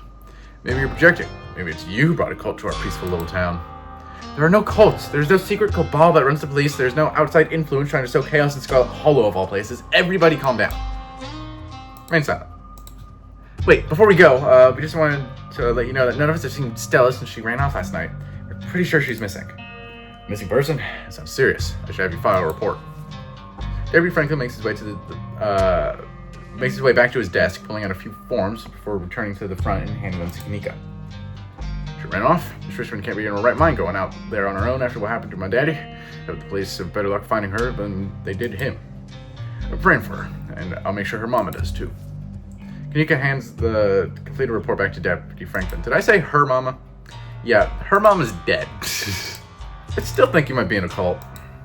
And as a citizen of the United States, you're free to believe whatever you want. But I'd like to see you try to argue that in a court of law. Do you really think Franklin could be part of some cult that secretly runs Scarlet Hollow? That'd be wild. He takes himself way too seriously to do that sort of thing. Someone who's lived in this town my entire life, there's no way. For one thing, cult activity like what you're describing just doesn't happen. I've done my fair share of reading on satanic panics and so-called occult groups, and it's almost always totally made up. People constantly freak out about Satanists without realizing they're just a bunch of debate club nerds who listen to heavy metal. So, instead of not being able to rely on cops because they're part of a cult that secretly runs the town, we can't rely on them because they're not good at what they do. That's so much less exciting. But either way, I guess it's up to us to solve the mysteries of Scarlet Hollow. We'll do a much better job anyway. Where to next? I'm supposed to get tea with your mom today. Maybe she'll have some ideas. I wanted to talk to you. She's probably going to give you some rocks or bundles of herbs for protection or something. We can hear her. I don't think those words came out right. Let's do it. The bells of the general store chime welcomingly as the three of you enter. Kanika, there you are. You're supposed to stay in bed today, remember? And hello, you two. Hope you both recovered from last night's fiasco. Sorry, Mom, it's just that Stella's missing and Stella can take care of herself. Unlike you need bed rest and lots of fluids. You don't need to go running around spreading that cold of yours. Go on, get up to bed. I'll be up in a minute with more tea. I thought you had some kind of important thing to talk to Dusty Snow about. I'm really feeling okay. I want to hear what you wanted to say to him. I'll just be doing a tea reading. Haven't those always bored you to tears? Okay, you're right. I'm not feeling well. I should really lie down. Bye, Dusty Snow. Kanika turns and heads towards the stairs without saying another word. Something off here. It's as if Kanika's spirit dimmed at Sybil's words. And I'm sorry to be a bad host, Avery, but I was hoping Dusty Snow and I could do our reading in private. I'm sure Winnie needs help at the diner. Oh, you're right. I've totally left her on her own today. Fine by me. I don't want to mess with your tea vibes. I'm sure those leaves are very particular. Oh, but before I go, I did want to ask. Are you a witch? As fun as I am, I thought you think I'm that magical. I'm just an old lady who likes tea and has a few unusual hobbies. Look, I'm just saying, doing stuff like reading tea leaves is pretty witchy as far as I'm concerned, but I won't push it. But just so you know, if you are a witch, you can totally tell us. We'd be cool about it. I'll leave you up to your not supernatural private tea leaf reading. We'll catch you tomorrow, Dusty Snow. They make their way out of the general store, disappearing down the street in the direction of the diner. Shall we? Sybil motions towards the tea room. What did you do to Kanika? Do? It almost sounds like you're accusing me of something. The only thing I did was tell her that she should rest, as any mother would, and she listened, as any child would. I'm allergic to tea! Run away. Before Sybil can say anything else, you turn trail and run out the door, those of the general store clanging in your wake. As you breathe in the late afternoon air, you're hit by a sudden flash of memory. Thoughts drift to the door yesterday, the one that seemed to draw you in, urging you deeper into the clinic. Even just remembering it is enough to tug at you, compelling you to return and open it to see what's on the other side. You didn't even notice yourself retracing your steps from yesterday, but here you are, that old building looming over you, begging to be explored. You can find Stella later. Maybe you can even find her here. What's important now is finally seeing what's hidden in the clinic. Even at the bottom of the hill, you can already feel the presence. It's like a magnet has been fixed to your ribcage, gently tugging you forward, guiding you towards whatever emits this compulsive frequency. Just going through the clinic door. No one will see you. You found at times that if you haven't wished to be seen, there's nothing stopping you from remaining hidden. Graveyards, abandoned buildings, old tunnels, you've been all sorts of strange and unusual places without incident, and for some reason, tonight, Dr. Kelly's clinic feels no different. You haphazardly make your way up to the old wooden stairs of the clinic's wraparound porch, taking steps in strange patterns. To an outside observer, you might appear to be drunk, but there's an unconscious method to your conscious madness, though even you would be hard-pressed to describe it. But there's no creak or moan of ancient wood as you make your way to the door. Silence. You push the door open slowly and slip in. You can see the doc at the desk in some room down the hall. She doesn't notice you. You shut the door silently, watching her closely. You're in the clinic, free to explore as you please. Or rather, you're free to explore as you please. You can feel that odd sensation again, the nagging pull of whatever it was that wanted you to find it. Here now, and it knows you're here. You know exactly what it is. Another stone carving, eager to show you its secrets. You've been caught by its gravity, an overwhelming curiosity guiding you around a corner and towards a dark doorway under the stairs. It's been left ajar, as if inviting you to enter. Turn on the lights. The lights click on. You're in the morgue. Dusty Snow? What are you doing in the morgue? Hi. Hey. Sorry, this must look kind of weird. I promise I'm not secretly dead already or something. Sometimes I just come down here to practice. Rehearse. If you are a living corpse, that wouldn't be a deal breaker. That's good to know. I'm still not, but gotta have it managed to scare you off. It's not often I get to meet new people. Especially new people I would like to get to know better. His words seem distant to you, tugging is stronger. You can almost feel yourself slipping into a trance, and your eyes wander to the back wall of the morgue. You need to see what's back there. Follow them. Touch the wall. It's disappointingly solid under your palms. Hey, are you okay? If you release his hand, gently shake your shoulder. For a moment, the thing on the other side of the blank white wall loosens its pull on you. You kind of look possessed for a second there. You good? Make him understand. Use your words. Don't let this fervor consume you. Be present in the moment. You inhale deeply and take in your surroundings. You can't help but notice that one of the body storage doors is labeled Pearline Scarlet.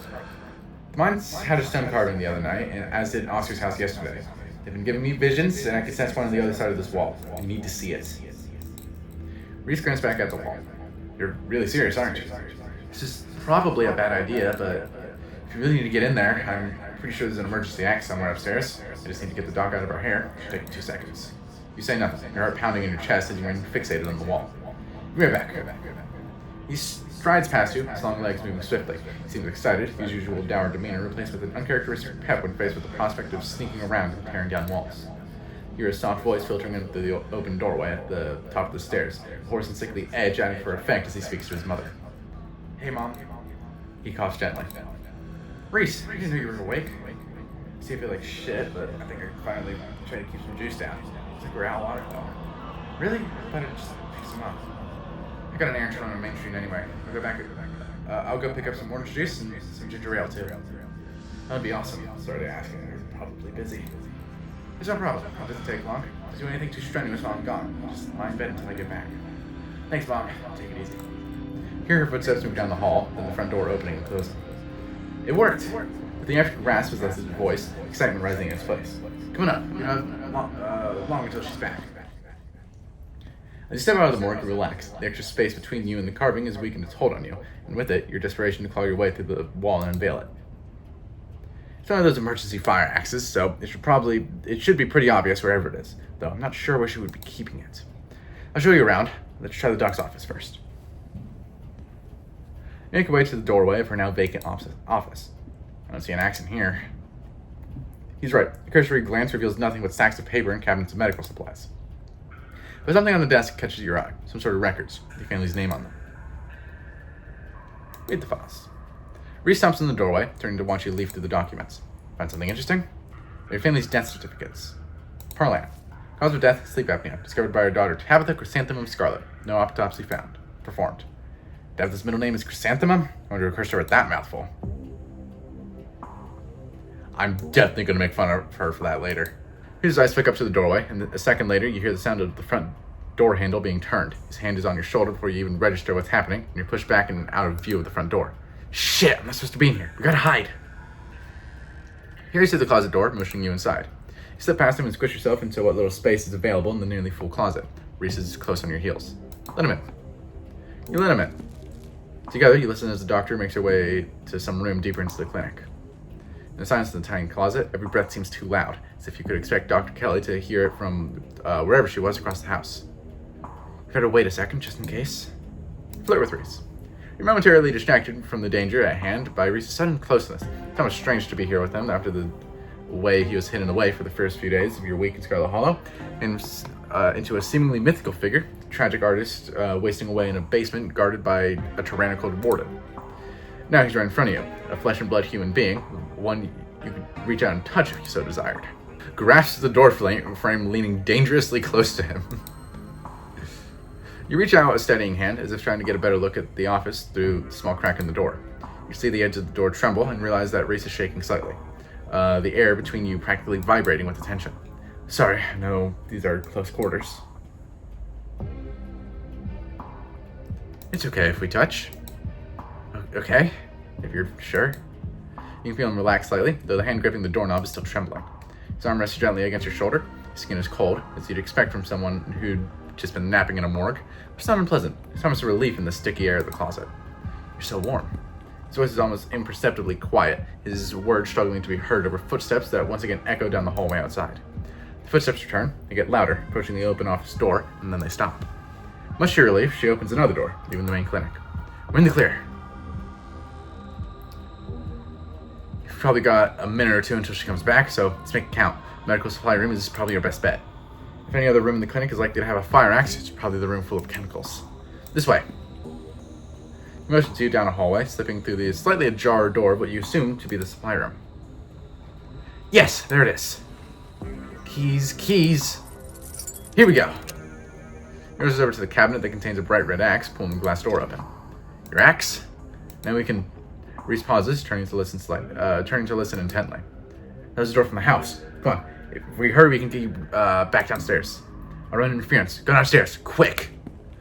You can hear her approaching now, floorboards creaking in the hallway on the other side of the office. You follow Reese's instruction, once again starting down the basement stairs, letting the pull of the stone carving guide you back to the morgue. Dr. Kelly's voice filters down from above. I was right, we did already have juice. It's just in the back of the fridge. There's no harm in having extra. What are you doing in the clinic? I told you to go rest. Oh, I'm just gonna chill in the morgue. Got my speakers, so if you hear some weird sounds, that's just my music. Make sure to put in earplugs and drown out all that industrial clanging you listen to. Now, I'm not the biggest fan of you spending time down there. It can't be good for your mental health to hang out in a refrigerator for corpses. Do you at least have a blanket this time? Yeah, I'll be fine. It's just a change of scenery. My room feels too claustrophobic right now. Okay, well, you know when it's time for dinner. You hear the door close and the sound of Reese descending the stairs to join you in the fluorescent lit room below. Hey! Whoa! Have at it. You approach far into the morgue and practically sing through the air as you strike the wall. The first cut offers a surprising amount of resistance. There's some structure behind it, some wood frame holding it in place, trying to stand between you and what waits for you on the other side. You stagger back from a massive hole in the wall and admire your effort. Holy shit.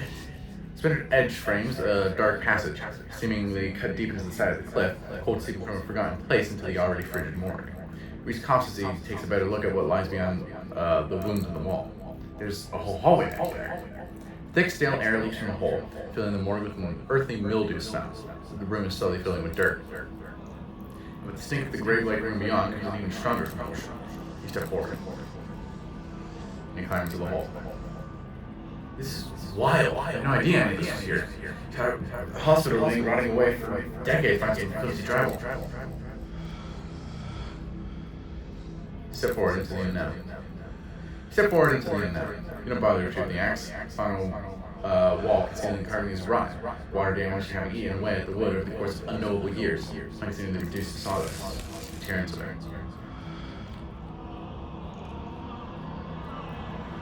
Enoch, I thought you were going to come. I heard you leave me here forever.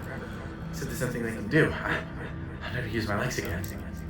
Enoch, what am I gonna do? Calm down, Teddy. The doctors don't know what they're talking about.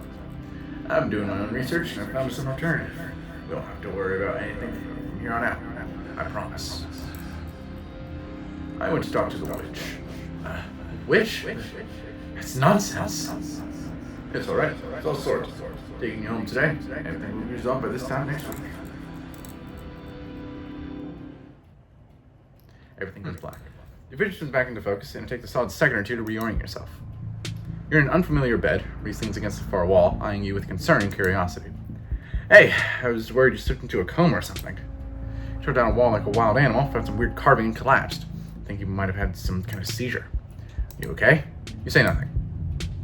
Doc's been poisoning me for years. Just, you've given me nothing to work with, so I'm just gonna drop this. I'm being poisoned. Which actually seems like a good idea. As you can probably tell, I'm getting a little jittery. There's a lack of poison in my system for the first time in years, or the fact that my whole perception of reality has been turned on its head. Probably a combo. Doesn't feel awful, to be honest. You could always draw me. If you're sure you're okay with sitting for a portrait, I'd love to draw you. It's a quality of to drawing that's almost like catching memories. As happy as that probably sounds, but this can be a sort of snapshot of the night my life turned around. It's definitely a memory worth holding on to. I'll get you a chair. He excitedly hurries across the room, pulling out a couple chairs. You can see the difference in his energy now that he hasn't had his daily dose of poison.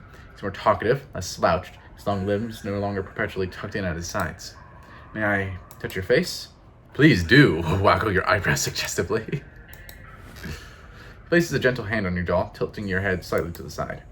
His hands are warm now, the corpse-like coldness gone. Where did I get relative from? Replaced by a lively heat that stays on your cheek even once he pulls his hand away. Perfect. He pauses for a moment, his eyes locking with yours, palpable tension filling the room. Take his hand in yours. Reach up and gently take his hand in yours. Maybe you could study my face more closely. Lean in to kiss him. Reese stands stock still as you lean towards him, a slight nervous tremor in his shoulders. His cheeks flush red with more liveliness than he thought his sickly pallor could muster. You can see the disbelief in his eyes, the anticipation. He reaches back up to you, his fingertips resting lightly on your cheek, trembling against you. He leans forward. There's a knock on the window. Dusty Snow, don't get any closer to that thing. It's time to go home. What the fuck were you about to do? Were you about to make out with that fucking monster? What the fuck? You're sick, Dusty Snow. Sick, I tell you. That voice, I know that voice. There's another word. Wayne starts pounding on the window. Good luck, freak. That glass is shatterproof. Enemies upstairs, enemies outside. We're surrounded. Even if I get out of this house, I won't be safe. You won't be safe. Why did he call you that thing? I was just about to make out with you. I just want to make sure there's no shit going on here, right? Because he's some kind of monster and he wants me dead. Can you feel that? Murderous intent is frankly oozing out of him. I'm not weak anymore. I can fight back. I don't want to cower in fear from the people who want to hurt me. I can protect both of us, Dusty Snow. The window shatters. As Reese tears it is closed, paint bubbles out from the canvases. These ghoulish figures peeling themselves out of their two-dimensional worlds, invading yours, crawling up the walls. Grab my hand. I'll pull you out. Leave us alone! In a surge of violence, the change that has been brewing inside Reese finally comes. As it manifests, the broken basement windows sealed off and Wayne along with it. Stay where you are. This is nice. You aren't safe, but I feel strong now. I think I can save us. Stay here. I'll be right back. I just have to deal with the doc. Reese storms up the stairs, leaving you with his creations. You're not sure who to help. Best to follow Reese and see how things play out. Might as well see what he's gonna do. You make your way to the door that beckoned to you yesterday. All intrigue now washed away. You know where it leads, and you know what secrets the stone that lurked in the forgotten basement of the clinic had to share with you. Now the clinic holds a new horror. Somewhere beyond the narrow hallway leading from the house proper into the doc's office, there's a monster, preparing to do something unthinkable. Open the door. You grasp the handle and turn. Doc! Pfft, don't tell me what to do. She shoots. The gun isn't very loud. It's only a pop as the projectile leaves the barrel, whizzing past your ear. You turn to see a dart embedded in Reese's chest. He pulls the tranquilizer dart out from between his ribs, heaving heavy breaths as the drug courses through his system. You're gonna have to try a lot harder than that, you bitch. No, how did you? As if you could hope to stop me, pathetic waste of flesh. Before Wayne takes another step down the stairs, paint flows out between cracks in the wood. Reese's panic, pulling in a mob of furious creatures to hold his enemy in place.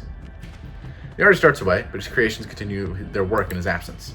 Dr. Kelly makes her escape down the hallway as Wayne is overcome, leaving placed at the top of the stairs by stiffening globs of paint.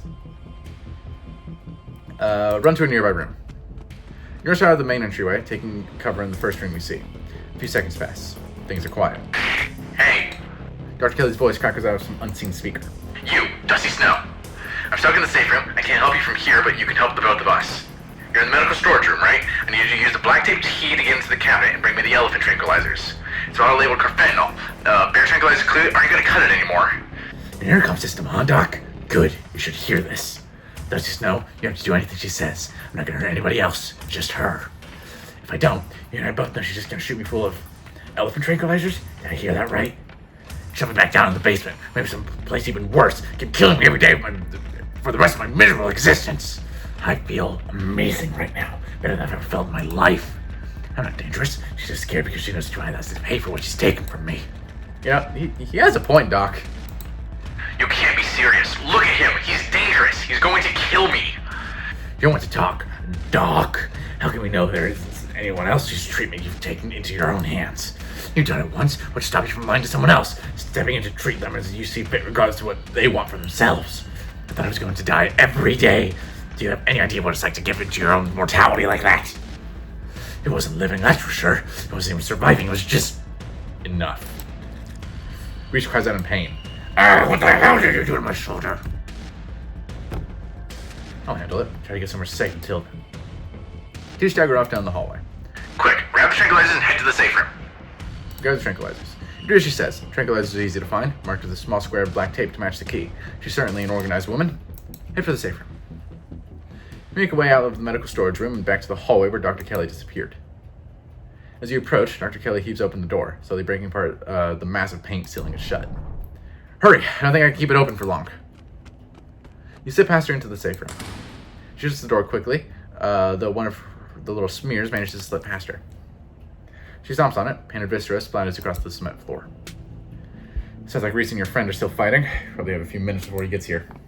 So, now that I'm in on all your secrets, I guess we're kind of a team, huh? Kid, you're at least a decade too young for me. The sound of distant breaking glass cuts through the silence of the clinic outside the safe room. Shit, this might be game time. Get those tranks ready. We have to get this door open before he crosses the hallway. Dr. Kelly opens the door. The two of you stare out into the hallway.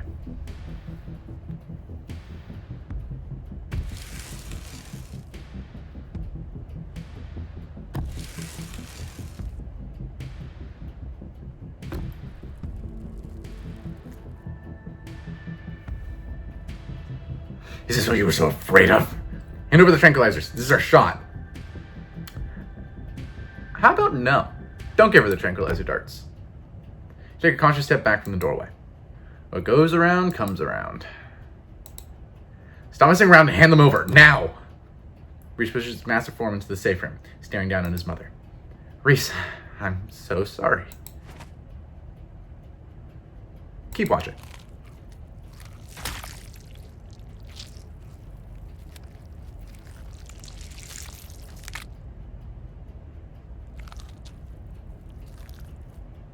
That was cruel. I'm gonna do that for a redo of the Mr. Meanie run. Sorry you had to see that. Oh, and look at that. You can romance him after you literally watch him devour his mother. Welcome to the Dead Moms Club. Guess we all get there eventually, right?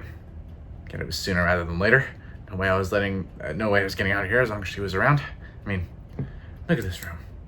Prison cell, ready for a document. Good thing she never got the chance to use it. Hold him tight. You carefully pick your way across the room, trying your best to avoid the fresh blood splattered across the floor, and kneel next to Reese. You can see a sadness in his eyes, staring into yours from his inhuman face, viscera still dripping from his maw. You lean in and wrap your arms around him. It takes him a moment to react, seemingly shocked at your touch, but his arms fold around you, his wide palms pressing you gently to him, holding you against his bony chest. Your shoulders shake in your grip. You realize he's crying. He breaks away. Dusty Snow, I'm sorry I had to be here for this. But thank you. Thank you for understanding me. I need to get out of here. Go someplace where there aren't any memories, but I'll see you soon. And then he breaks out of your embrace and stumbles out of the safe room. His footsteps getting faster and faster as he runs off into his new life. Start Reese's romance. Let's go. Shell-shocked, you stumble out of the clinic and into the night air. The night is oddly warm compared to the chill of the day, crickets singing quietly in the sleepy little neighborhood. Everything that happened in the clinic feels almost like a dream. Now it's over, you realize how little it meshes with your understanding of the world. Go home. It's time to go home. But before you can get far, you're interrupted by the sound of painting and the telltale jingling of dog tags. It's a militia. They've poured it out of the woods to stand before you on the road. You were looking for Gretchen, weren't you? We found her and her person. They're by the side of the road, a little ways through the woods. The road's fine, but the human wouldn't leave when we tried to make her, and Gretchen insisted on sticking by her side, so we had to take you to them. Hopefully you can use your people words to get them to go someplace safe. The woods are crawling with those awful creatures. It's not safe anymore, not even for a human. You are very, very good dogs. Lead the way. Yes, we are good dogs. Hear that, Scraps? I'm not in it for the accolades, Daisy. I just do it to help those who need it. You let the dogs lead you into the wilderness, following on their heels and as they take you to Stella's hideaway. Before long, the trees thin, and you find yourself on the steep hill by a two-lane road, lined on one side by sheer rock. And there, sitting on the log, staring mournfully out at the asphalt, is Stella. And there they are. Keep them safe. Be seeing you, speaker. You sit on the log beside Stella. Dusty Snow, how did you... She looks over her shoulder in confusion. Is that a gang of dogs? I'm so glad my compatriots could be of service. I simply couldn't survive another night without my nice soft bed. Scraps and Daisy formed a militia. It's a long story, but they helped me find you. Huh. Neat. Yeah, you should probably know about what happened today. Oh? You relay the events of the evening as best you can. Saying it out loud somehow makes it feel less real, like you're sharing the plot of a horror movie, not something that actually happened to you.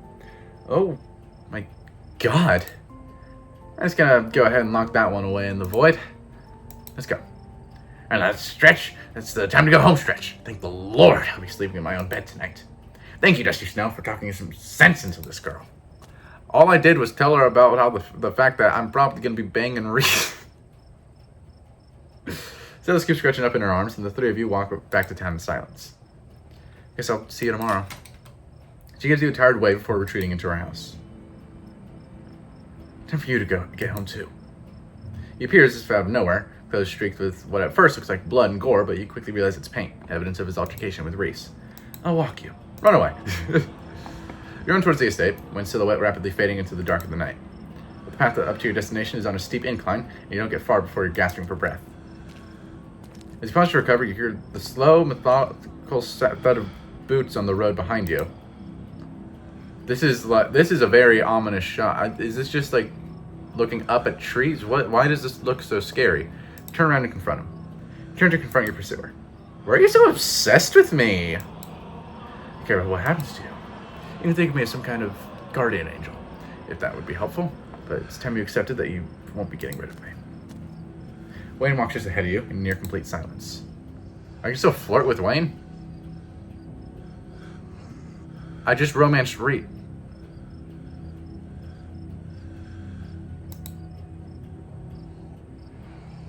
What happens if I do this?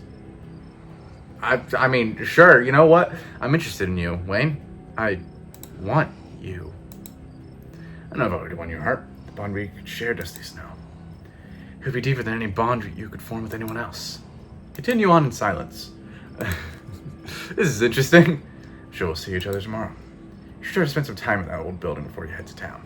Tabitha won't be around, too busy at the mines. Forbidden places won't be forbidden without her there to stop you, and you might be surprised at what you find.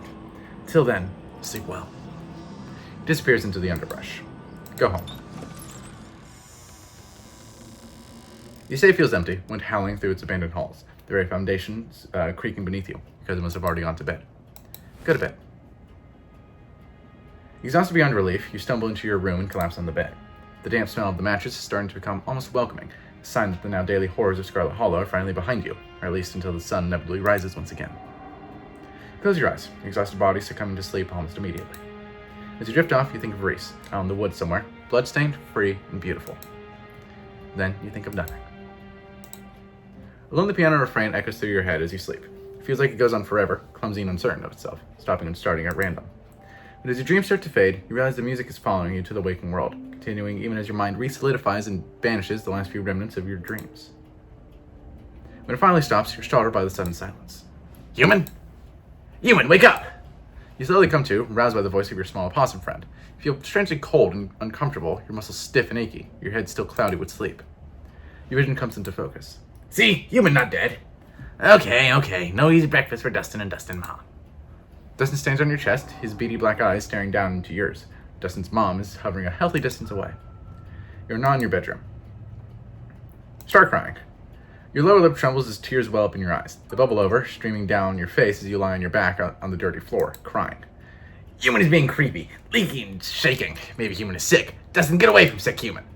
No, Human is crying. Human's sad. It okay. Dustin here. Nothing bad will happen to Human. Doesn't spend too much time in Human house. Traitorous marsupial, you drag me from the safety of my bed to this dank and dreary place. Doesn't drag Human, but Dustin small. Could not drag Human. Does not understand why Human mad. Human just tired. Human not mean that. Dustin mom opens her mouth at you, showing off her many pointy teeth in what seems like the opossum equivalent of a sharp glare. Okay, I did read that right? Okay. Scary Human came into room at night and gave take good Human away. Doesn't try to make scary Human leave, but scary Human not afraid of Dustin. But Dustin watch over good Human all night. Dustin is loyal. Told Dustin mom not to follow. Told Dustin not to follow. Told Dustin that scary Human smelled dangerous. But Dustin have no sense of self-preservation. Most people in this town don't. Hi, Dustin. Go explore the Forbidden Wing. You cross the slanted room and exit into the hallway beyond. Before you is a long hallway. Dust dances in the weak sunlight, beaming in through cracked glass. A tinge of mildew stings your nose, warning you away, though there's nowhere else to run to now. An ornate entryway, store long gone, breaks the monotony of the faded wallpaper, and a staircase looms at the far end. Investigate the ornate entryway.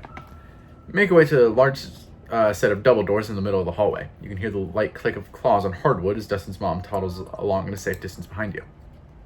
It seems like some kind of entertainment room, the sort you'd expect out of fancy rich people who wanted to show off. It'd feel elegant if not for the massive crack that runs the entire length of the floor. The air here stinks of mildew. You can see why Tabitha doesn't want you exploring these rooms. There's a large painting on the far wall of the room. From a distance, it looks like it might depict the town. Something else catches your eye too. A bookshelf, or rather, what's left of a bookshelf, hanging by a single rusted hinge. Its sagging shelves reveal some sunless space beyond, once hidden, now exposed by the rot of this house. Dustin almost never come in here. All open space too scary, but room behind wall is a good hiding place. Dustin hide there sometimes. As he references this room behind the wall, Dustin stares at the broken down bookshelf that had already caught your eye. Enter the hidden room. You test each step as you make your way across the room, especially careful as you cross over to the ruined section of the floor in front of the bookshelf. You can hear Dustin's mom hurrying behind you. We go to dark room now? Good. Big open space bad. Vulnerable to attack. Space is dark. Its features barely illuminated by the faint light trickling in through the myriad of cracks and holes in the walls. The wallpaper, deep exquisite red, adds a blood-like glow to the dimness. The walls are lined with ornate display cabinets, some empty, some still presenting their antique treasures. Nestled between the cabinets, a single tall bookshelf remains standing, its occupants dusty but mostly intact. But all of these are ornamental details. Your focus is drawn to an expensive-looking antique desk in the center of the room. Good place to take a nap. Examine the desk. Open the bottom one. The bottom drawer offers some resistance as you try to pull it out. It seems that it was locked, though the bit of metal attempting to hold it shut seems to have rusted to the point of uselessness years ago. It gives in with a sharp tug, rotting wood splintering softly somewhere within the century-old desk. Inside, you find a strange collection of glass vials. The surfaces are clouded over, but you can make out what seems to be paper preserved somehow inside the containers, a hint of writing visible at the edges. You know some of the corks have been lightly chewed. Pretty good for eating. Doesn't always save these for special occasion. Tastes like old pond. Fine vintage. Open the vase. You reach for one of them, but hesitate before opening it. This is a fragile thing, and it hums with a strange energy. You close your eyes and focus on that hum, and to your surprise, at the back of your mind, you hear it.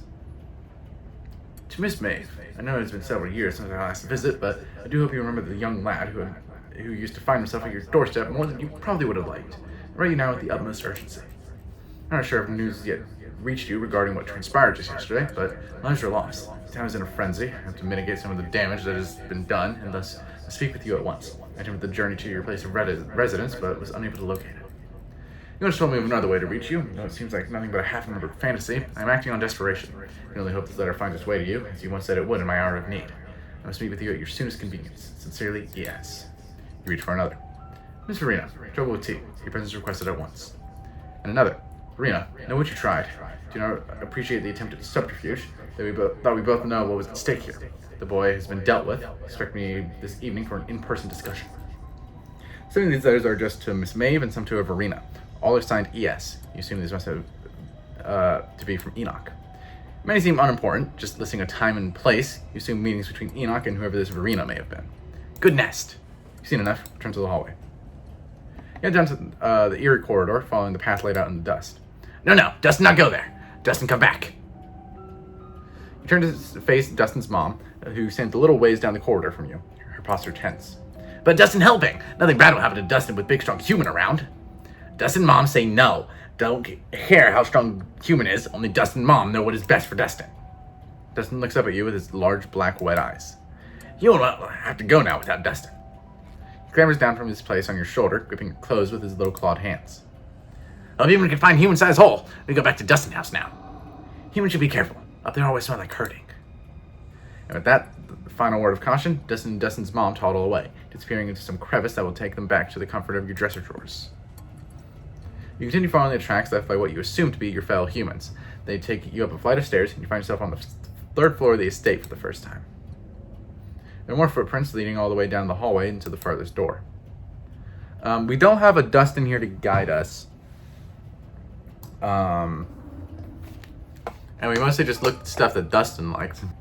Follow the trail into the farthest room. You continue following the trail of footprints, approaching the farthest room down the hall. The door was clearly meant to be hidden, but it's been left open. The room is starkly empty, save for a rug and a few candelabras. The lack of dusty old boxes and rotting antiques mark it as distinct from the rest of the cluttered, forgotten spaces you've explored. It pains you to stand in this place. Emotions hang over you, strong, oppressive, and overwhelming thoughts that threaten to fill your lungs. You don't feel death here. You feel something worse, a deeper loss, one that's left a wound that is refused to scar. You can't help but fixate on the carpet in the center of the room. The corner is rumpled as if it had been recently moved. Move the carpet. You pull the carpet up, exposing the bare floor and revealing what lies beneath. An ornate ring of sigils has been carved into the floor, 5 along the edges with a 6th in the center. The circle emits a now uncomfortably familiar feeling. You can feel your gaze forced to crawl over every intricate detail of the carving in front of you. The serpents around the staff give you flashes of the room beyond the morgue, and the darkness that swept through the house once it had been uncovered. The fist and chain make you feel like you're back in the claustrophobic confines of the mines, surrounded by angry hammering of its memories. The horns have the same nightmarish, dreamy feeling of the world being constructed by the furious ghost of Charles Shaw Jr. The others are new to you. The feelings they emit are less intense, giving only vague impressions of what they might be tied to. Golden fields, the mewling of fresh souls, just slithering out from the womb, desperate to be fed. Like bells in your mind, calling you not towards it, but away from it, pushing you from its threshold into the darkness. The central symbol is stronger soul. It anchors out across the room, the vast ego, claiming its dominance. That's the Scarlets. Move on. You continue towards the forward... what? You continue forward towards the door on the far side of the room. You exit into a short hallway. There are stairs here, leading back down into the lower floors. There's also another door. It's hanging ajar, the many locks and deadbolts along its edge glimmering in the weak morning light. The doorframe itself is gouged and splintered, evidence that some desperate creature tried to save itself from the room beyond, time and time again. Enter. You step forward.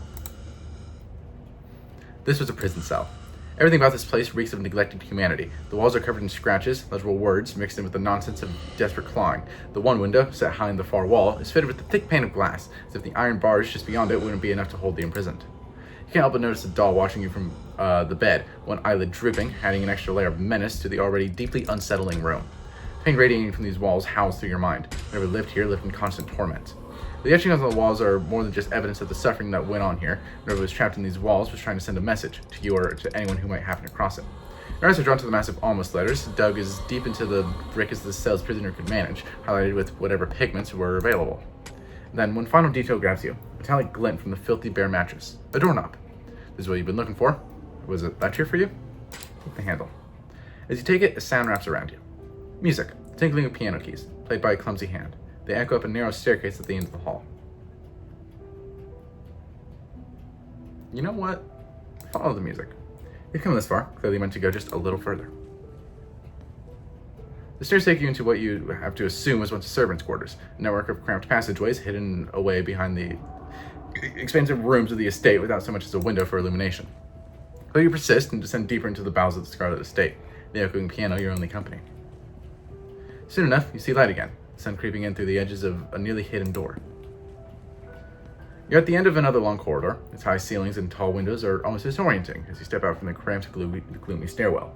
Music echoes mournfully in the vast space, a chorus of wind adding a melancholic harmony as it whips in from the overgrown courtyard outside. You find your way to the first floor, where you get to confront your guide. Finish what you started and find the piano player.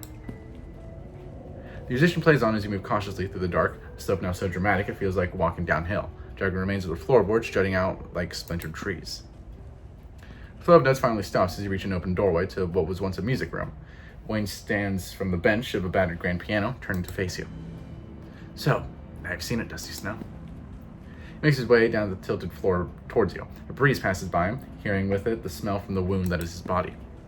I hope you enjoyed the show. He stops just a few paces away. I trust you understand the implications of everything you've seen. If you aren't careful, and you put your faith in the wrong people, things could go very, very wrong for you. Let's talk to him. Who lived in that last room? Wayne cocks his head almost playfully. I did. I'd been in that room a long, long time. Though my being free now is meaningless in the grand scheme of things. Town itself is enough of a prison that I might as well be still be stuck behind that door. At least I'm free enough to warn you. What do you mean the town is a prison? I can't leave. No one really can.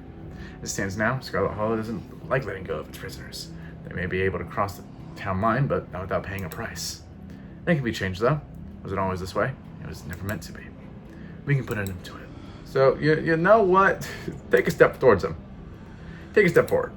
Wayne doesn't flinch as you approach, but you can sense a trepidation. He seems uncertain of what you're about to do. I'm already close to someone else. I don't know if you can care. Nobody else could ever hope to have the kind of bond we share. It's not possible for any human to be what I could be for you. You can have all your downances. It won't stop you, as long as you don't forget me. Place your hand on his chest. You slowly reach forward. Lay your hand on his chest. He doesn't flinch away. The cloth of his shirt is stiff with dried blood and God knows what else, and you can already feel a slight residue seeping onto your skin from his.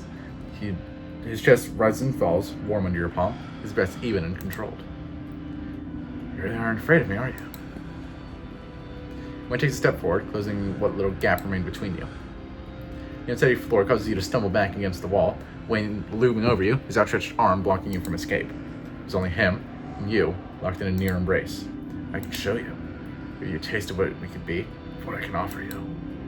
He's breathing more heavily now. It's slight, but noticeable. He's excited, but trying not to show it. If you're ready. Not silently. Wayne stares down at you, bright eyes shining through the veil that flutters slightly with each breath.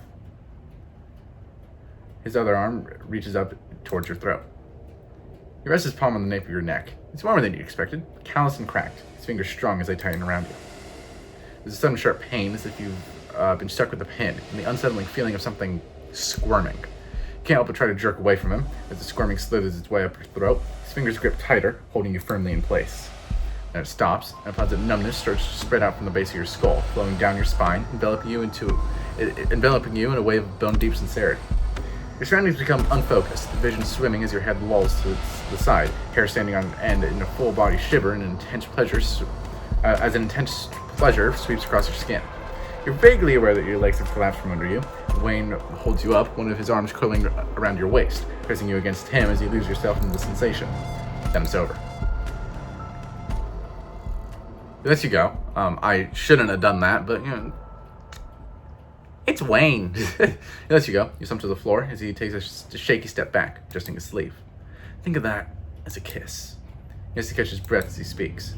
Business, before you go. The witch holds some of the final pieces. Find her, pry them from her hands, and everything should start falling into place. The witch. Is he talking about Sybil? Spark of recognition, so you haven't forgotten about her.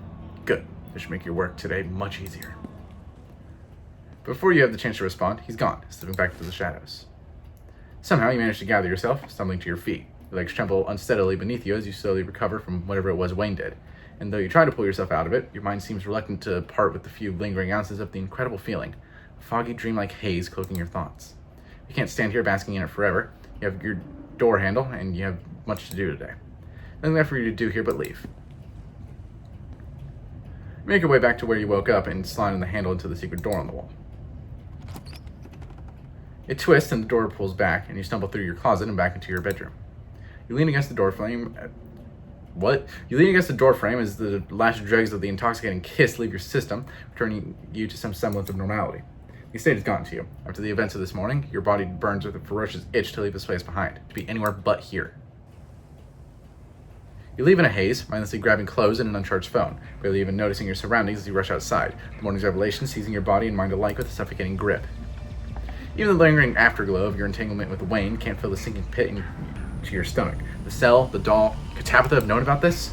It's not possible that Wayne would be leading you astray. You had a glimpse of the brilliant colors of his soul. Something that beautiful, that expansive, couldn't lie to you. It wouldn't lie to you. Just because someone's really good at sex doesn't mean I have to trust them. They're entirely separate things. I was gonna do mystical, but that's funny.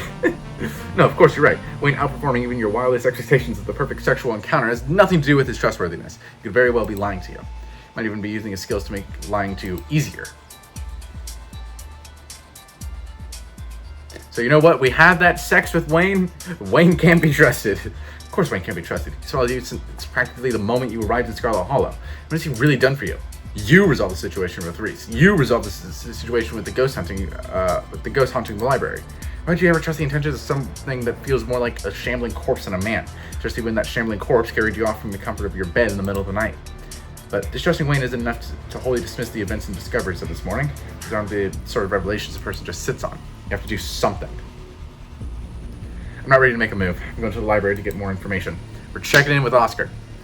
You're not going anywhere without doing more research, especially not after all the effort you went through to save the library. You're going there before you can do anything else. You're out of breath by the time you wind up outside the library, panting as you try to compose yourself before entering. But before you can enter, the door swings open, and you find yourself face to face with Rosalina. Oh, hey. You're probably looking for my dad, right? He's been down in the hole under my room since yesterday.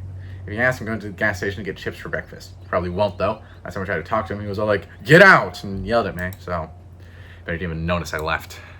You should tell him to stop. He might listen to you. And, you been putting any deodorant on? You kind of smell like Zane. He doesn't use it because of the chemicals, but you might want to try. She walks off without waiting for a response, thumbing her shoulders with a distinctly teenage tuff of annoyance.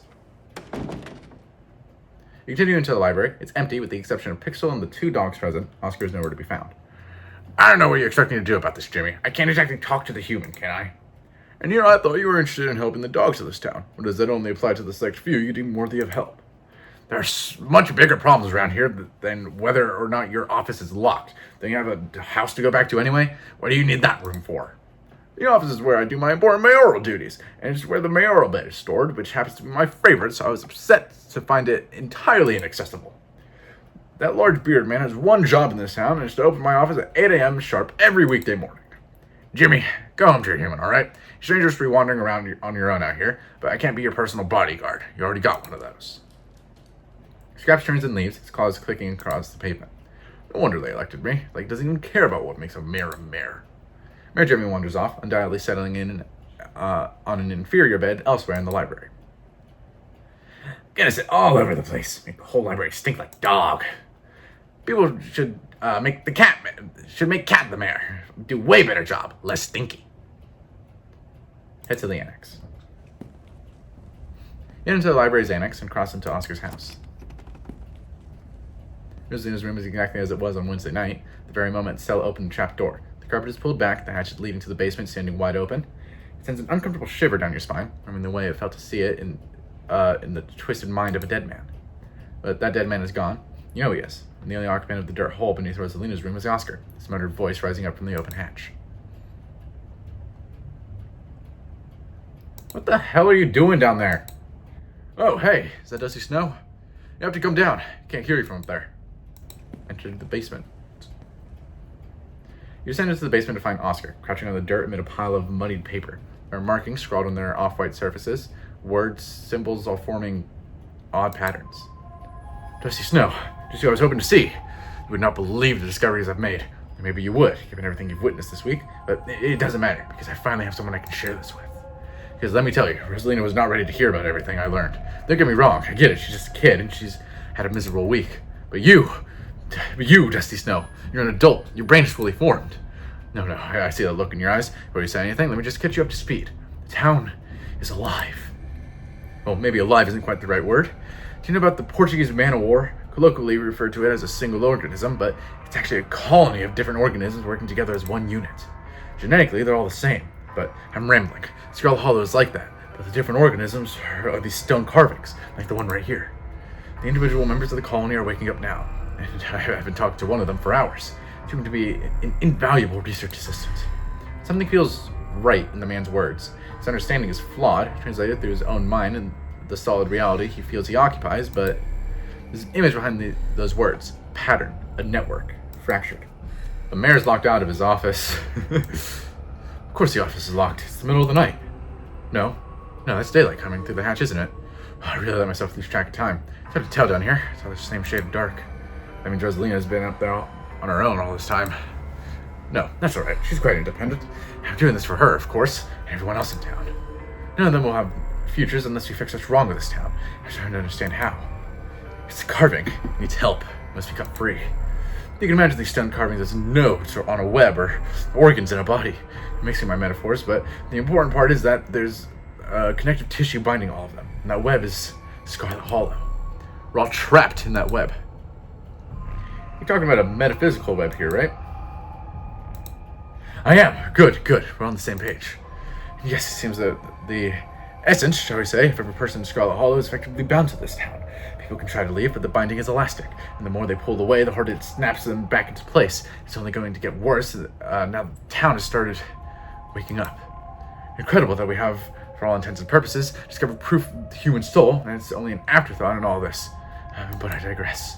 Now, when you say all of us are caught in it, I mean anyone who passes through the town. But there's a cumulative effect. The longer you stay, the deeper your ties, the more tangled up you get. If you drift into town to work at the mines for a few months before heading back out, you might just be left with a spell of bad luck. Maybe a tug at the back of your mind telling you to go back, but things are better here. I certainly felt that tug, years and years of it. I always thought it meant I was weak, that I wasn't cut out for life outside the holler. I can't tell you how good it feels to finally know that it wasn't my fault. There's a simple explanation. I could never truly leave. It wasn't my fault. If this is all true, then how did my mom manage to leave? I don't know. Maybe she figured out a way to unwind herself from the web, or stretch it out as thin as she could. Perhaps knowing about the nature of Scarlet Hollow is enough to resist its pull, and even if that resistance takes a terrible toll on a person. Though, it's possible that knowing only meant that she could force herself to stay away for as long as she could, despite the consequences. From what I heard, there were consequences. Pauline could have embellished how hard it was for her out there, but the cancer, that was a fact, wasn't it? She didn't leave forever anyway. Time got part of her back. You. But who put these rocks here? Are they perhaps extraterrestrial in nature? I don't know. It feels too simple an answer, too comprehensible. Certainly not little green men, not like a man at all. I don't have enough evidence to start narrowing down the origins. Not in the least. What we need to do first, before we can start answering any other questions, is wake up its siblings. That's what it wants, and it would seem that's what you've already been doing. But I know where you can find another. It's out on Julius Tremaine's farm. See, right here. He reaches out for one of the books on the floor, casually ripping a page free and holding it out to you. It's a map of Scarlet Hollow. It's not too far of a walk, a few miles. I wish I could go with you, but my place is here, at least for now. Can't risk losing the connection. The carving on the Tremaine property is intimidating. Mine seems afraid of it. Where you should go. I should tell you about what I found this morning. Tell him everything, and maybe also how you cheated on Reese. Just vent a little bit. As you recount your journey into the Forbidden Wing, every harrowing detail, Oscar seems to grow pensive, restless. He keeps glancing down at the stone, as if partially forming words that are never quite audible. He pauses when you finish, as if listening to something you can't hear. Yes, I see. You sense that your family, the Scarlet family, has a connection to the nature of Scarlet Hollow. That isn't surprising. I assumed as much. But you shouldn't pay too much mind to what you found at the estate. Not yet. It's in the forest for the trees, you understand? Yes. The important thing, that is, the bottom line, is the town. Or at least the part of town I've been in contact with wants to be free of itself. It's as trapped as all of us, after all. And if we help cut it loose, it doesn't matter what your family has done or whether Tabitha has any knowledge of it. So you focus on that goal. You focus on the carvings. Then I guess I'll get going. I'll come see you after I found the next carving. Good. Hopefully I'll have a clearer picture of things by then, and we can plan our next move. You and Oscar climb out of the basement together. You attempt to say parting words, but he quickly ushers you out of the door, clearly already eager for a chance to return to his rock. You exit the library, finding yourself back on Main Street with a map to Julius Tremaine's homestead in hand. But where could you possibly turn to next? Going to someone I can trust. That's right. If you manage to throw yourself into the arms of someone you can trust, maybe that can help you. Maybe you don't have to deal with this alone. Can you trust anyone? Sound in the woods to your right, snapping branch. It breaks you from your panic, your mind going blank with fresh fear. Dusty snow! You turn shocked and see Reese there, lurking at the edge of the woods. He washed off the blood and seems to have found himself a jacket, but there's still an inhumanity in his features that hasn't faded. Long teeth poke out from between misshapen lips, like a wolf hiding in a man's skin. His paintings are here too, their warped faces staring you down from the trees. Hey, no need to panic while I'm around. You help me make my problem disappear? You can always help me, and I can always help you get rid of yours. Reese, I'm so glad to see you. You won't believe what I found in there. Tell him everything, including how you cheated on him. When you describe the cell, with its dirty walls carved deep with scratches, his eyes flash. There's an unwelcome recognition there. Just like what the doctor built for me. Let's just know, how much do you trust Tabitha? I don't. Good. I'll make sure she doesn't get the chance to do that to you. You're right, she has been a little cagey all week. That's reason enough to try to kill her. She's not a very good actress, but I guess these sorts of people rely on the fact that family is always expected to love each other. They can be as awful as they want because at the end of the day, we're always family, right? We always have to assume the best intentions and only someone crazy would think their own family could betray them like this. Well, I'm living proof. I'm not crazy. But you found out before she could do anything. That's good. We can stop her. No. I can stop her. Dusty Snow, you trusted me before. You trust me now. We both know what needs to be done about people like this. And I can do it. I can save you the way you saved me. I'll come with you. We can do it together. No, I don't. I don't want you to have to see it again. You look so scared. I was actually turned on. I don't want you to be scared of me. I never hurt you. I hope you know that. Reese takes a step forward, his long legs closing the distance between you. Whoa! You look like a vampire. You look like a ghoul. You look scary. Maybe I'm a little scared of you. He stares down at you for a moment, his eyes crawling down your face, taking you in before finally resting on your lips. His own parts slightly, feeling the tips of his gleaming fangs. He hesitates, his shoulders stiffening. Kiss him. You start to lean forward, your eyelids fluttering. His hands are on you. One clamps down on your shoulder, clutching tight, and the other winds its way up the back of your neck, tightening around your skull, pulling you in, pressing his lips to yours. His maw seems to engulf your entire face. His teeth close around your jaw, the warm wetness of his mouth nearly suffocating as his long forked tongue slithers out, sliding along the inside of your cheek, exploring you like it has a mind of its own. His sharp fingernails dig into the skin of your scalp, and you feel something prehensile and thin and strange, his tail wrapping around your legs, pulling you even closer. You feel thoroughly held, almost bound by the monstrous man. Then he pulls away, his chest heaves with satisfied breaths as he grins down at you, exposing the sharp teeth that had been pressed into your cheeks just a moment ago. I'll come back when it's done. He straightens up, seeming to pull himself back together, shaking off the momentary trance. I'll protect you, I promise. That will be our last kiss. And then he's gone, scampering off into the woods, followed by strange, living paintings, on his way to do something unspeakable to your cousin. He asks you to wait, but you can't do that. Not with the way this town is. You have to keep moving. Go after him. Before he gets far enough that you lose the trail, you start down the narrow path, the narrow deer path he seemed to be using, following the brief flashes of his paintings as it do the same. You stumble from the edge of the woods, gasping for breath, nearly gagging from overexertion. You're vaguely aware of torn clothes and torn skin, casualties of the brambles you found yourself clambering through on the way here. At least you made it to the mines just in time to see the last of Reese's paintings disappear through a hole in the exterior fence. Miners at the entrance are none the wiser, too caught up in their chanting to notice as you slip in after them, climbing your way up the hill towards Tabitha's trailer. As you approach, there's a sound of groaning metal, a loud crash, then a gunshot. The door to the trailer has been ripped from its hinges. There's a commotion inside, more crashing. Reese appears in the doorway, clutching his shoulder. Blood pours from his between his fingers. He glances up at you, surprised, then ashamed, something against the railing. Dusty Snow, I told you not to follow me. Did you finish the job? No, she was ready. Gun. Just have to catch my breath. Don't let her lock you away, Dusty Snow. I'll protect you. Half of Reese's head erupts. Drops of blood and chunks of tissue rain down onto the gravel as Tabitha steps out of her office, staring down at what's left of the young man. But he's still alive. One claw just really claws his mangled face together as he staggers away, gurgling, unable to speak through his shattered jaw. He stares at you with his one good eye, desperate and afraid, his own viscera dripping from between his fingers. Then he's running, stumbling with a jagged, uneven gait towards the tree line, until, finally, he slips into the safety of the dark woods. The smell of gunpowder and viscera hangs over you. A crowd of onlookers filters in. The air is still, and the place is usually filled with the churning of industry. There's only tension and hushed whispers. But the newly formed crowd doesn't stop your cousin from focusing her gaze on you. You! You and that thing are buddies, huh? And you sent it up here to what? Kill me? You shot my boyfriend! Your what? I had every right to exercise my Second Amendment rights, and whatever rights tell me I can shoot someone when they barge into my office to tear me to pieces. You know, just I can say I like the thought of you running around town calling things like that your boyfriend. Fortunately, that will no longer be the case, as I think it would be best to restrict your movement for the rest of your stay. The cops are on their way. They should be here momentarily, in fact. Right on cue, you hear the distant wail of a police siren approaching quickly. Are you gonna pretend we didn't all see that horse demon running around with half its head blown off? I agree. I feel we moved on too quickly from the horse demon. Perhaps we should comb the woods with torches and pitchforks. No one is going after that thing. Those of you who are willing to work, get back to it, and those who decide to stand around in front with the picket signs instead, I don't know, keep standing around until you get sick of it and come back to work, which will probably be on Monday. Hope you're having a nice vacation in the meantime. Can we start over? Hi, I'm Dusty Snow. I'm your cousin, and I love you. They may have fooled me about half an hour ago. You're putting on a pretty good act until then. But clearly, there's a lot I don't know about you.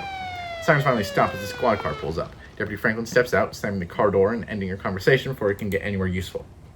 Well, isn't this a pleasant coincidence? I've been looking for you all morning, City Slicker. You're in a lot of trouble, Dusty Snow. Too much trouble to let you keep wandering around causing mayhem.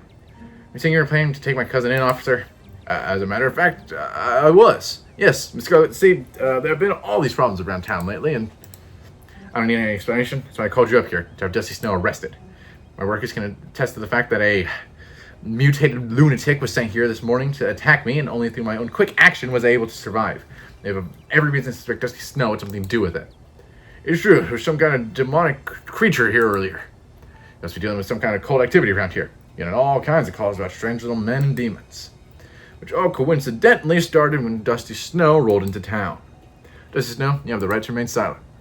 Tabitha might have just murdered a man, and you're arresting me? As discussed, it was, in fact, a horse demon, actually. That's enough, please. Whatever it was, I was defending myself, which is well within my rights. We'll deal with all that later, once we take statements. Anything you say can and will be used against you in the court of law. Deputy Franklin whips out a pair of handcuffs, and it's in some sleek police academy maneuver, they're locked around your wrists in seconds flat. Scarlet, well, that's a matter of business, since that thing is still out there. I would prefer if you came down to the station, at least until we've done a sweep of the woods to ensure your safety. What, like get in the squad car, like a criminal? You can follow along in your own vehicle, if that would be more comfortable. But I have work to do. I can't just... I'm afraid I have to insist. Fine, okay. I'll follow along in my car. It's probably for the best. This way I can make sure Dusty Snow is secured. As you step into this car, a voice crackles over the radio. Franklin, pick up already. We ain't gone all day, boy. Apologies, Sheriff. I was just apprehending Dusty Snow, as discussed at this morning's rendezvous. Don't call it that. Makes it sound like some kind of date at a French restaurant. It was our coffee meeting. But that's beside the point. We need you up at the farm's pronto. Got ourselves a possible 187 brewing. 10-4. Damn, this day keeps getting crazier. So you'll have to come along for the ride, son. Deputy Franklin wasted no time in turning on the sirens, blasting down the roads towards whatever emergency is underway with you in tow. It's probably one of the few times he's ever been able to do this, and despite his sunglasses and stiff demeanor, there's definitely an excitement in the way he cruises around the treacherous mountain turns. As the car pulls up to the farms, you feel it again, tingling at the back of your skull, an urgency, almost like a hand pressing you gently forward, with the threat that it might become more forceful if you don't comply. There's so much crime that can only stop if you tend to it. There's definitely another stone here. It's getting harder to ignore, though. The feeling is strange when you try to examine it, contradictory, something that both desires to be alone, yet at the same time needs you in its presence. It's bringing something into this world, and it needs your help delivering it. Deputy Franklin gets out of the car, leaving you in the back as he joins the assembled crowd. Alright, Sheriff, what's the situation? Bill got tired of waiting for y'all to come do your job, so took it upon himself to go investigate the same household, and he ain't come back out in 10 hours. I don't know how to do the honors of briefing the officer on the current situation. You can go back to the house and let us handle it from there. But you want to know about all those cats and whatnot. Duke was always saying not to go in there on account of his main insanity. So right now, we're the police. They can dangerous situations are a job. The woman, who you take to be Mo's mom, reluctantly returns to the porch of her house, watches the other building intently as the officers talk amongst themselves. Franklin, you're with me. Bring on in to get a handle on the situation. There's some news from the squad car. Hopefully we can settle this about you, but you're back if things go south, right? Yes, sir. Any hope for the hostage? Don't require. You ask me, I don't expect there is a hostage. Not anymore. We'll like to be calling in a hearse once this is all settled. We're going to be calling in a lot of hearses. With the tip of his hat, Hugby signals to Franklin, and the two make their way up the hill toward the Orton farmhouse. Hey there, Dusty Snow. Sorry I had to come along for the ride. We'll have you back at the station soon enough. Stuff like this won't take long to settle. In the meantime, I'll keep you company. The thing calling out to you is starting to lose its patience. You need to find a way out of here before it gets angry. I have reason to suspect there's a cursed stone there that holds some kind of ancient, possibly evil magic. Magic stone? What, like a crystal? Crystal meth, maybe. I was detecting Julius might be a tweaker. He laughs at his own unfunny joke. There's a sound coming from the house on the hill, shouting, angry and panicked. A frantic voice crackles over the radio. Come in, Sheriff is down. This damn trash. Let's get it. You together, Franklin. Is he breathing? What is the status of Tremaine and Calloway? Something in the basement. Going down now.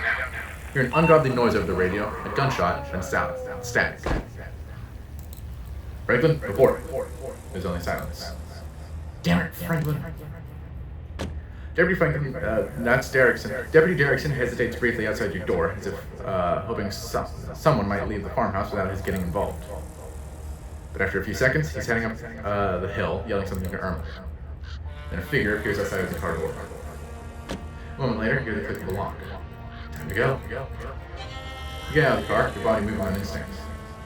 Stone is louder outside. The song is buzzing in your ears, drowning out the world, calling you up the hill toward the door of the farmhouse. Remain silent. You gawk at me in silence. The buzzing is making words difficult. You can almost feel it pulling, your feet aching to move.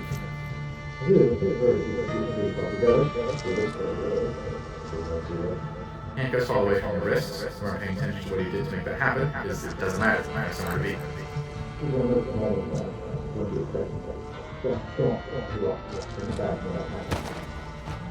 You gives you a hard shove forward, and he's gone. Hey, what the hell is that Wayne?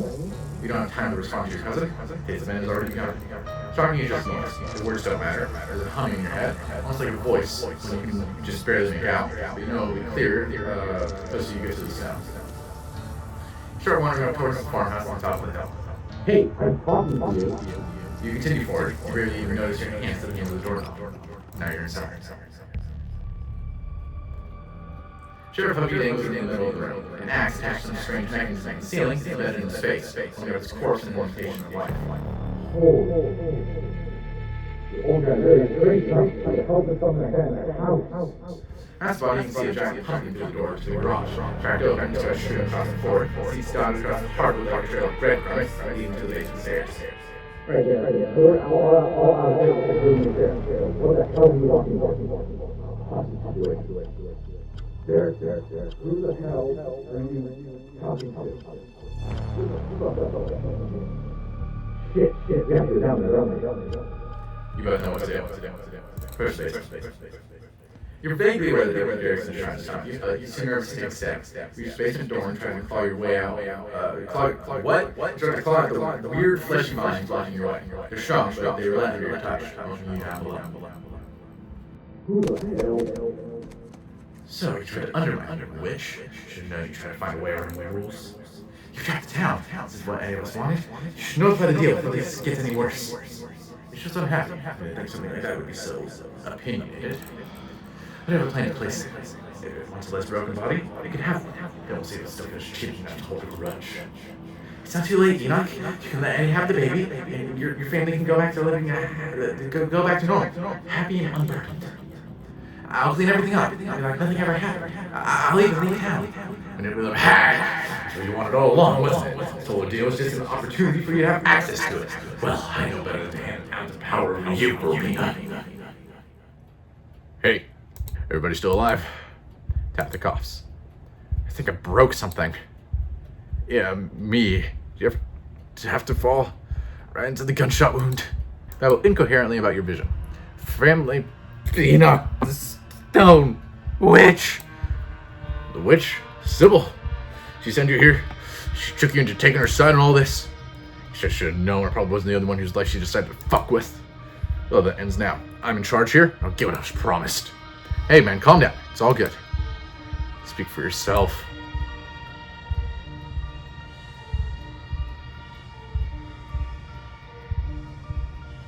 Your vision finally focuses, and your mind is once again your own. Avery watches you furtively from across the room. The man, Julius, holds a gun in a silent front. Franklin clutches at a nasty wound in his side, blood spilling out onto the dirt floor of the unfinished basement. And in the corner is Bo. Something is attached to him, the source of the awful noise. Stutters with pained inhalations. Bo is still breathing, but he doesn't look well. Someone brought you here and stuck you in the middle of another nightmare. What the hell is going on down there? Even as he yells down the stairs, his voice is faint, barely audible behind the now thickened roots and vines that block your escape. Let's bring the Scarlets up to speed, Julius. They look a little shell-shocked. Where do I fucking begin? Alright. So the witch. Got her doing some shit she shouldn't have been doing. She offered me a deal if I kept it to myself. Always wanted to raise a boy of my own. God never saw it fit to give me the chance. She gave me the means to right that injustice. Only it obviously didn't quite go the way it was supposed to. Calloway's interfered, just like always, and so I had to hatch him earlier than he was ready, and he came out hungry. Too hungry for me to handle. He kept trying to get at me, so I had to hole up down here. Been stuck since fucking Wednesday night. Damn roots won't let me leave, and they clogged up the drain, so I haven't been able to call that witch and get her to make things right. I'm a man of preparedness. Figured I could wait it out till Bo here decided to trespass. Guess he lost a tussle with my boy, and the two of them wound up down here with me. And that about sums it up. Guess in the end, it's only fair. Son for a son. A birth ain't ever pretty, is it? It's not like doing it the old-fashioned ways, all sunshine and roses. Just hope he winds up looking more like a person when he's done cooking.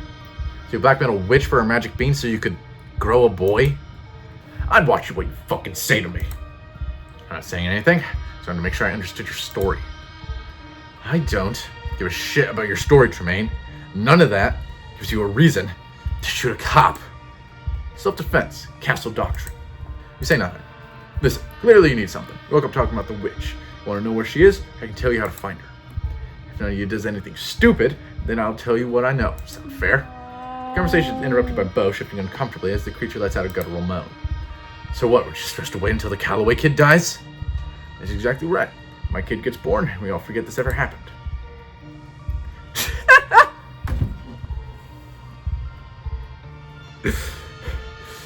If we're stuck waiting around down here, anybody want some boiled peanuts? You load up your bag of boiled peanuts. It's been with you for so long now, it's taken on your exact body temperature. Almost like it's an extension of yourself. What in the hell? There's mold on them. Dusty Snow, I don't think moldy peanuts are going to solve the problem. Don't acknowledge this behavior. We don't need to make Dusty Snow feel validated for this kind of freakishness. Burn those damn things. I can sell them from here. Ugh, gonna make me puke. Alright, so I am re-recording this 2 days before the video comes out because I forgot about a major character trait that Dusty Snow has. That is very important to the scene. Wait for something to happen. You say nothing, quietly waiting for something to happen. Enough talking. Someone should destroy this thing. It might as well be you. Fuck them kids. The waiting brings you to your limit, and then it brings you past it. We've been waiting for 5 seconds. You move quickly, diving across the small room, scooping up the shears on the floor as you zero in on Bo, and the thing slowly eating its way through him. Hey, hey! The shears come down on the thing, piercing its unnaturally soft chest. Bo's stolen blood pours out of its orifices in a thick sludge. Bo gasps as if it's him you've stabbed, the thick veins under his skin expanding, writhing. No! You stupid! If you shoot my cousin, old man, I swear to God! You whirl around to see his gun train onto you, your heart freezing in a split second of utter terror. Franklin stumbles forward, trying to reach for his gun, but unable to stifle a cry of pain. Julius's attention is pulled away from you, towards the sorry sight of the cop trying desperately to wield his pistol. Julius, we're not killing anybody. Give me the... The gun goes off. You dive to the floor, panicked, your ears ringing uncomfortably. No more shots follow. You open your eyes, readjusting to the gloom. Oh shit. Oh no, not you. Not you, kid. I need to torture everybody because the text box seems to be in the way. Avery is gasping on the ground near Bo. The patterned shirt is stained with their own blood. God, what have I done? First the boy, now you. He raises the gun to his head. Nobody'd have to do better than this. Julius. But whatever Avery was about to say is silenced when Julius pulls the trigger. That's not the side of the head your gun was on. Sorry. Also, kind of cruel to have Avery alive to see that still. What the hell, Abby? Once again, the world feels quiet in the aftermath of the gunshot. Julius's body slumps against the wall, limp and dead, bullet hole smoldering at his temple. What the fuck just happened? What the fuck? The room's attention is drawn to the sound of a horrific, inhuman gurgling, punctuating the groans of human agony. It would seem that you did not quite manage to finish the job. Jesus Christ, that thing is still alive? Move it before it grabs him again. Dusty Snow, Bo, alive, can live. The baby can have me. No, I want Avery to live. But Dusty Snow doesn't. Dusty Snow wants to kill the baby. Well, I guess Avery's already dead. Avery's accepted his fate as dead. You know, but why? Why would you do that? I want it to live. Please. It doesn't need to die. You know what? Tell Avery as he's dying. Avery, no, he's not sorry. Avery, I'm killing this thing. Finish off. You strike at the creature's malformed flesh one last time, permanently removing it from the world. His last connection to its womb has been severed, and the house groans unnaturally, straining at the meat that infiltrated its walls dies. Straining as the meat that infiltrated its walls dies. The faucet in the corner of the room, finally unclogged, bursts to life, and water pours out onto the dirt floor, mixing with the fresh blood and tissue in a charnel house slurry. And the vines blocking the door go slack. We'll be okay, kid. I've held out this long. You can too. Avery is quiet now. Words seem too strenuous. Good? Shit. We need a doctor. We lost the barista. No, I actually lost Avery. We need a doctor. The doctor's also dead. Fuck. Scarlet Hollow doesn't have a doctor anymore. Doc's dead. hands are wet, the water is spreading, pooling around you, making the floor slippery with mud. At least we need to get everyone out of here before it floods. Does he snow? Let's get moving. The water is suddenly much higher, rises up past your ankles. Hold on, I need to take statements. Do you not see the fucking water? What are you talking about? There's no water. But it is flooding. It's up to your chest now. There's no denying it. Of course you don't see it. You're always wearing those damn sunglasses. Or we're just swallowed up as it finally overtakes you.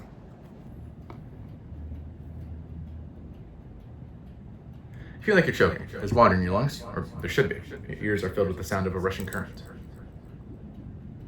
It's cold and dark. There are people screaming it somewhere. I always want to say everywhere.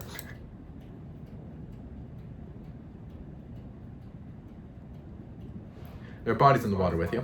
They're all dead. 1,000 corpses, 1,000 homes, all torn to pieces. But the flood recedes. It hasn't happened yet. You are the mother of a daughter, and your daughter has told you about her terrible dream. It's going to kill everyone. You're not the one who had the vision. Not yet. It has only been described to you by the daughter you have been teaching, as your mother taught you. You're the only one who can stop it, Mother, but you won't be strong enough. Her words are heavy. The village is doomed. No, I've seen a path forward. The only path that doesn't end in death. Take my power. I give it willingly. Then you can save them all. Accept and take your daughter back. You accept your daughter's decision. She's not the child she once was. There's confidence in her that you have no choice but to respect. You take her back, power becomes yours. The flood does not come. The village is saved, and no one ever knows the sacrifice that was made for their lives. No one but you. Years have passed. You outlive everyone you used to know. You move on. You meet new people. You start a new life. You have another daughter. This time the vision is yours. You see your first daughter that lives in you shows you what is coming. Rotting bodies in the streets, the smell of sickness on the wind, church bells ringing for an endless parade of funerals, an entire city whose gates will never reopen, everyone inside the walls falling to the curse of plague. You're among the number, your body no longer starting to heal even itself. You're not enough to stop it. Not as you are. There's another path, a narrow thread. If you were stronger, you could tug at it and unravel the tapestry of the future. Mother, what's wrong? Your daughter will never be as strong as you are, and after what you had to do. But she still carries in her some strength. Enough. Explain it to her as it was explained to you. You tell her what's coming, and explain that what she has to give up. Well, you both have to give up. You love your daughter, after all. You will miss her, as you miss your first daughter. She is angry. Even when you try to explain that she will be part of you, that she won't die, she cries and cries. She tries to run away from you. Fate is attempting to cut its loose thread. The entire city rests on this decision. Stop it from leaving. You do not let your daughter run away from you. No plague comes. The city never knows that it would have been a ruin. But there is an unhappiness in you. She didn't understand, and what you took of her is angry, confused, restless. You have to carry that with you. It is part of the burden of what you are. But no one knows the depth of what you have done over the years. You're not escape notice. You find yourself in a capital of a place whose name has changed too many times to count. War is brewing. The eyes of those who hold fate in their hands are on you, their lips asking which threads to pull and which to cut. And tapestry is once again revealed to you. The war rages, and it never stops raging, bleeding that spans generations, children born to die, decades of pain that leave a raw wound on the world. Or it ends before it begins. If you die for the sake of the many, you can guide powerful hands to crush those that need crushing from the more power of your own. You go to your daughters. You raise them differently these days. This quiet left by the reluctant daughter taught you a permanent lesson. They don't need convincing anymore. They are ready to return to you whenever you need them. Take her back and stop the war before it starts. This daughter joins her sisters easily, as she has been trained to do. You are the only one who remember her sacrifice and her name. Some rebellion is crushed before it becomes a revolution. People in power are happy. You leave. You don't want to see any more visions of war. Set your sights on a place where there are no kings. And yet, even an ocean away, power finds you, a man with aspirations. Anyone can hold power here, you have discovered, if they're vicious enough to want it. The hunger in him senses the power in you, and for a time, you humor him. You allow him to give you a life of comfort, you and your daughter. You don't see a future where you ever grows more powerful than you can manage. Not until the vision comes. A war like none the world has witnessed. A fledgling nation devoured in the nest. A man who sits on a throne where none was meant to be. The world under his cruel fist, bowing to its crushing weight. The very ocean stained red by his influence. He is already on his way, you realize too late. You have been too close to him to see it. Your choices have already narrowed. The world is coming whether you strike now or not. These threads sticking out from a mass of blood, with you too weak to grasp it. You have a daughter. You always have a daughter. Until you don't. Take her back and erase the man before his name can mean anything. She joins her sisters, as is her destiny, and removed him from the world. The hole where he was filled is filled by lesser men, none of whom remember whose shoes they're stepping into, and none of whom can hope to command the way he would have. Blood is spilled, less blood, but you still feel every drop. Guard yourself away from the world. You and your daughter. Visions still find you, but here they are small. The decisions simple. Make them all the same, help them where you can. A storm halted, the conflict settled. Till one day, when you're shown a dark pit. Splintering wood, debris trapping everyone inside, bodies burning as the very rock catches fire, children screaming as their flesh bubbles, and silence as lungs fill with smoke.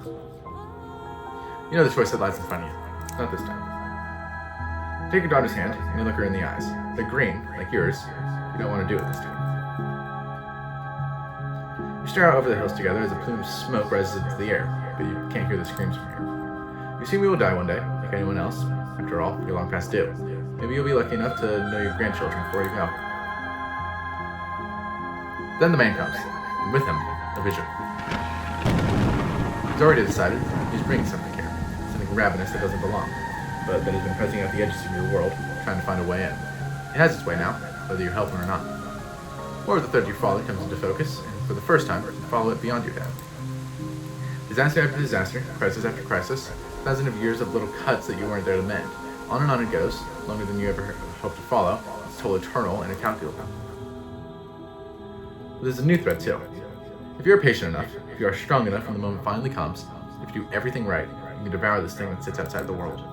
And it will give you so much power that you will never have to take back a daughter again. You can fix as many things as you care to fix. Floods. Plagues. Wars. Kings. Look into her green eyes, so much like yours. Take her back and summon the entity into the world. You welcome her back, as you have with every daughter before her, and you help the man. He's arrogant. He chooses things from another world in every way he can. You waste your time. There will have to be more daughters before the day comes that this will be over. But days and daughters come and go, and you are very patient. You have to be, if you're to stop the hurt that would scar a world without you there to guide it. Now, here you are, on the cusp of the end, the final daughter. Dusty Snow? Tabitha? What are you two doing here? Are you real?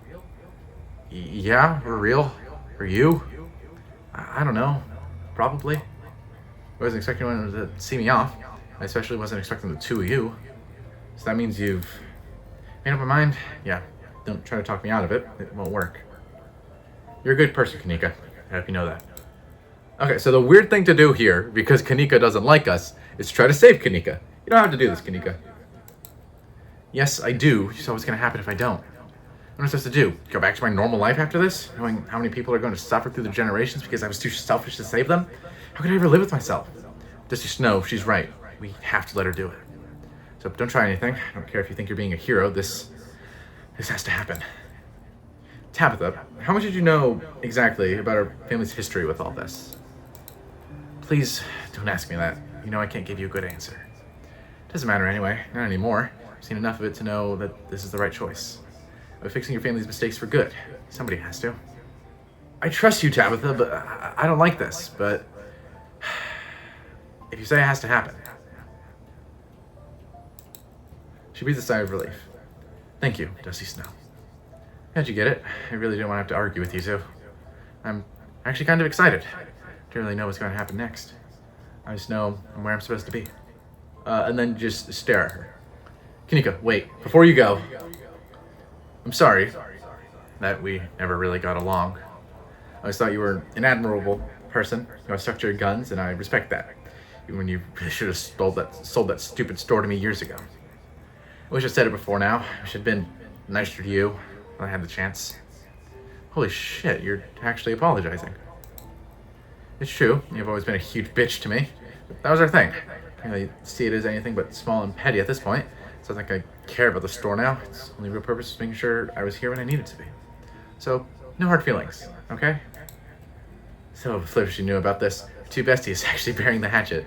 But she won't remember me soon anyway. Everyone will forget. Maybe not everyone, though. Maybe not you two. I think I'd like that. Memories of her are exactly as they were. There are new details forming in your mind, manufactured memories creeping in, trying to plaster themselves over the shape of her, but you see them for what they are. Tabitha wipes away a tear. There, it's done. It's over. So Tabitha remembers too. You and her are possibly the only two people who do. You two, and the witch. Dusty Snow, Tabitha, I'm sorry you had to be here to see this, but thank you for letting her do what she needed to do. We both thank you. She still talks to me, you know? The same way any part of you talks when there's something it wants. I think she had a little crush on you. There's some residual feelings, that a little nervousness. How? How and on who? Because Kamika does not like Dusty Snow. There's some residual feelings of that. A little nervousness in meeting your eyes. You have to be kidding me. You're not hitting on my cousin. I am not seeing this. Oh, don't worry, Tabitha. No, Dusty Snow is already entangled with someone else. That's the last you'll hear of it. Thank God. Wait, who?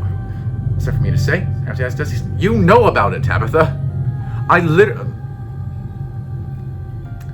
That's fine. Oh, what was that about a crush? I refuse to let you have this conversation in front of me. Get us out of here, please. We'll talk later, Dusty Snow. What'd I just say? Out. Now. Of course, both of you, take my hands. You wouldn't want anyone getting lost.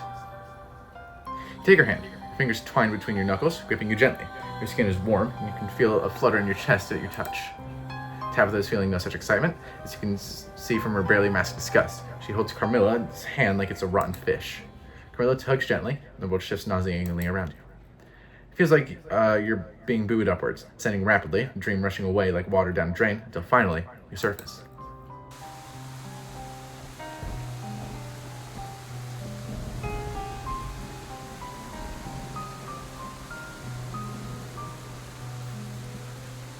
You're outside.